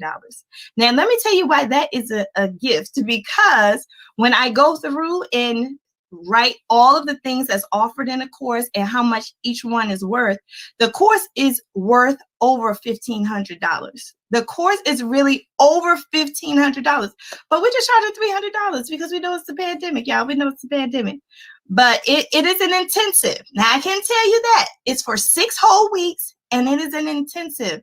So don't think you're gonna come in and just sit back and cross your legs. Because I'm a life coach and I'm going to work you and I'm going to push you. Okay, let's see what people are saying who have been in the course. Theodore Linda said, life-changing, the growth journey is amazing. Please get in the academy. It will push you into a place of powerful abundance. Thank you. Thank you so much. And miss you so much too, Theodore Linda. All right. Michelle said, Success My Way Academy causes you to take a real look at every aspect of your life and bring everything into order and offer tools to help you get organized, move past procrastination, and into destiny and purpose. Woo! Y'all saying it better than me. Oh my goodness. And Michelle said the class is phenomenal. Oh, thank y'all. That feedback is really fueling me. That y'all feedback is my fuel. That's why I'm doing it again. I'm doing it again. So please take advantage of that. So anyway, I wanted to talk about that first. Now it's time for Q&A. I like the format of you all just asking me anything. Ask Lakisha anything. I'll give you the world according to Lakisha. I'll give you what I know. And if I don't know the answer, I'm going to tell you. So, okay, Erica said, definitely motivating and thought-provoking, laser focus. Oh my gosh, thank y'all so much. I'm telling you, this group that joined Success My Way Academy is a one-of-a-kind group. Very special people who came open. I mean, everybody in our group in Success My Way Academy, they just came open. They came open to learning. They came open to being pushed. They came open to pushing others. I mean, it has really been a phenomenal experience because of the group. So thank you so much. And I look forward to a new group who are going to do the exact same thing. So if you want to join Success My Way Academy, what are you waiting for? Everything is in the description. Go ahead and click the link. There is a payment plan, and then there's a little arrow on the right-hand side. It's a drop down. So you'll see when you click on a link, you can either do the payment plan, or if you click the arrow, you'll get a drop down, and then, or you can pay the $270 just all at one time. So it gives you a choice. Okay. So some people don't see that arrow that causes the drop down. So it's a little, I don't know why they do it like that. But anyway, questions. Let me know if you have any questions for me about anything that had to do with life, about anything in this book. I know a number of you have already had this book and you've already gone through this book. Maybe you read something in here and you want me to clarify it or go deeper with it. Let me know. And then after our Q&A, stick around because we're going to talk about consciousness. Consciousness. What is consciousness? And you know, how do we use consciousness in this day and age with COVID and the pandemic and with community? Like, how do we use it? Consciousness. So, and it's more than just waking up in the morning. I'm not talking about that type of, that's the basic consciousness that you just wake up in the morning. All right, so I'll wait around if you have any questions. And while I'm waiting, I'm thirsty, so I'm going to drink some Coke Zero, y'all. I love this stuff, even though I'm trying not to drink as much of it because I know it has the fake sugar in it, but it's so good. So over the last 6 weeks, and I'm just going to keep talking until I see a question. Over the last 6 weeks, we have been working in Success My Way Academy, but also for me, I am in the middle of my dissertation process. So I have been like trying to also push my survey. My survey. So The good news is that I got 170 people to fill out a 57 question survey just because. So that was great. The bad news is I wanted 500 people to do it, and I sent 3,000 people to survey, and only out of 3,000, only 170 people filled out the survey. So I'm really bummed about that. So I might have to go back to my other chapters that I already finished, like chapter 3, and redo it. So that's what's on my mind right now. You'll see me talk about it when I do my Passion Planner Mondays. I'm just going to be talking about school because now I have to like do a lot of adjustments for that. And I have to get all this done before December because my class ends in December. Then we're in the middle of our 7th year as a nonprofit, and that's my nonprofit, The Christmas Experience. So for those of you who don't know, I am the founder and CEO of a nonprofit called The Christmas Experience Incorporated, and I'm going to type in our website.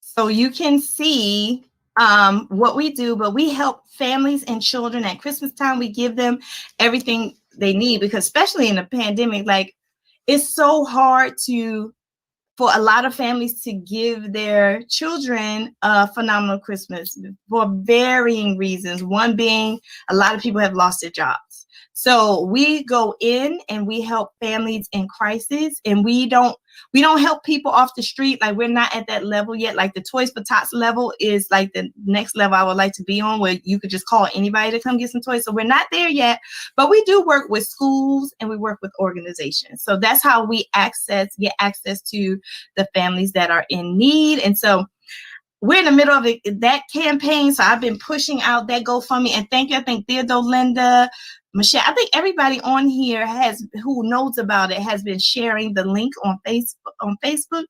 And I'm happy to say that to date, we have raised $1,800, y'all. Woo! We raised $1,800 for the babies. I'm so happy. Usually every year we help about 100 children and their families. This year we had been asked to help 400. So we're asking for more money this year than we ever had because we just need more money. And let me tell you something. I don't get paid. I have 4 board members. They don't get paid. We all work for free. I have 20 volunteers. None of us get paid. This is totally a heart project. This is a heart project for our babies.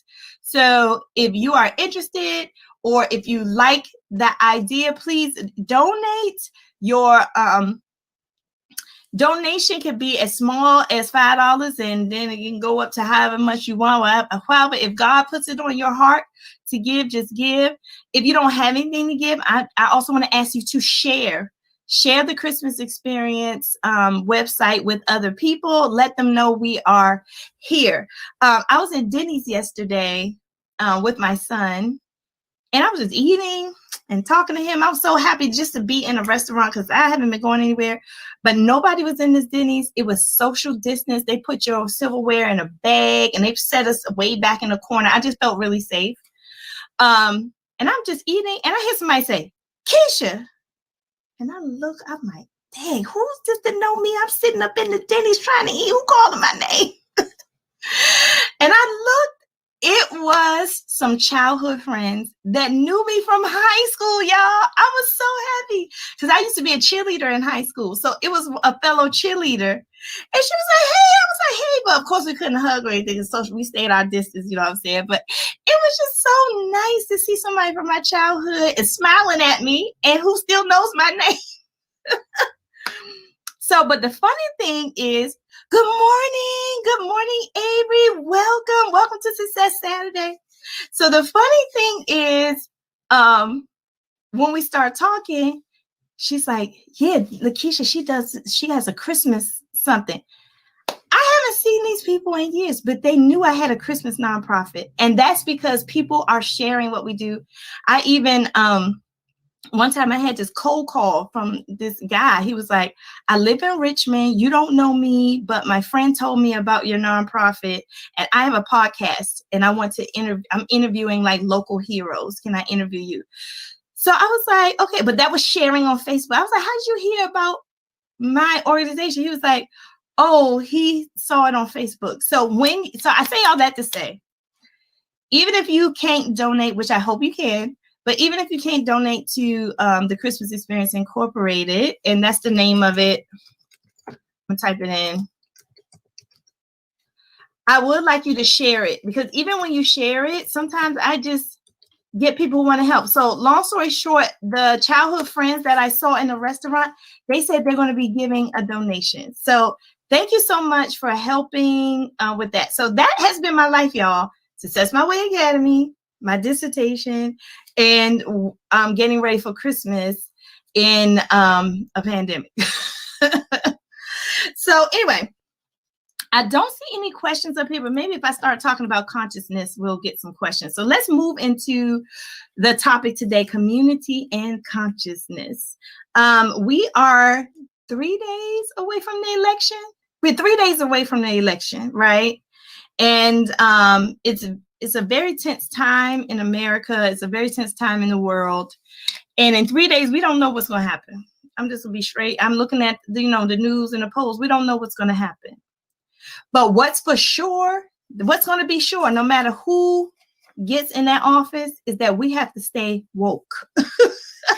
We have to stay woke and we have to stay conscious. So that's why I wanted to focus on consciousness today. I think it's timely for what we're about to experience with the election and what we have been experiencing.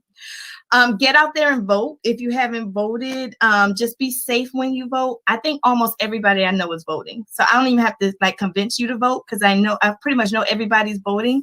But just be careful. Like I saw this man, he was standing in line. He said he's been standing in line for an hour because he thought the polls opened at 8 and they didn't open to 9. So he was standing out there for an hour, and he was an older gentleman. And I was like, I don't want him to get sick. You know what I'm saying? So just be wise when you go out there and vote. Now, I already voted. I voted by mail. I know some people don't want to do that, but I'm not staying out. I'm trying to be very conscious.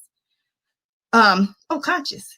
Yeah, conscious. The word conscious. I'm trying to be very conscious when it comes to leaving the house. When I leave the house, my senses turn on about how this is happening. And I see everybody who doesn't have a mask on. They don't even have to be next to me. I can see them. I'm like, that person doesn't have their mask on.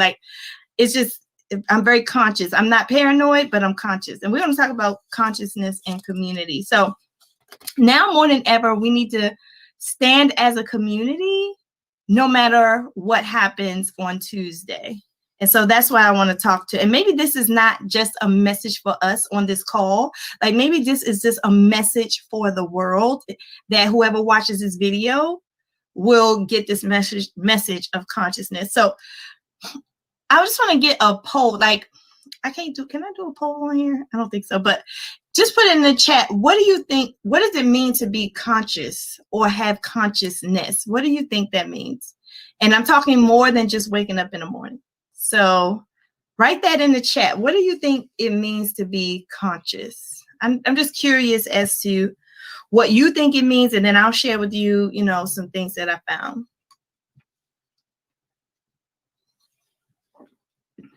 Is there anybody, and also, is there anybody who's going in to vote physically? Are you going into, or have you gone in to vote physically? Have you gone in to vote physically? Let me know.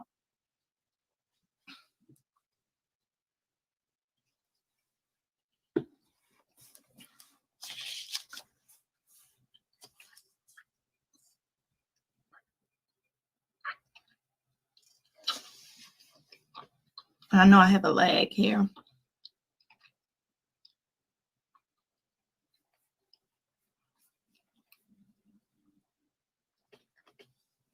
And Avery, where are you from?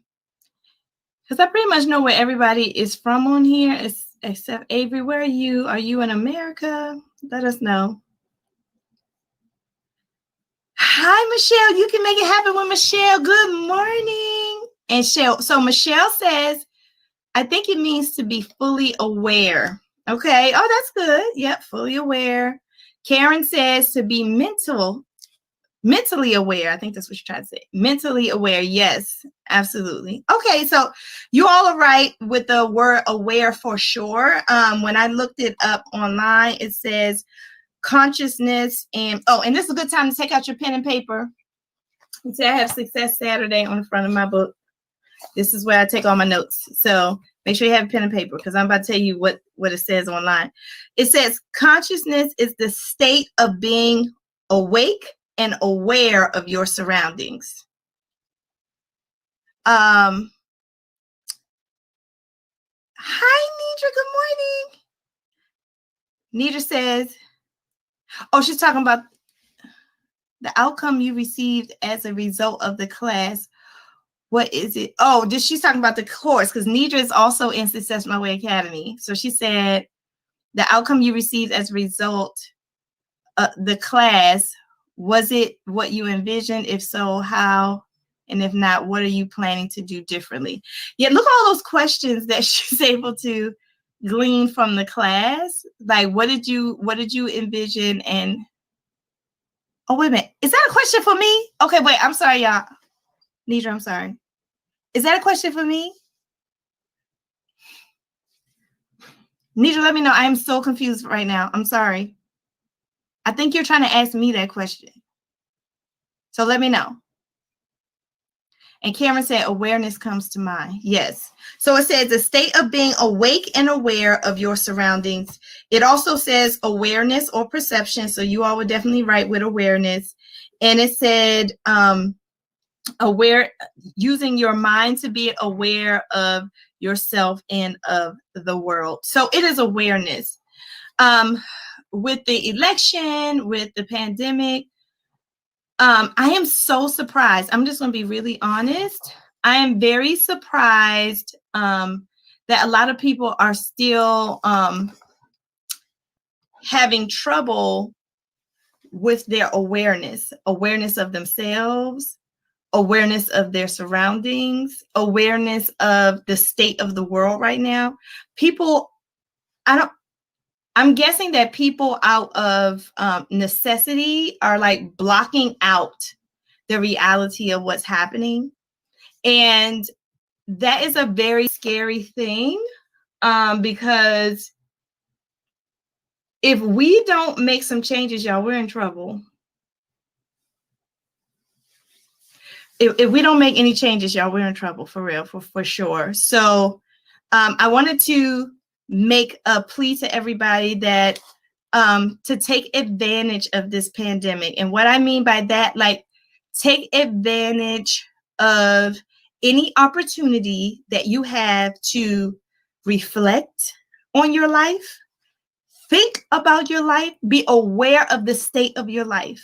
This may be the only time in our lifetime that we may even have a chance to do that. I heard somebody say that two things are going to happen during this pandemic.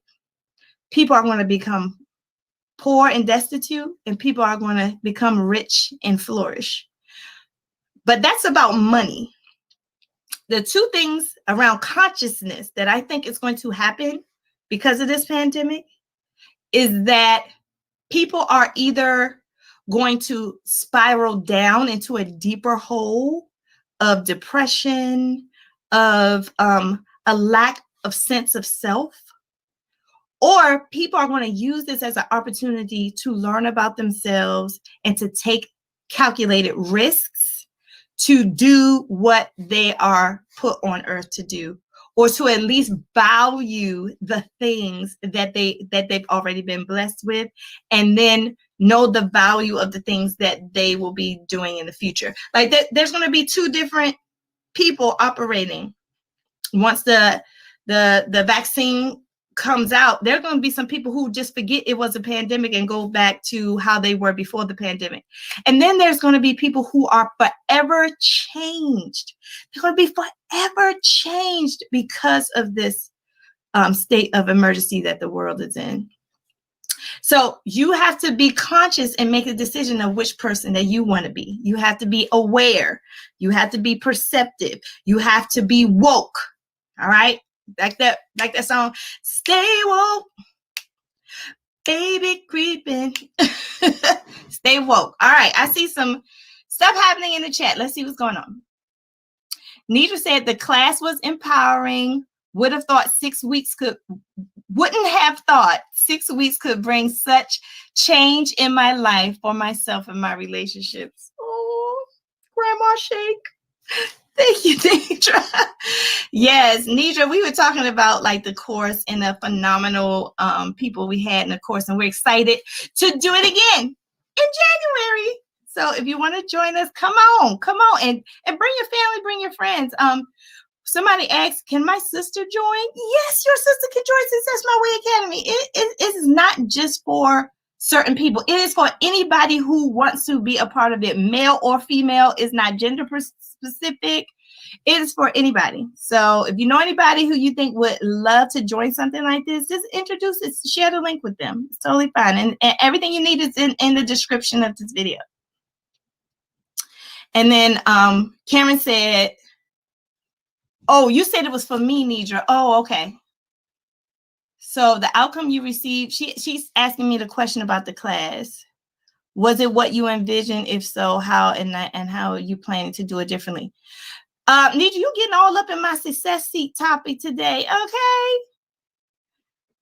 So yes, the class was exactly what I envisioned. I really planned for the course and really thought long and hard. I put a lot of energy and work into what the course was, what the outcome should be, what I expected everybody to get out of it. And the outcome was close to that. There are just a couple things I would do differently in terms of like engagement, like how I engage with people in the class will change, and I will probably tweak and be more specific with certain things. Like one thing that we do in the course, just to let everybody know, is that we have success partners, and you have to meet with your partner on a weekly basis, right? So I would probably spend more time like really cultivating what that should look like, that success partnership. So that is definitely one thing I am going to do differently, actually. And I've already thought about how I'm going to make that process even better.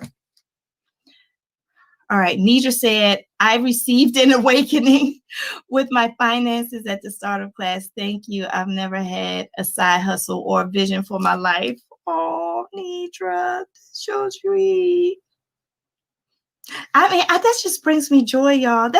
It just brings me joy when I see that because of something I said or because of something I taught people, that they have been inspired enough to make change in their lives. That's my destiny. That's why I'm here. So I love it. Theodore Linda. Oh, wait. Theodore Linda says, no, it went far beyond what I envisioned. She's talking about the course. I have made so many small changes that have become habits that I have used to grow in so many aspects of my life. In a real classroom would be ultimate. Yeah, like in person, girl. I know that's part of my success seat today, talking about how once we, get in person, how I want to expand this.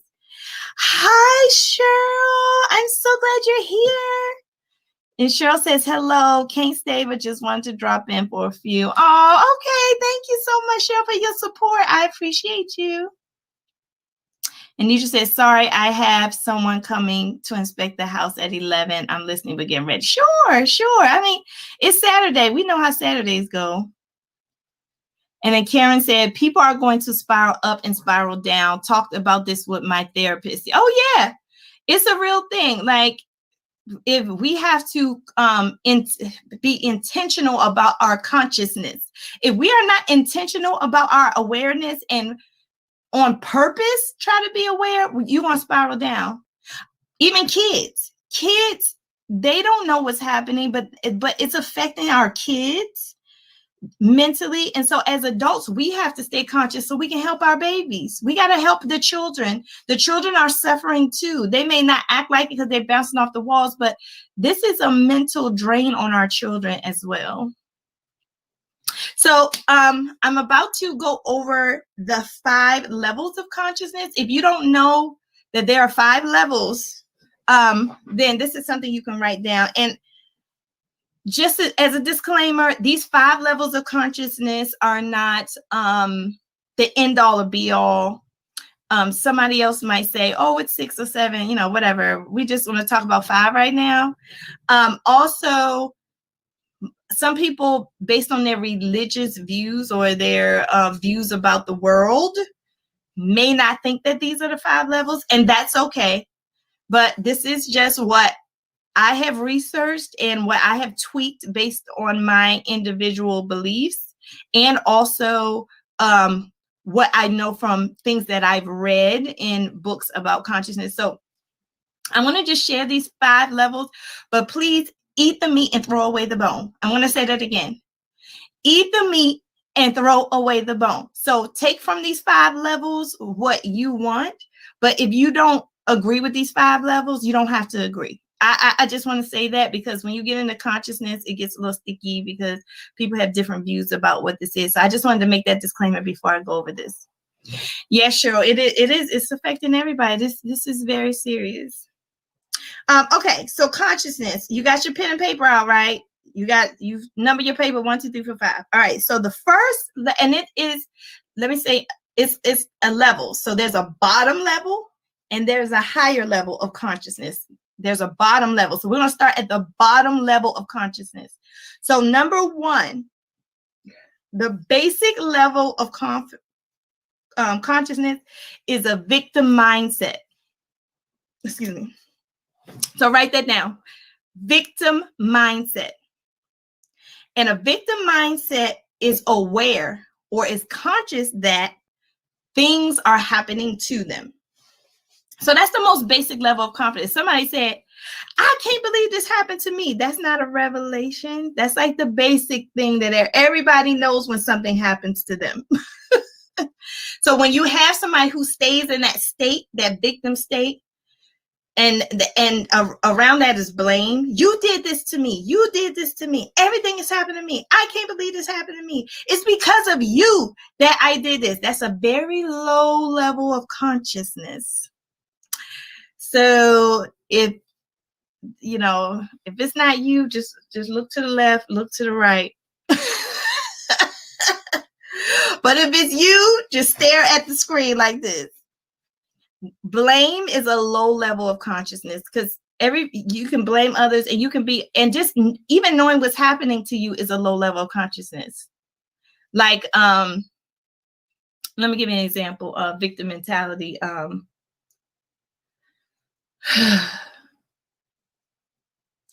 What's an example I could use? If somebody says like, you never spend time with me. Okay, I'm just saying that for an example. You never spend time with me. So a victim mentality knows that is happening. It's happening that I'm not spending time with that person. It's a very low level consciousness. Not saying that it's wrong. So don't get me wrong. It doesn't mean that it's wrong, because it's truth in that. It's truth that the person's probably really never spending time with them. But to not analyze the situation beyond that statement is troubling. To always think that nothing is your fault and everything else is somebody else's fault and everything is always happening to you is a very low state of consciousness to constantly be in. Now, we all get in it, because I can tell you a lot of things that people done to me. I probably say what people done to me every day. But it's when you live by that, is when that's the only awareness you have of your life is at that level. That's when it's troubling. And please converse with me in the chat if you agree with this, or if you have an example of these 5 levels. Let me know in the chat, because this may be something new to a lot of you as well. So a lot of you probably just want to listen. All right, so we did the first level of consciousness, which is the victim mindset. The second, now we're on number 2. We're on number 2. The second level of consciousness is self-improvement. Success My Way Academy. So that's the second level of consciousness, is when you make the conscious decision to be aware of yourself and to make the conscious decision to develop yourself. That's the second level of consciousness. Okay. So now it's not just about outside sources. Now you're trying to work from the inside out, not from the outside in. So victim mentality is from the outside in. But The self-improvement mindset or consciousness is from the inside out. Okay. So a lot of people stay in this, they get obsessed right here. They get obsessed right here at the self-development part. Oh, I just got to develop myself. I got to do my goals. And they never get beyond that. Okay. I'm not going against Assess My Way Academy because all of these levels of consciousness we need. We're human. We all have them. They're not bad. None of these are bad unless you stay in one, you churn in one too long. Like a healthy person flows through all 5 levels. A constant flow through all 5 levels is appropriate. But when you get stuck, that's why most people are stuck. When you see a person and they appear stuck, that means their consciousness is stuck. Okay. So as long as you don't stay stuck in the self-improvement, because guess what? If I keep going, I got goals, I got to do my goals, I got to do my goals, I crack myself up. I gotta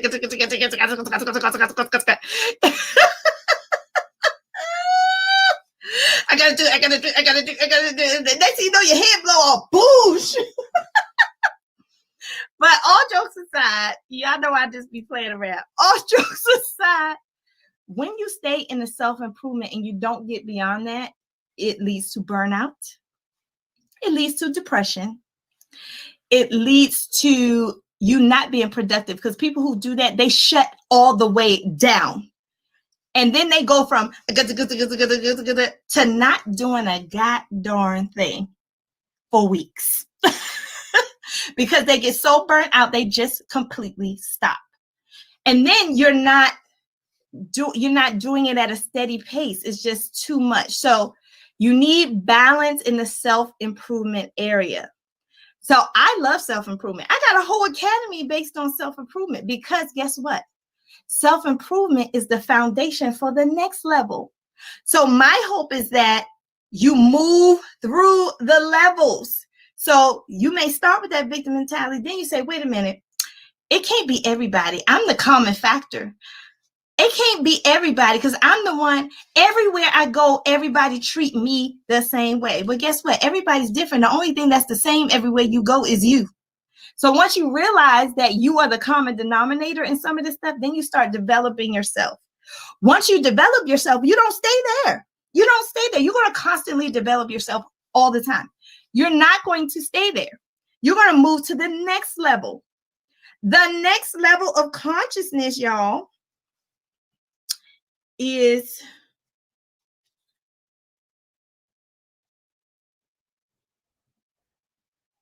wait, I'm missing one. Hold on, y'all.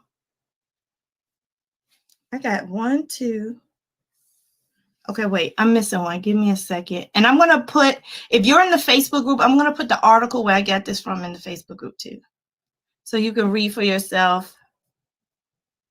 Oh, yeah, I got it. Okay, that's right. That's right. All right, I got it. Level 3 is 2 statements. I'm not my thoughts and I'm not my emotions. That's level 3. Okay. I'm not my thoughts and I'm not my emotions. Those two are like 3.1 and 3.2. I'm not my thoughts and I'm not my emotions. And Karen said, preach to me.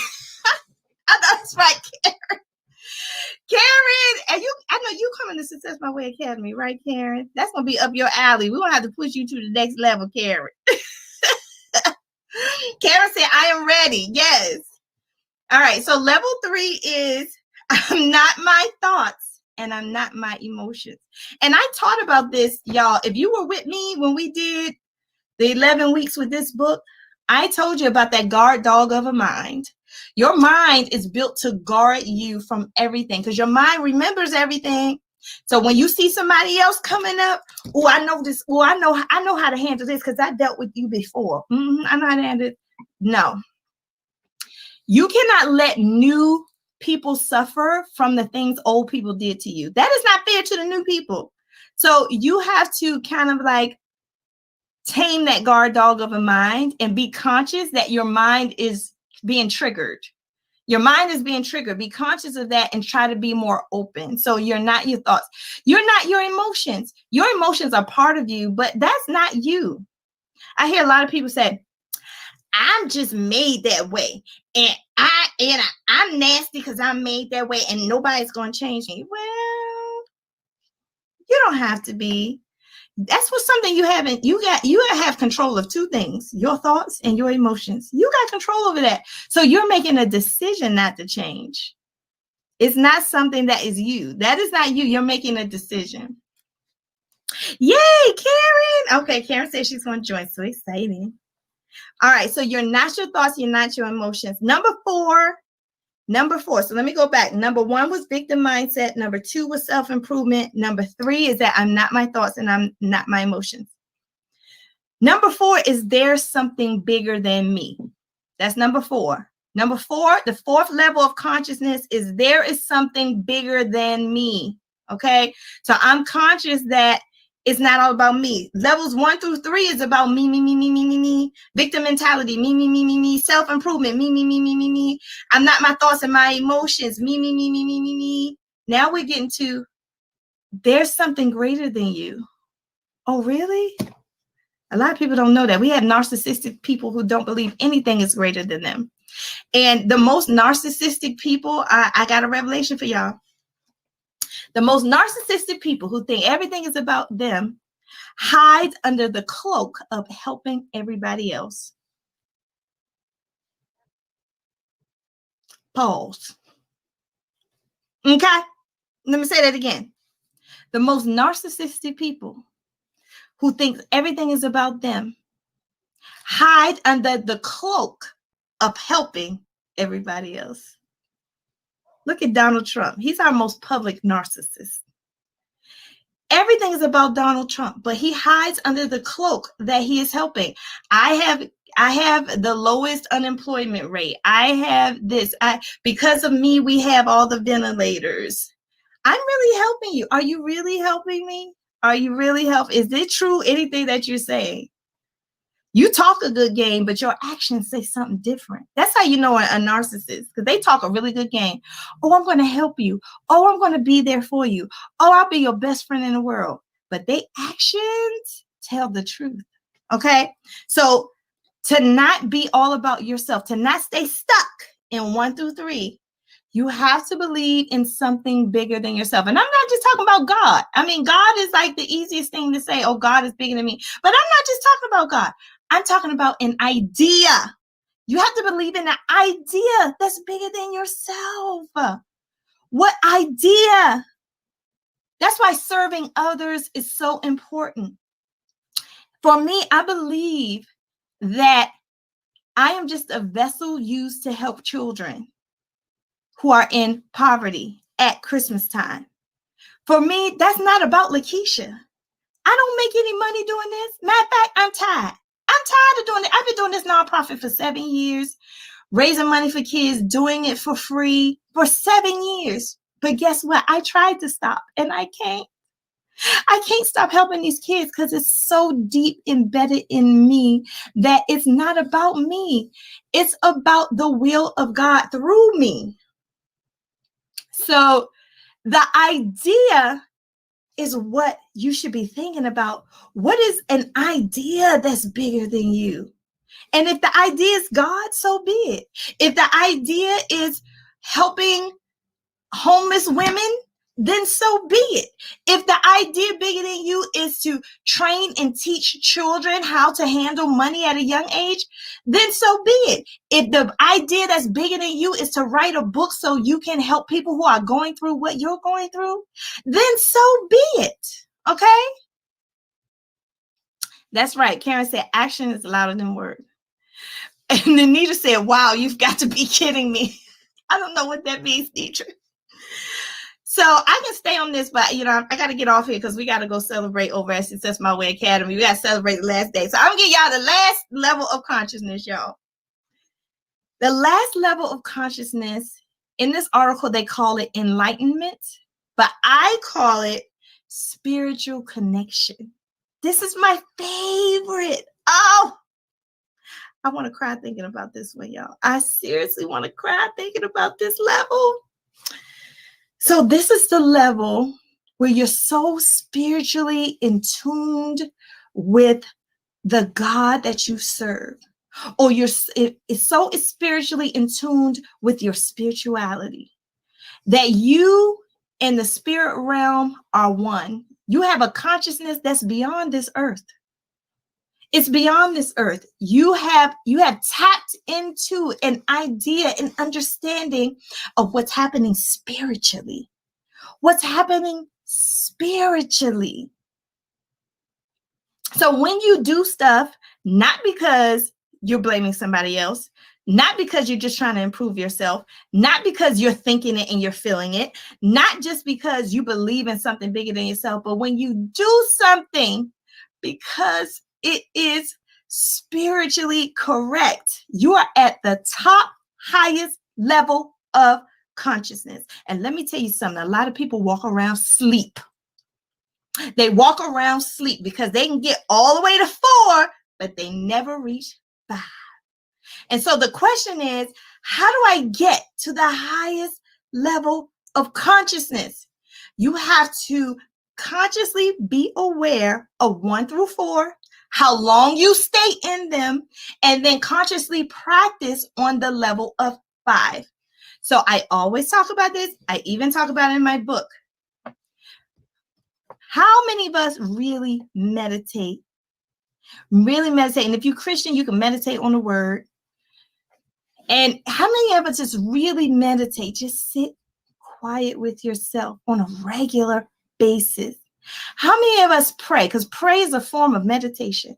How many of us pray really? Really get down on a regular basis. How many of us seek to learn God? For me, I seek to learn. I seek to learn and study the higher power that created me.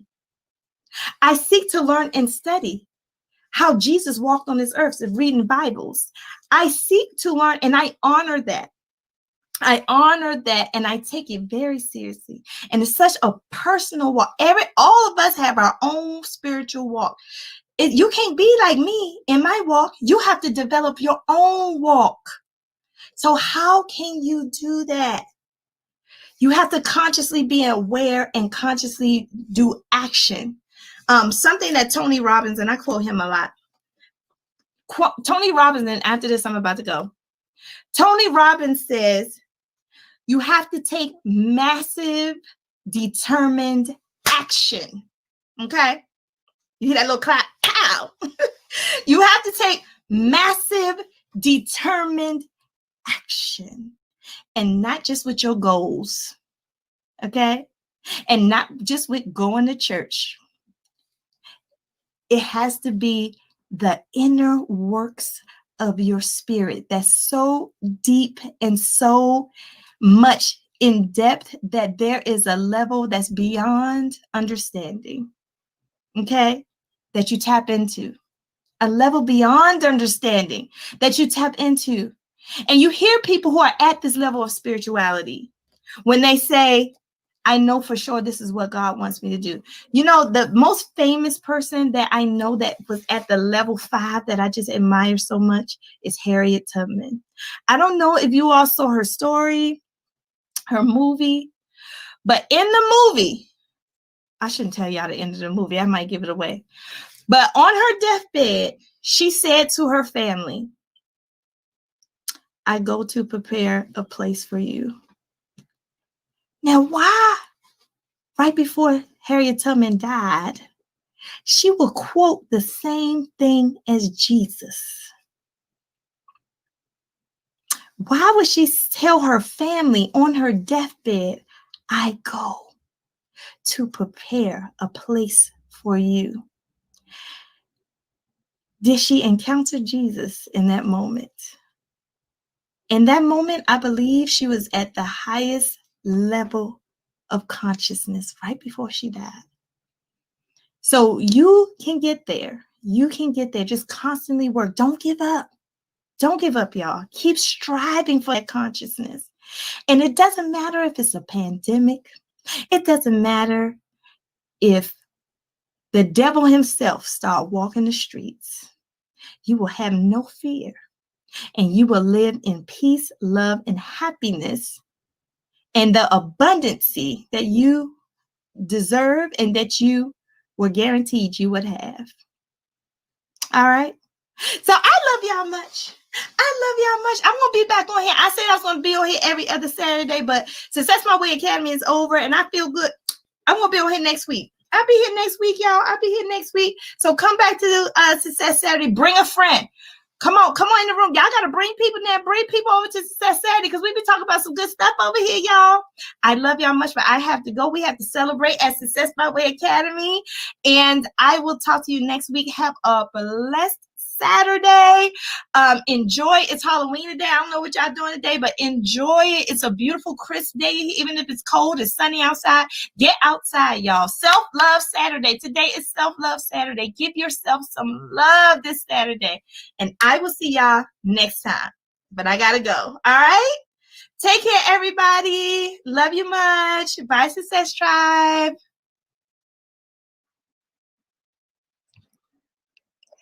Good morning, Angie.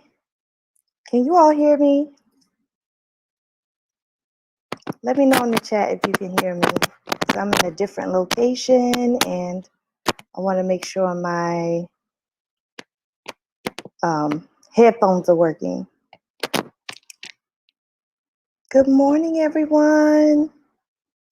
Happy Saturday.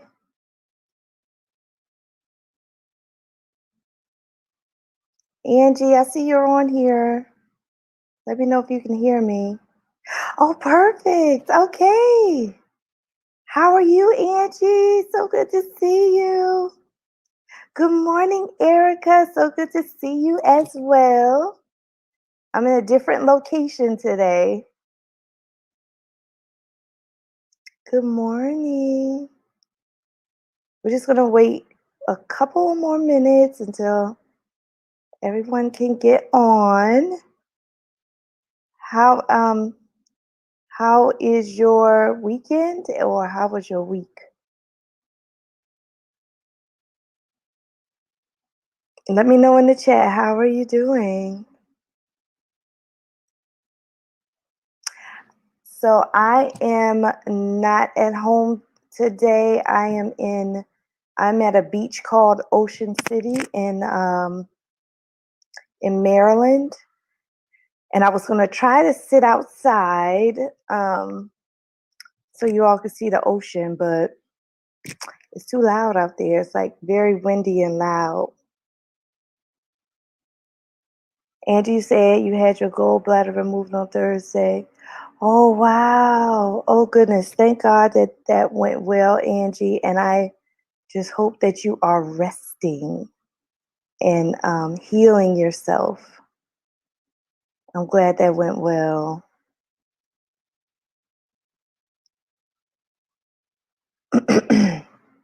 So right now we have about 3 people on.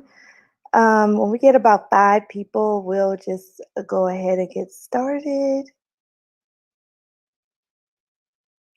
Erica says this week has been rough. Distance learning is tough, but we are doing our best. Yes. Hi, good morning, Vicki. Vicki, we're talking about our week and how you're feeling today or this weekend. As you can see, I'm in a different location, so let me know if you cannot hear me because I have some 5 and below headphones on. Good morning, Adrian. How are you? We're talking about our week. How was your week this week? Let me know in the chat. Erica, you know what? I've been through the same thing with that distance learning, honey. I felt like I lost time because I felt like I got off my time and I got on my son's schedule, on his school schedule. So it was rough, but my county allowed us to opt for recording. So we get the recording of class. So they approved us you have to get approved. And so they approved us for recording of class, which helps out a little bit, but it's still rough. Good morning, Michelle. Good morning, Theodolinda. As you can tell, I am not at home. I am at a beach in Maryland. It's called Ocean City. And I was going to do this broadcast from outside, but I don't know if you can hear the wind, but I can hear the wind. It's so windy out there. But let me see. Adrian said it was good and productive. Okay, that's great. All right, I'm gonna show you guys just like how it looks outside because I wanted to do this broadcast from outside, but it's so windy. Let me see if I can get you to see. Oh, it's too light. Hold on. Can you all see the water? Oh, wait. I'm trying to get good light. Hold on. Ah. Oh, there it is. Can you see it a little bit? Can you see the water a little bit? I'm on like the 18th floor. I don't know if you can see that water, but I was going to broadcast from out there. There's the beach right there. Let me know if you can see that. So that's where I am right now, just trying to get some family time in, and that's very important.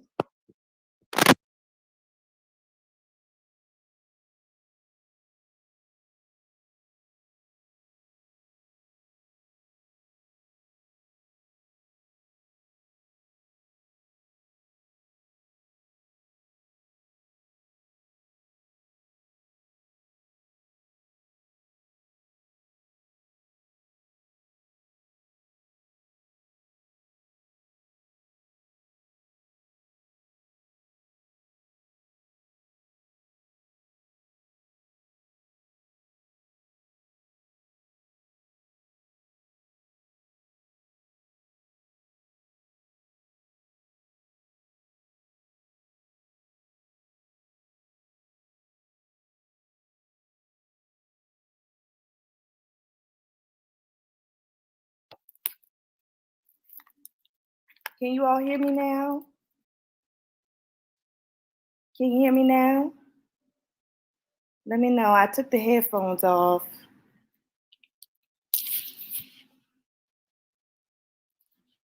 I know I have a little lag. Oh yeah, you can hear me now. Okay, wonderful. Okay. So I was saying that I'm so excited because we are going to be talking today about Success Saturday. Oh, I'm in front of a mirror. Let me turn this way. We're going to be talking about Success Saturday today. Good morning, Lady V. Welcome to Success Saturday. So we are going to start with a Q&A, and then we're going to move into talking about the Success My Way Academy. I'm so excited about it. I have some updates to share. And if you have not signed up, but you really want to sign up, it's not too late. The last day to sign up is September 15th, but I think it's next Wednesday. So, all right. I wanted this to be just like something casual, you know, a little chit chat. For those of you, if this is your first time on, I am a certified life coach. I have been a life coach for 7 years. Actually, August was my anniversary. August 2013 is when I became a life coach, and I have coached a lot of people. I've coached people one-on-one. I've coached people in groups, and I've also written a book, and my book is called Try Success, It Won't Bite, and I hosted a 10-week series on the principles in the book, and that series spawned an academy, a mastermind group that will start next Saturday, and we have about 8 people. I think we have about 8 people in the group. I'm looking for the group to be at least 10, no more than 15. So we still have some room left in the class if you want to join. It is an intensive. It is for 6 weeks. It's from September 19th to October 24th. And it is packed with information and with activities, and it is designed to move your dreams to reality and for you to design your destiny. So we are so excited. And yes, please hit the like button and share with your friends. Tell them to come on in the room. Come on in the room. All right. So with that said, I like to start with Q&A like I did last time. That was really fun. I was just like, as a life coach, people want to ask me questions. So if you have any questions that you would like to ask me, please put it in the chat. I would love to see if I can answer them. Now, I'm going to tell you, if I can't answer your question, I'm going to tell you that I can't answer your question. But if I can answer your question, I will definitely answer your question. Yes, thank you, Trika. Trika is my administrator, and so is Michelle. And they are reminding you of the Academy and our Facebook group. And the Facebook group is really important because if you're in the Facebook group, you get 1 week off automatically just for joining the Facebook group. So make sure you're in the Facebook group. It's called Success Circle with Lakisha. And Trika just put the information in the chat there. So Andrew said, "You look great still losing weight." Oh, that's a good question. Yes, I feel good. My doctor took me off my medication. So for those of you who don't know, I was diagnosed with diabetes back in March, and I had an A1C of 8.6. It was pretty high. My vitamin D was down in the toilet, like it was super low. I think my vitamin D was supposed to be like 20 and it was like 6 or something. I mean, I was a mess in March and didn't even know it. My friend Trika told me to go to the doctor, and I listened and went to the doctor and found out that, I was tired and having some other issues because of this disease. And so I changed my diet mainly, and I started to do some exercise. And with all that hard work, my A1C went down to 5.5, which is normal sugar levels. And I was taking one pill, one metformin, but now my doctor took me off all of it. So I'm not taking any medication right now. So I am monitoring what I eat and exercising more, and I feel wonderful. I'm not really losing more weight. I could say I'm maintaining. I'm at I don't know why I'm telling you how much I weigh, but I'm at 160 now, and I was 185 when I started. So I have lost weight, and I still feel strong and good. Vicky says, "How long did it take you to write your book?" Oh my goodness, that's a good story. So I was a principal of a school for about 3 years. My second year, it came on my heart to write a book. About the principles of excellence, principles of success. And I wrote it solely based on how I moved from because my story, my background is that I grew up in humble beginnings. I grew up in Southeast DC, very poor, the poorest neighborhoods in DC. That's where I lived for years. And I had this just terrible, educational experiences. But my mom loved us. We had a lot of love. I'm the oldest of 11 children. I don't know if you all knew that. I was raised with 6 other siblings. And then in my adulthood, I found out I had 1, 2, 3, 4 more siblings. So yeah, I'm like the oldest of 11. So it took me a while to figure out, like, first of all, how to get over my trauma from my childhood. And then second of all, like, what to do and what attitude to have and what mindset to have. And so when I figured that out and I started to get momentum in my life, God was like, okay, you need to write a book. So I actually watched this guy on YouTube, and he was like, anybody can write a book. Anybody can write a book. You just need 10 chapters, 10 pages each chapter. And I was like, wait a minute, I could do that. 10 chapters, 10 pages each. So I started off to do that, even though my book is not 100 pages. My book is like 80 something pages. But nobody reads your whole book anyway. Like, that's a secret authors know. We know that everybody does not read your book. Only a few people, like the 30%, read your book from front to back. But most people just like to see you, and they like you, and they buy your book, and they read a little bit, and they just brag to their friends. But about 30% of the people read your entire book. I just want you to know that. So don't expect, if you become an author or if you are an author, don't think people are reading your whole book. It's only a little bit of people who are reading your book from cover to cover, front to back. I just want to let you know that. So I set off to do 10 chapters, 10 pages each chapter, and it took me like a year. It took me like a year to write it because I put myself on a schedule, on a writing schedule.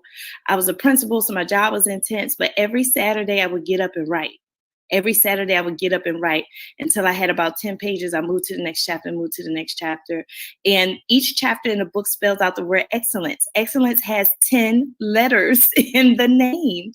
And so those were my 10 chapters. They would spell out the word excellence. And I would talk about how I moved from living a life where I didn't have any hope, where everybody told me I was going to be barefoot, pregnant, and nothing, to being successful, making six figures, being able to take care of my family. Like, how did I do that? Like, I put it in the book, honey. I put it in the book, okay? So everybody has a book. You have a book, okay? If you are living life on this earth, you have a story that needs to be told.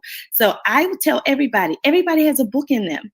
It's just whether you decide to write it or not. And I wrote it in Word. I did not use anything fancy. I used Microsoft Word to write my book. My book was in Word. And then it took me a long time to publish because I knew nobody who published a book. Nobody in my circle had ever published a book. So I started to look at publishers and try to figure out how to publish a book on my own. There's different types of publishing. I had to learn all that stuff on my own. It took me 2 years after I wrote the book to even figure out how to publish it. I didn't publish the book till 2018, y'all. It took me to 2018. So I would just want y'all to know to just please, like, don't put time limits on your dream. A lot of people do that. Like, oh, I've been working at this for 2 years, 3 years, and nothing happened. So what? If it's your dream, keep doing it. I was finished that book in 2014. I didn't publish it to 2018. Okay? But that's okay. And guess what? I didn't do Success Saturday until 2020 with the book. So don't put a time limit on your dream. Your dream has no time limit. I don't care how long it takes. I don't care if it never happens. That doesn't mean you don't stop. I will never stop in my dreams. I don't care how old I get. I will never stop in my dreams. So I want to encourage you that way as well. What's another question here? Any other question? Oh, I don't see any other questions. Okay, I just been running my mouth, y'all. I just been running my mouth. Any other questions? Oh, Trika said you're writing. Yes. Everybody go ahead and write that book. Go ahead and take out that computer and just start typing. Just start typing. I don't care if you don't think you can't write. So what? Somebody's going to read what you wrote. Somebody loves to read Ebonics. There's a lot of books that have Ebonics in it. There's a lot of books that have different languages in it. Like, it's just another language. Just write. People don't care. Just write the book. If that is something on your heart and you feel like it's impossible, it's not impossible. And that's what we're going to be talking about in Success My Way Academy. Your dreams are not impossible. And there are some key things that everybody as a life coach always asks me. They be like, I need help. I need help. I'm busy. I got this. I'm doing this. I'm doing this. How do you work with that? I got the answer for you in my mastermind course. You want to understand how to get your stuff together. You're going to understand how to do it. I am going to teach you how to do it. I am a self-study. There's a word for that too. I keep forgetting what the word. There is a word for, I don't know if you know the word, put it in the chat. There's a word for a person who's a self-study, who learns on their own. That's me. I don't need anybody to teach me. I don't wait for anybody to teach me anything. If I want to learn it, I just look it up and I learn it and I become a master at it. And then I teach it to other people because I'm like, everybody shouldn't have to do this. Everybody shouldn't have to seek out information on their own because nobody will help them or nobody knows. So if I know something, I just tell people because I just think it's right. So here's another question. Oh, Adrian said, I'm so inspired by you. Oh, thanks, Adrian. That means a lot. I mean, it just brings me so much joy to help people. Like, I really believe that is my destiny on this earth, is to share knowledge with people so they can live their destiny. My job is to help as many people as I can live their full potential. That's my job. That's what I was put here to do.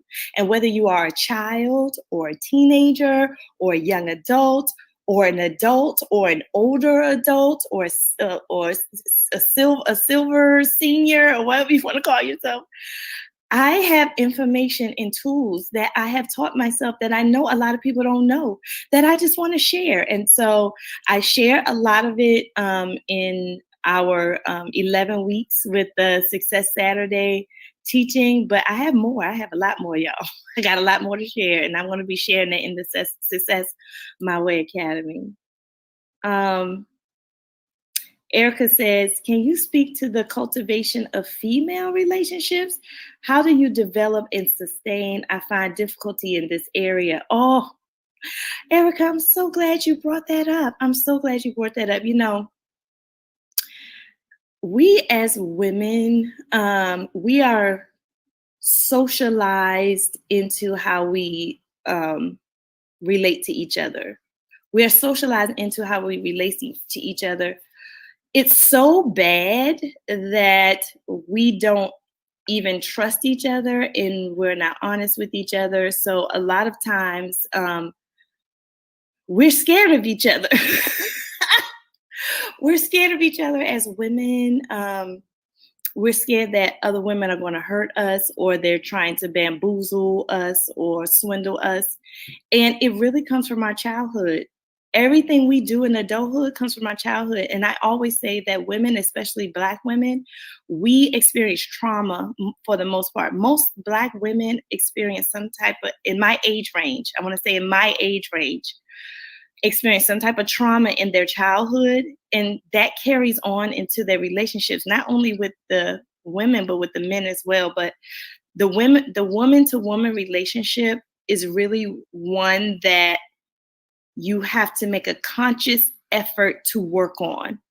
Like you have to make a conscious effort to want to be a good friend. Like most people just expect people to be good friends to them, but they don't have any requirements for themselves to be a good friend to other people.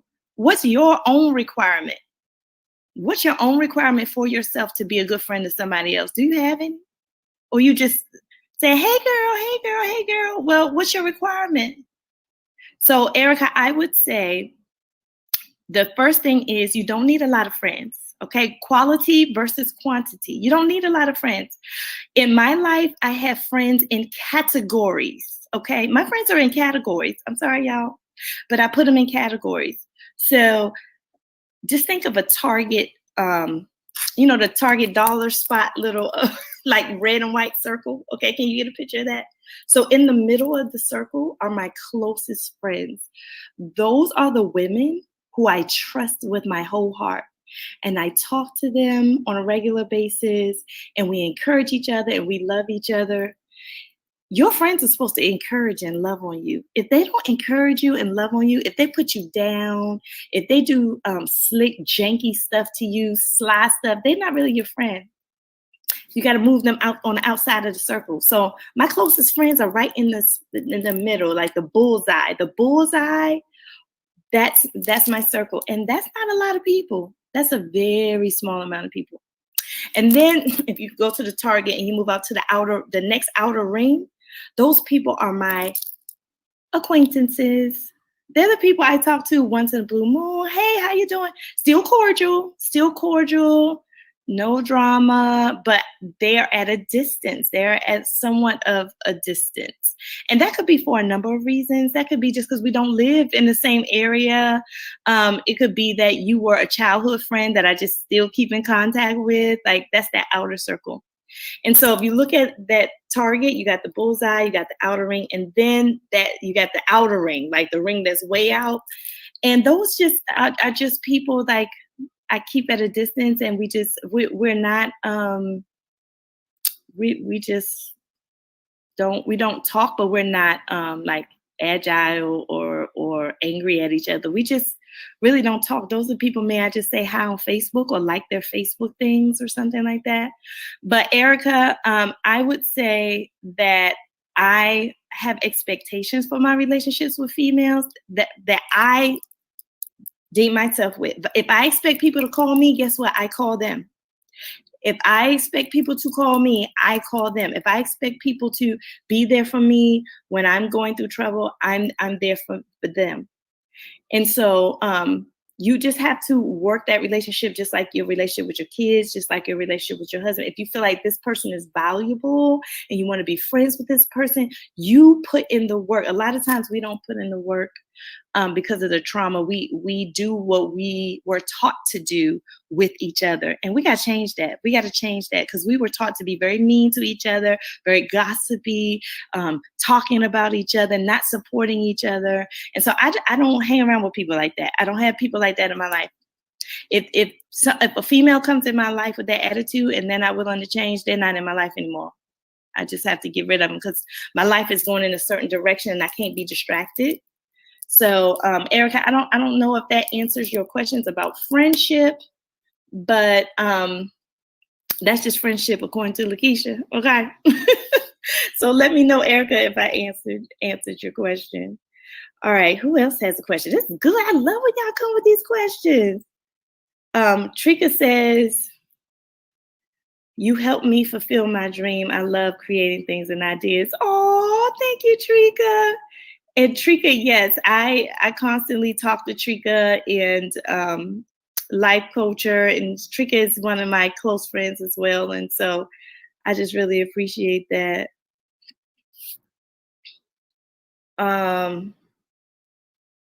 Lady V said, absolutely. Yes, I call them friend boxes. Yes, Lady V. Okay, you got friend boxes. That's good. That's good. So Lady V calls them friend boxes. Good morning, S. Harrison. F. Harrison. S. Harrison. Can you tell me your real name? And Lady V too. S. Harrison and Lady V. I'm calling y'all out. I need to know y'all real name because I love to call you by your name.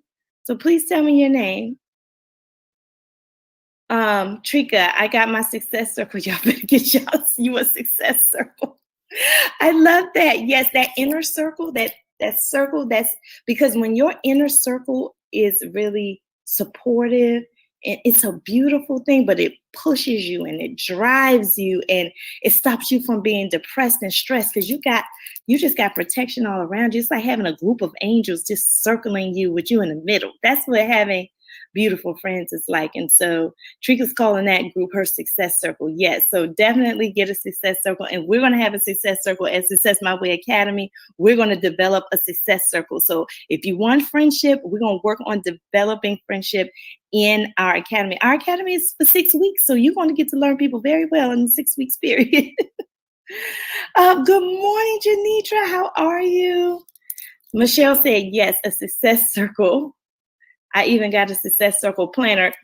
Come on, Trika. I know that's right. Theodore Linda says, become the friend you want in your inner circle. Ooh, Theodore Linda is a poet, y'all. She takes what I say and she makes it sound so beautiful. I love that.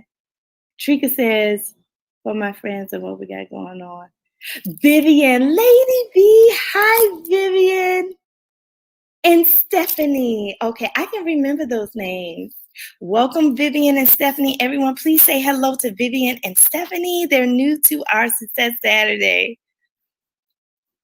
Erica says, I find that strangers are more supportive than those who say they are your friends. Thank you for the insight. Yeah, and Erica, I would say, seek out the friends you want, Erica. Seek out the friends you want. So if you find strangers are more supportive, how can you make those strangers your friends? You have the power to create your success circle. You create the circle. I know we've inherited friends from childhood, who we grew up with, who we work with, but you don't have to be friends with those people. You keep those people in a different box. And you go out and seek your inner circle. So I want to give you an example. I have always been a planner, and I saw this lady one time on YouTube. She was planning, she was decorating her planner. And I was already on YouTube, so I tried to decorate my planner, but I was alone. I did not know anybody who did this. I did not know a soul who decorated their planner. I had close friends who would laugh at me. They were like, "Why you put all those stickers in that planner?" They would laugh at me. They did not understand. And one day I just got mad. I was like, I'm gonna find me some friends who do what I do. And then I was like, but how can I do that? I don't know anybody. So I literally went on my computer and typed in planner conference. I said, they got a conference for everything. Let me see if they got a planner conference. Y'all, yo, honest to God, I had no idea that there was a planner conference. And then I found Go Wild. I was like, oh my gosh, there's a whole bunch of us out there, and I never even knew it. So it's amazing. Just go search for some friends. I'm telling you, it works. So I knew it was a conference. I had to wait till the conference happened. The conference was expensive. I saved up my money. I ended up going to the conference. I went by myself. I didn't know a soul, y'all. Now, you're talking about taking a risk to get some friends, okay?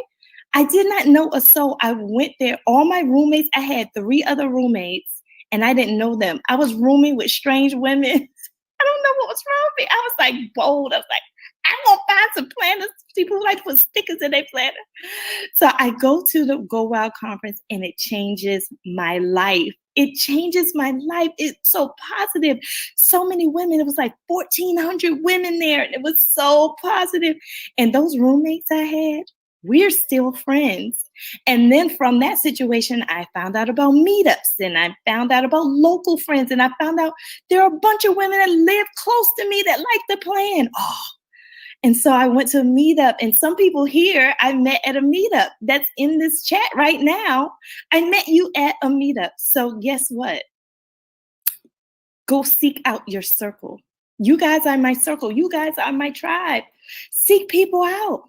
Call people. Just take a risk. Some people are not going to be receptive. Some people I called, I was like, can I get your number? Can I call you? And they were like, they weren't receptive to me. So I didn't take it personal. I just left them alone. But the people who were receptive to me, who wanted to talk to me, who laughed and talked to me, I just kept talking to them. So I would say take a risk. If you want more friends, take a risk and go out and find them, y'all. Just go out and find them. Tell you they out there. They are out there.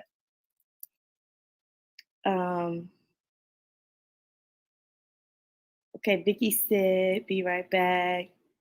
Welcome, Vivian and Stephanie. Oh, wait. You all are typing so fast, it's jumping. Sorry.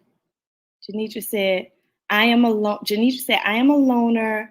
Just went through something that literally broke my heart and sent me into a spiral of depression that I'm dealing with right now. Now I'm scared to open myself up again. Yes, Janitra. Yeah, I get it, Janitra. I totally understand.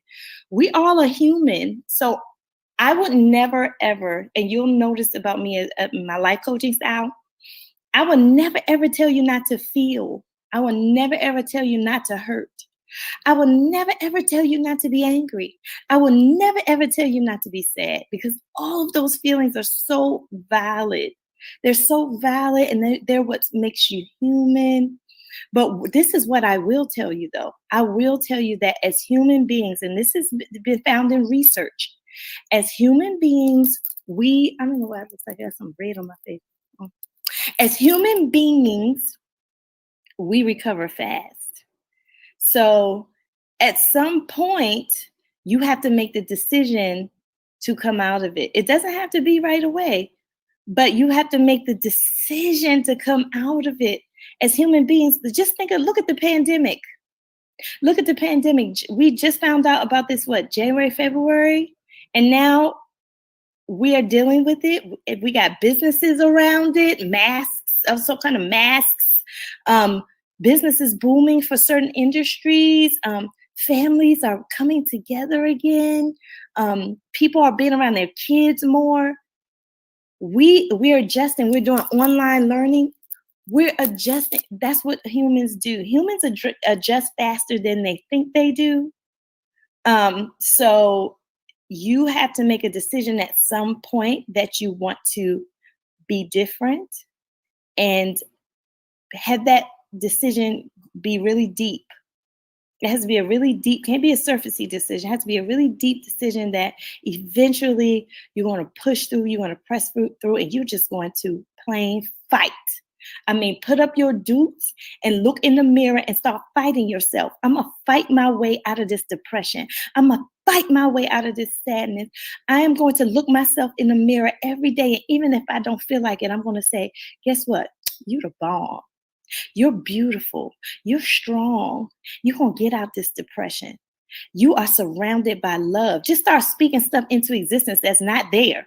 Just start speaking stuff. You are surrounded by loving friends who love you, who care about you, even if you don't have one friend at all. Start speaking it. Start speaking it. It's such a powerful exercise to do. When I did it, when I first looked into the mirror to tell myself I was beautiful, I couldn't do it. I could not do it. I started crying. I couldn't even tell my own self in the mirror that I was beautiful. It was hard for me. That's when I knew I had a real big problem. Now I do it all the time. I'd be like, hey, boo. I'd be in the mirror like, hey, how are you doing? You're so beautiful. God loves you. Your friends love you. Your husband loves you. Your kids love you. They can't survive without you, honey. Like now I can talk in the mirror to myself like all the time. But before I couldn't even do it. So I would say go through what you need to go through to get to move through the hurt. You have to move through the hurt, but don't stay there. That is the problem. Some people stay in the hurt for years. That's when now you're self-inflicting hurt on yourself. Now it's not somebody else hurting you. You are self-inflicting the hurt after a certain point. So just keep that in mind.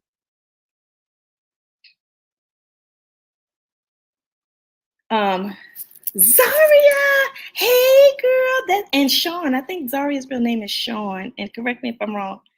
Sean says, I wanted to attend a planner conference. This year was supposed to be my first year. Oh, thanks, Corona. My God, I know I was ticked off because I was gonna be there. But that's okay. We're gonna get our chance to go to a conference. We're gonna go. We're gonna meet each other too. We're gonna go. Erica, I'm so behind on here too, y'all. Sorry about that. Let me go back up.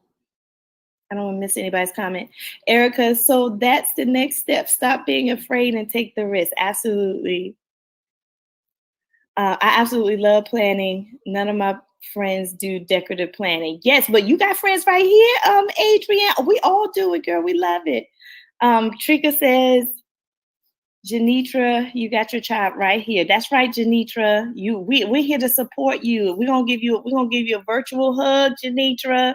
And you're going to get over that hurt, and you're going to get over and you're going to come out stronger for it. The beautiful thing about hurt, y'all, guess what the beautiful thing about hurt is that it makes you stronger and it allows you to have a testimony to help somebody else. Somebody else is going to go through this. I promise you, somebody else is going to go through the exact same thing you're going through. And when you get over it, you're going to be able to help them. And it's just in the small things. I remember one time I was in church and I had a hard time potty training my son. My son is very stubborn. He's 5 now. My 5-year-old, he's very stubborn. It was very hard potty training him. And somebody said to me, oh no, that's my lipstick. Sorry, y'all. Somebody said to him, somebody said to me, there's nobody on earth who's not using the bathroom. Because I was like, oh my gosh, he's not using the bathroom. He's getting old. He smells like a grown man. And they were like, there's nobody on earth who's not using the bathroom. He'll learn. And I was like, you're right. I don't know anybody who's not using the bathroom. So he'll learn. And eventually he did. So I was standing in line at church. And behind me, I didn't know this woman. She was complaining about her son. I'm trying to potty train them. They won't potty train. And I just turned around and told her the same thing. I said, I know how you feel. It took me forever to potty train my son. I said, but there's nobody on earth who's not potty trained. He will get potty trained. You should see the relief in her face when I told her that. She was like, and so it was so nice that I was able to pass that information on. So when you go through hurt and get over it, guess what? You are at the position as an expert and you can pass that information right on to somebody else who needs it. I'm telling you.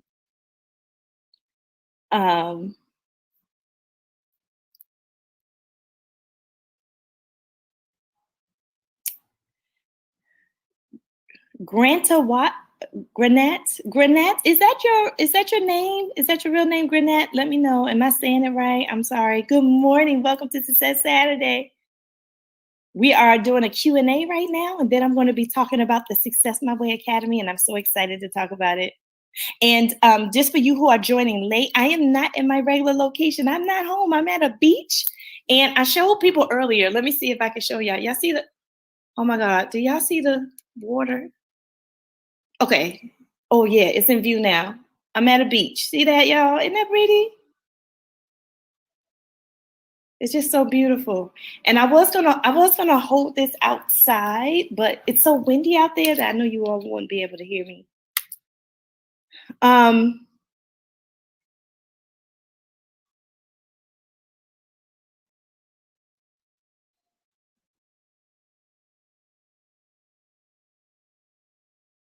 Sonia, okay. Hi, Sonia. Thank you for joining my tribe. I'm so glad you're here. Vicky said, when I have been having problems with my phone ringing.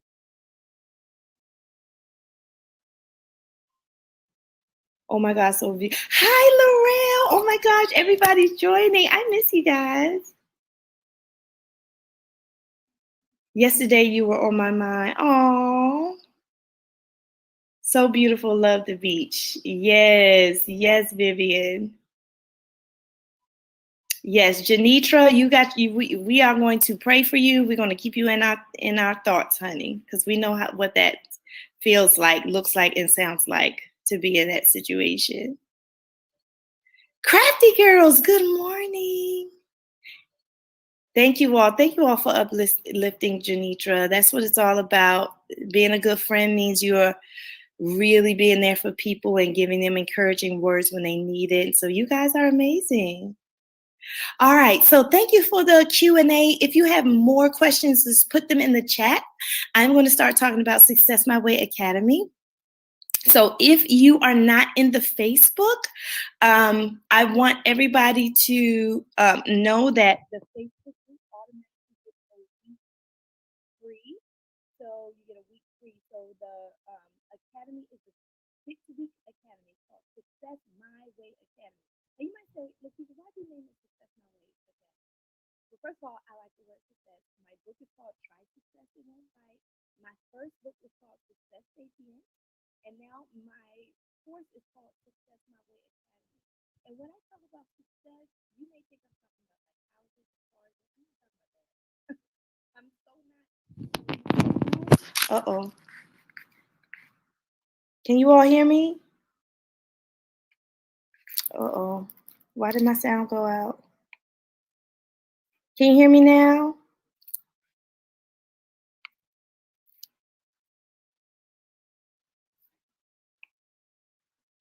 Can you hear me now? Oh, now I'm good. Okay. Sorry about that. It's probably my Wi-Fi. So I was saying that I put success in everything. Try success, it won't bite. Success My Way Academy. It's better now. Okay. I'm gonna stay still instead of moving. Maybe that's why, because I was moving around. But success, and I talk about this in my book, it's not houses, it's not cars, it's not the American dream. The American dream is it's just crazy. It's just a crazy dream that drives people into their grave. You know, if you go around the world, there are some countries that are happier than people in the United States, and they're poorer. They're more poor than us, and they're more happy than us. So happiness and joy does not come from things. It comes from things that you cannot see, like peace, joy, freedom, creativity. These things are causes success. So success is not to be famous. Being rich is nice, but it's not a requirement. It has to be success your way. What do you call success? That's what we're going to be working on in the academy. So that's why I call it Success My Way Academy. And this academy is designed specifically to move the barriers away from you so you can focus on your destiny and your dream. So we have we're playing for a small group. This course is not meant for a big, large group of people. It's meant for a small group, because small groups change the world. Did you know that? Only small groups change the world, not big, huge, large groups. Small groups change the world. So we're going to create a world changing group that will, oh, yes, Elmo. Theodore Linda. My birthday is this month, y'all, September 24th. And Theodore Linda is saying, oh my gosh, my birthday's September 24th too. So Theodore Linda is my birthday twin. Yes, girl, we got to celebrate together, honey. I love it. Um, yes, Janitra and Stephanie. Yes, let's keep them in our prayers. Also, Janitra and Stephanie, you have found a wonderful tribe of women. I don't see any men on here. So, but you have found a wonderful tribe of women who will support you all the way. All the way. They will call you and everything. So back to the academy. It's a 6-week course. It starts next Saturday, September 19th, and it ends October 24th. It is at least a 4-hour a week requirement. Okay, I'm gonna say that again. Oh, that's right, Trika. Michelle's birthday is on Sunday. Vin Von Alley is Michelle, y'all. Vin Von Alley. So at the end, well, let's sing happy birthday to Michelle, okay? And I don't know if Cheryl's on here, but Cheryl's birthday was yesterday. So we got a lot of birthdays this month. So we're going to sing happy birthday to Michelle before we leave, okay, y'all? So stick around to the end. We got to sing happy birthday to our girl. Her birthday is tomorrow. So in the academy, October, it's going to go to October 24th. It's going to be, you're going to have things to do on a weekly basis, and you're going to have lessons each week. Sort of like we did with the Success Saturday lessons, you're going to have topics. So each week is a topic, and it's not any topic. These topics are about getting you and moving you from dream to destiny. And even if you know what your dream is, even if you're already in the midst of planning for it, these lessons will accelerate whatever you've already started. It will accelerate them. It's an intensive for a reason. It's meant to, like, you've ever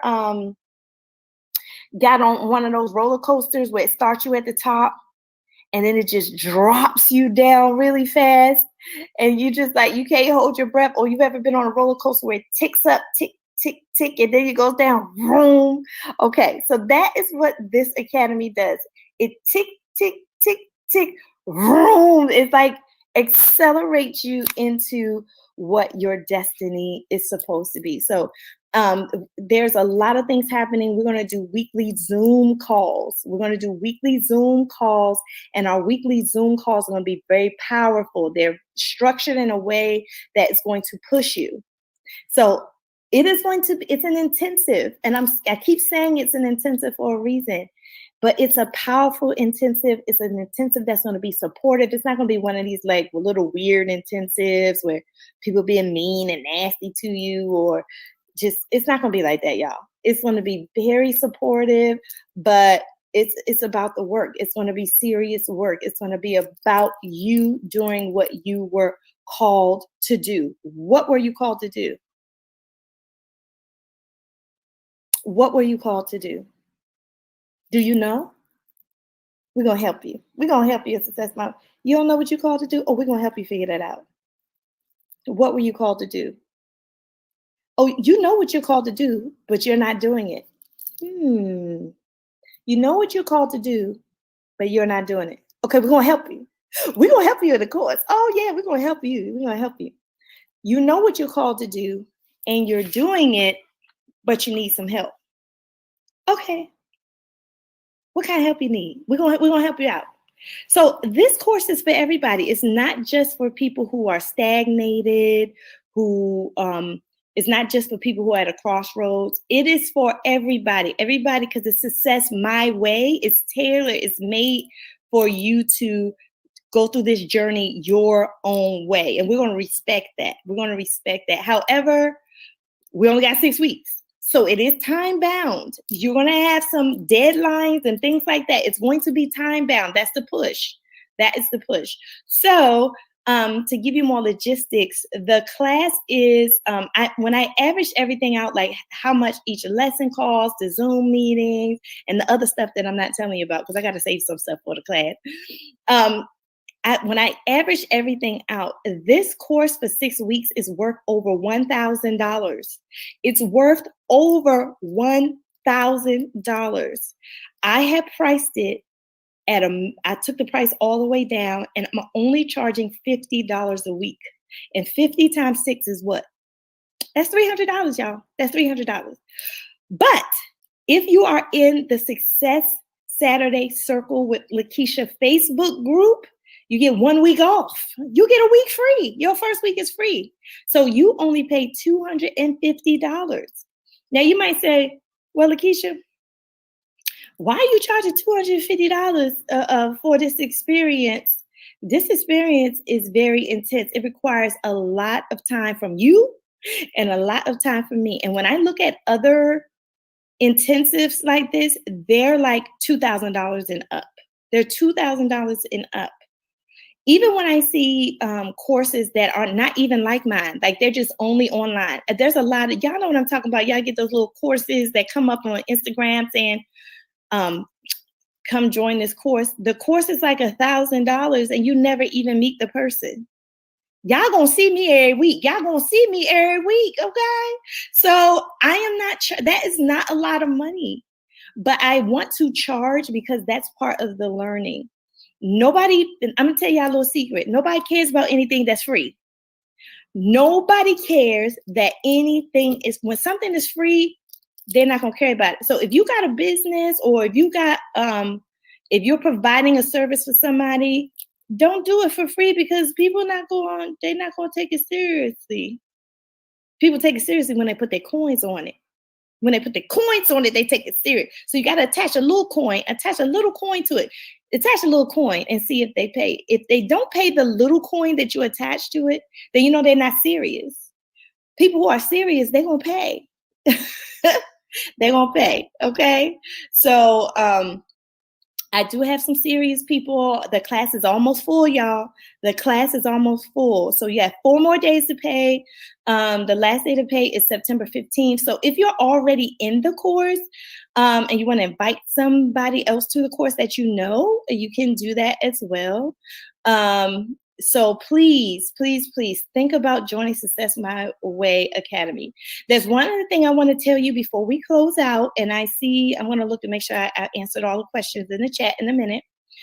Janitra, are you too late for the discount? No, ma'am. No, ma'am. Janitra, just join the Facebook group and you automatically get a week off. Everybody in the Facebook group. So Trika just put the Facebook link up there.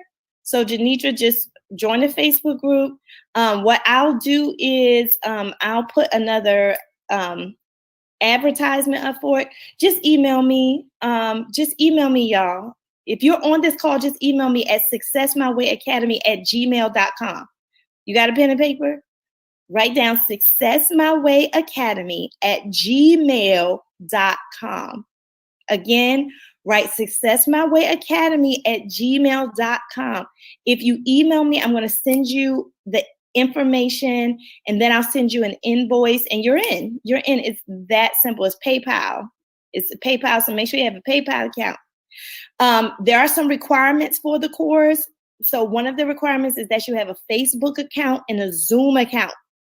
You got to have a Facebook account and a Zoom account to be in the course. Okay. So really low because they love it. Yeah. Yes. Thank you, Trika. Yes. And somebody, you know, when people love to do something because they would do it for free. And I did it for free. I did it for free for 11 weeks, y'all. I did it for free for 11 weeks. So, yes, I love doing this. And I know this is a pandemic. Everybody ain't got all them coins, okay? It's a pandemic, y'all. So I just want to thank you in advance for even considering joining the Academy and learning. And you know what, in the Academy, you're not going to just be learning from me. You know that, right? I'm going to be learning from you and you're going to be learning from each other and we're going to become a community. So it's more than just a mastermind course. It is a community that's about to be formed, a really strong community, y'all. Hi, Bev. Welcome. Good to see you, Bev. Everybody keep Bev in your thoughts. She just lost one of her family members. Her dog, Puff Louie, just passed away about 2 days ago. And Bev is going through a lot, y'all. So also keep Bev in your prayers. Losing a dog is like losing a family member. I know because I didn't lose a dog to being deceased, but I did lose a dog out of my life, and it was very devastating. It's devastating to lose a dog. That is a family member. So please keep Bev in your thoughts and prayers. All right. So, how many of y'all plan on coming to Success My Way Academy? I want to know. I want you to share with me if you plan on coming. Just put it in the chat. Just put I plan on coming, or put some emojis in the chat. Put some emojis in the chat, y'all. Y'all plan on coming? Put some emojis in the chat. So let me go back up here and make sure I didn't miss anything.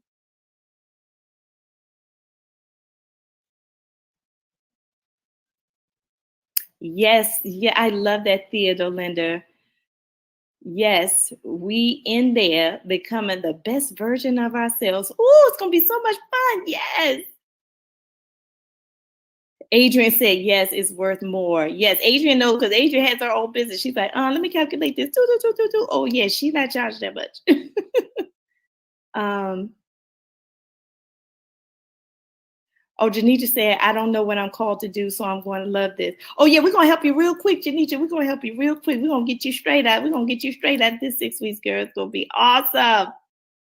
Um, Adrian, I've been struggling to find my purpose. I don't know. Oh, yeah, we're going to help you, Adrian. Oh, this is so exciting. I'm so excited. I have tools to help you all. I know just what to do. I have to go, but you are in great hands. Oh, okay. Trika said, I got her straight. Yeah.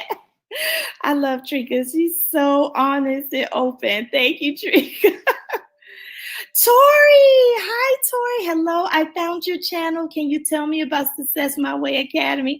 Hi, Tori. Yes, Tori, please join my Facebook group.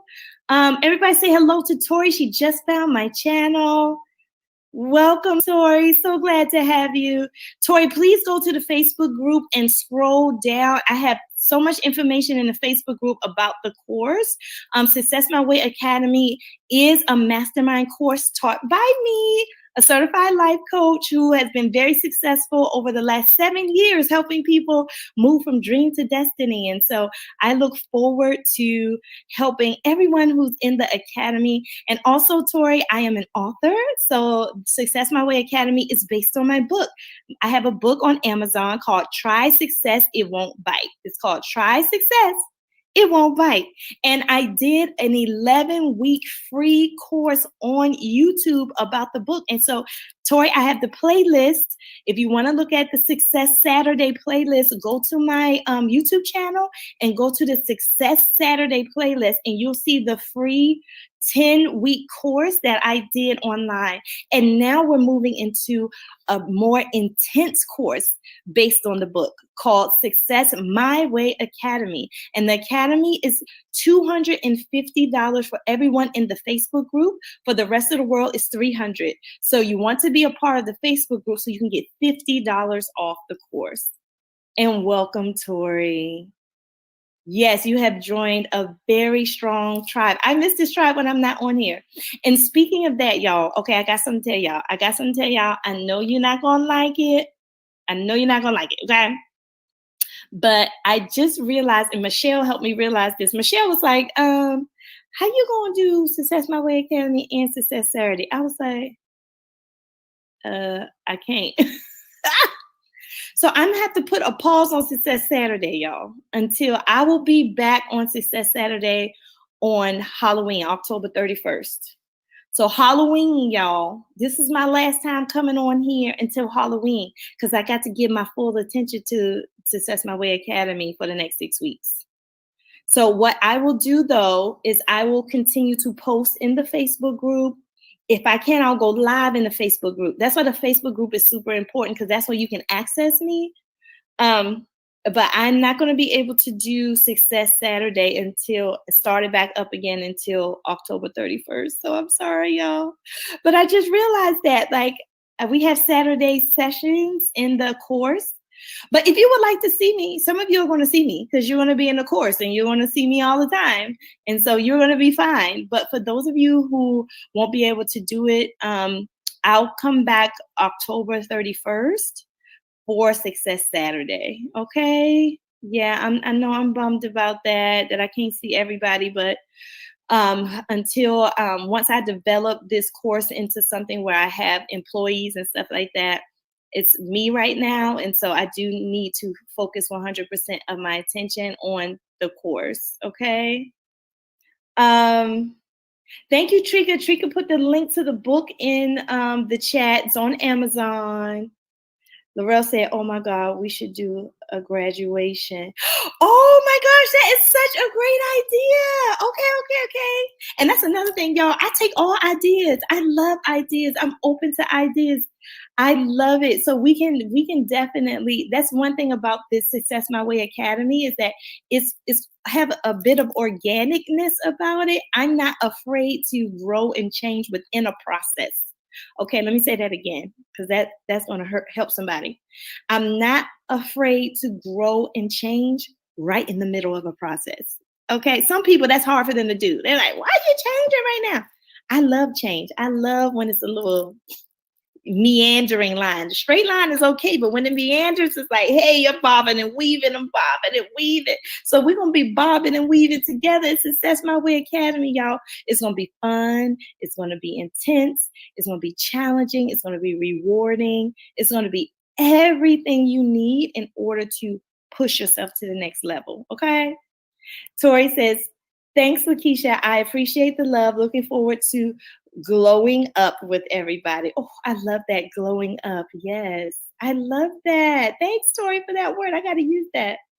And Sean says, "Oh, man, but that will give me time to finish the Success Saturday here on YouTube." Yes, yes. So if you have not finished, I am eventually I'm going to take that Success Saturday down and make it a course. But I probably won't do it until after Success My Way Academy. So that information will be up for the next 6 weeks, and then I'll probably take it down because I need to transfer that into a course, an online course as well. And that'll just be like it is now. It'll just be the videos, and I'll put it all in one platform, and I'll give people access to that. And then I may start a new one. So I don't know. I don't know. We don't know what the future holds, y'all. We don't know what the future holds. Let's see. And I'm glad the course, because waiting till October 31st would be too long. Oh, thank you, Adrian. Adrian's going to be in the course, so she'll probably be sick of me by the time October 31st comes. She'll be like, "There go Lakisha again. Oh, my goodness." Let's see. Did I miss anything? All right. It is 10:30, y'all. I don't like to keep y'all here more than an hour because I know you have your Saturday. This is Success Saturday. It starts with this broadcast, but it doesn't end there. Go enjoy your Saturday. Get out the house, let the sun hit your skin, do something fun for yourself, exercise, eat right, go shopping, do some work around your house. I don't care what you do, just have fun today. Give yourself some love. This is Self-Love Saturday. Give yourself some love today. So when you hang up from me, I want you to sit for a minute. Sit for a minute and think about what you're going to do for the rest of the day.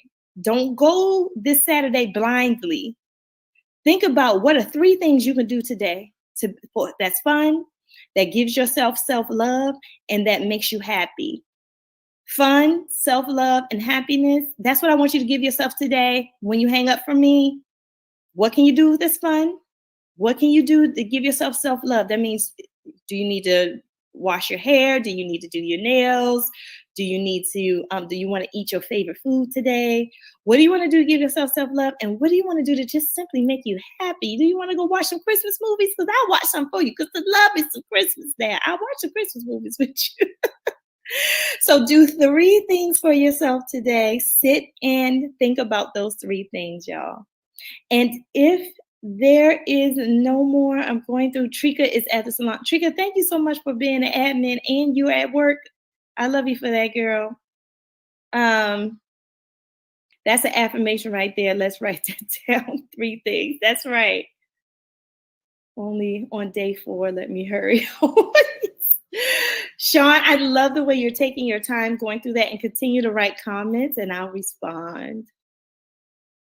All right, y'all, I got to go. I got to get out of here and enjoy this beach and take my son who is so excited about the beach. I have to go, y'all, but I want to say that you all have my love, you have my thoughts, you have my prayers.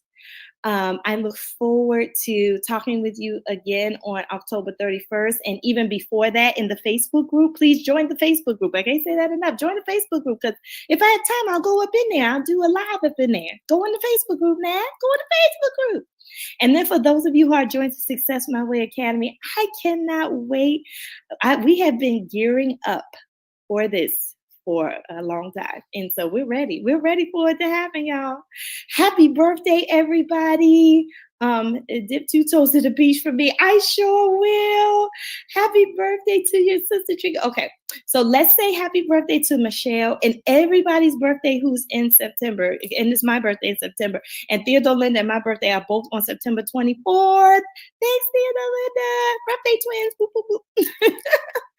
All right, so yes. Okay, Janitra, you my twin with the Christmas movies. Girl, I love Christmas movies, especially the ones on Netflix. Yes. And Girlfriends on Netflix. Yes, I love it. All right, so here we go. Let's sing happy birthday. Now, she's not going to hear you, but you can sing happy birthday with me. So we'll sing the regular version and then we'll sing the Martin Luther King version, okay? All right, here we go. Oh, Tori, your birthday is September 22nd. Okay, who else's birthday is in September? Did you all know most people in the world's birthday is in September? That's why September is huge. If you recognize that a lot of people's birthdays in September, it's because it is. Most people in the world birthday is in September. And I don't know why. Maybe it's the 9th month or something. I don't know. All right, so let's sing happy birthday or say it in the chat. Here we go. 1, 2, 3. Happy birthday to you. Happy birthday to you. Happy birthday, dear Michelle, Janitra, Theodore Linda, and everybody else. Happy birthday to you. And then we're going to do the other version. 1, 2, 3. Happy birthday to you. Happy birthday to you. Happy birthday. Happy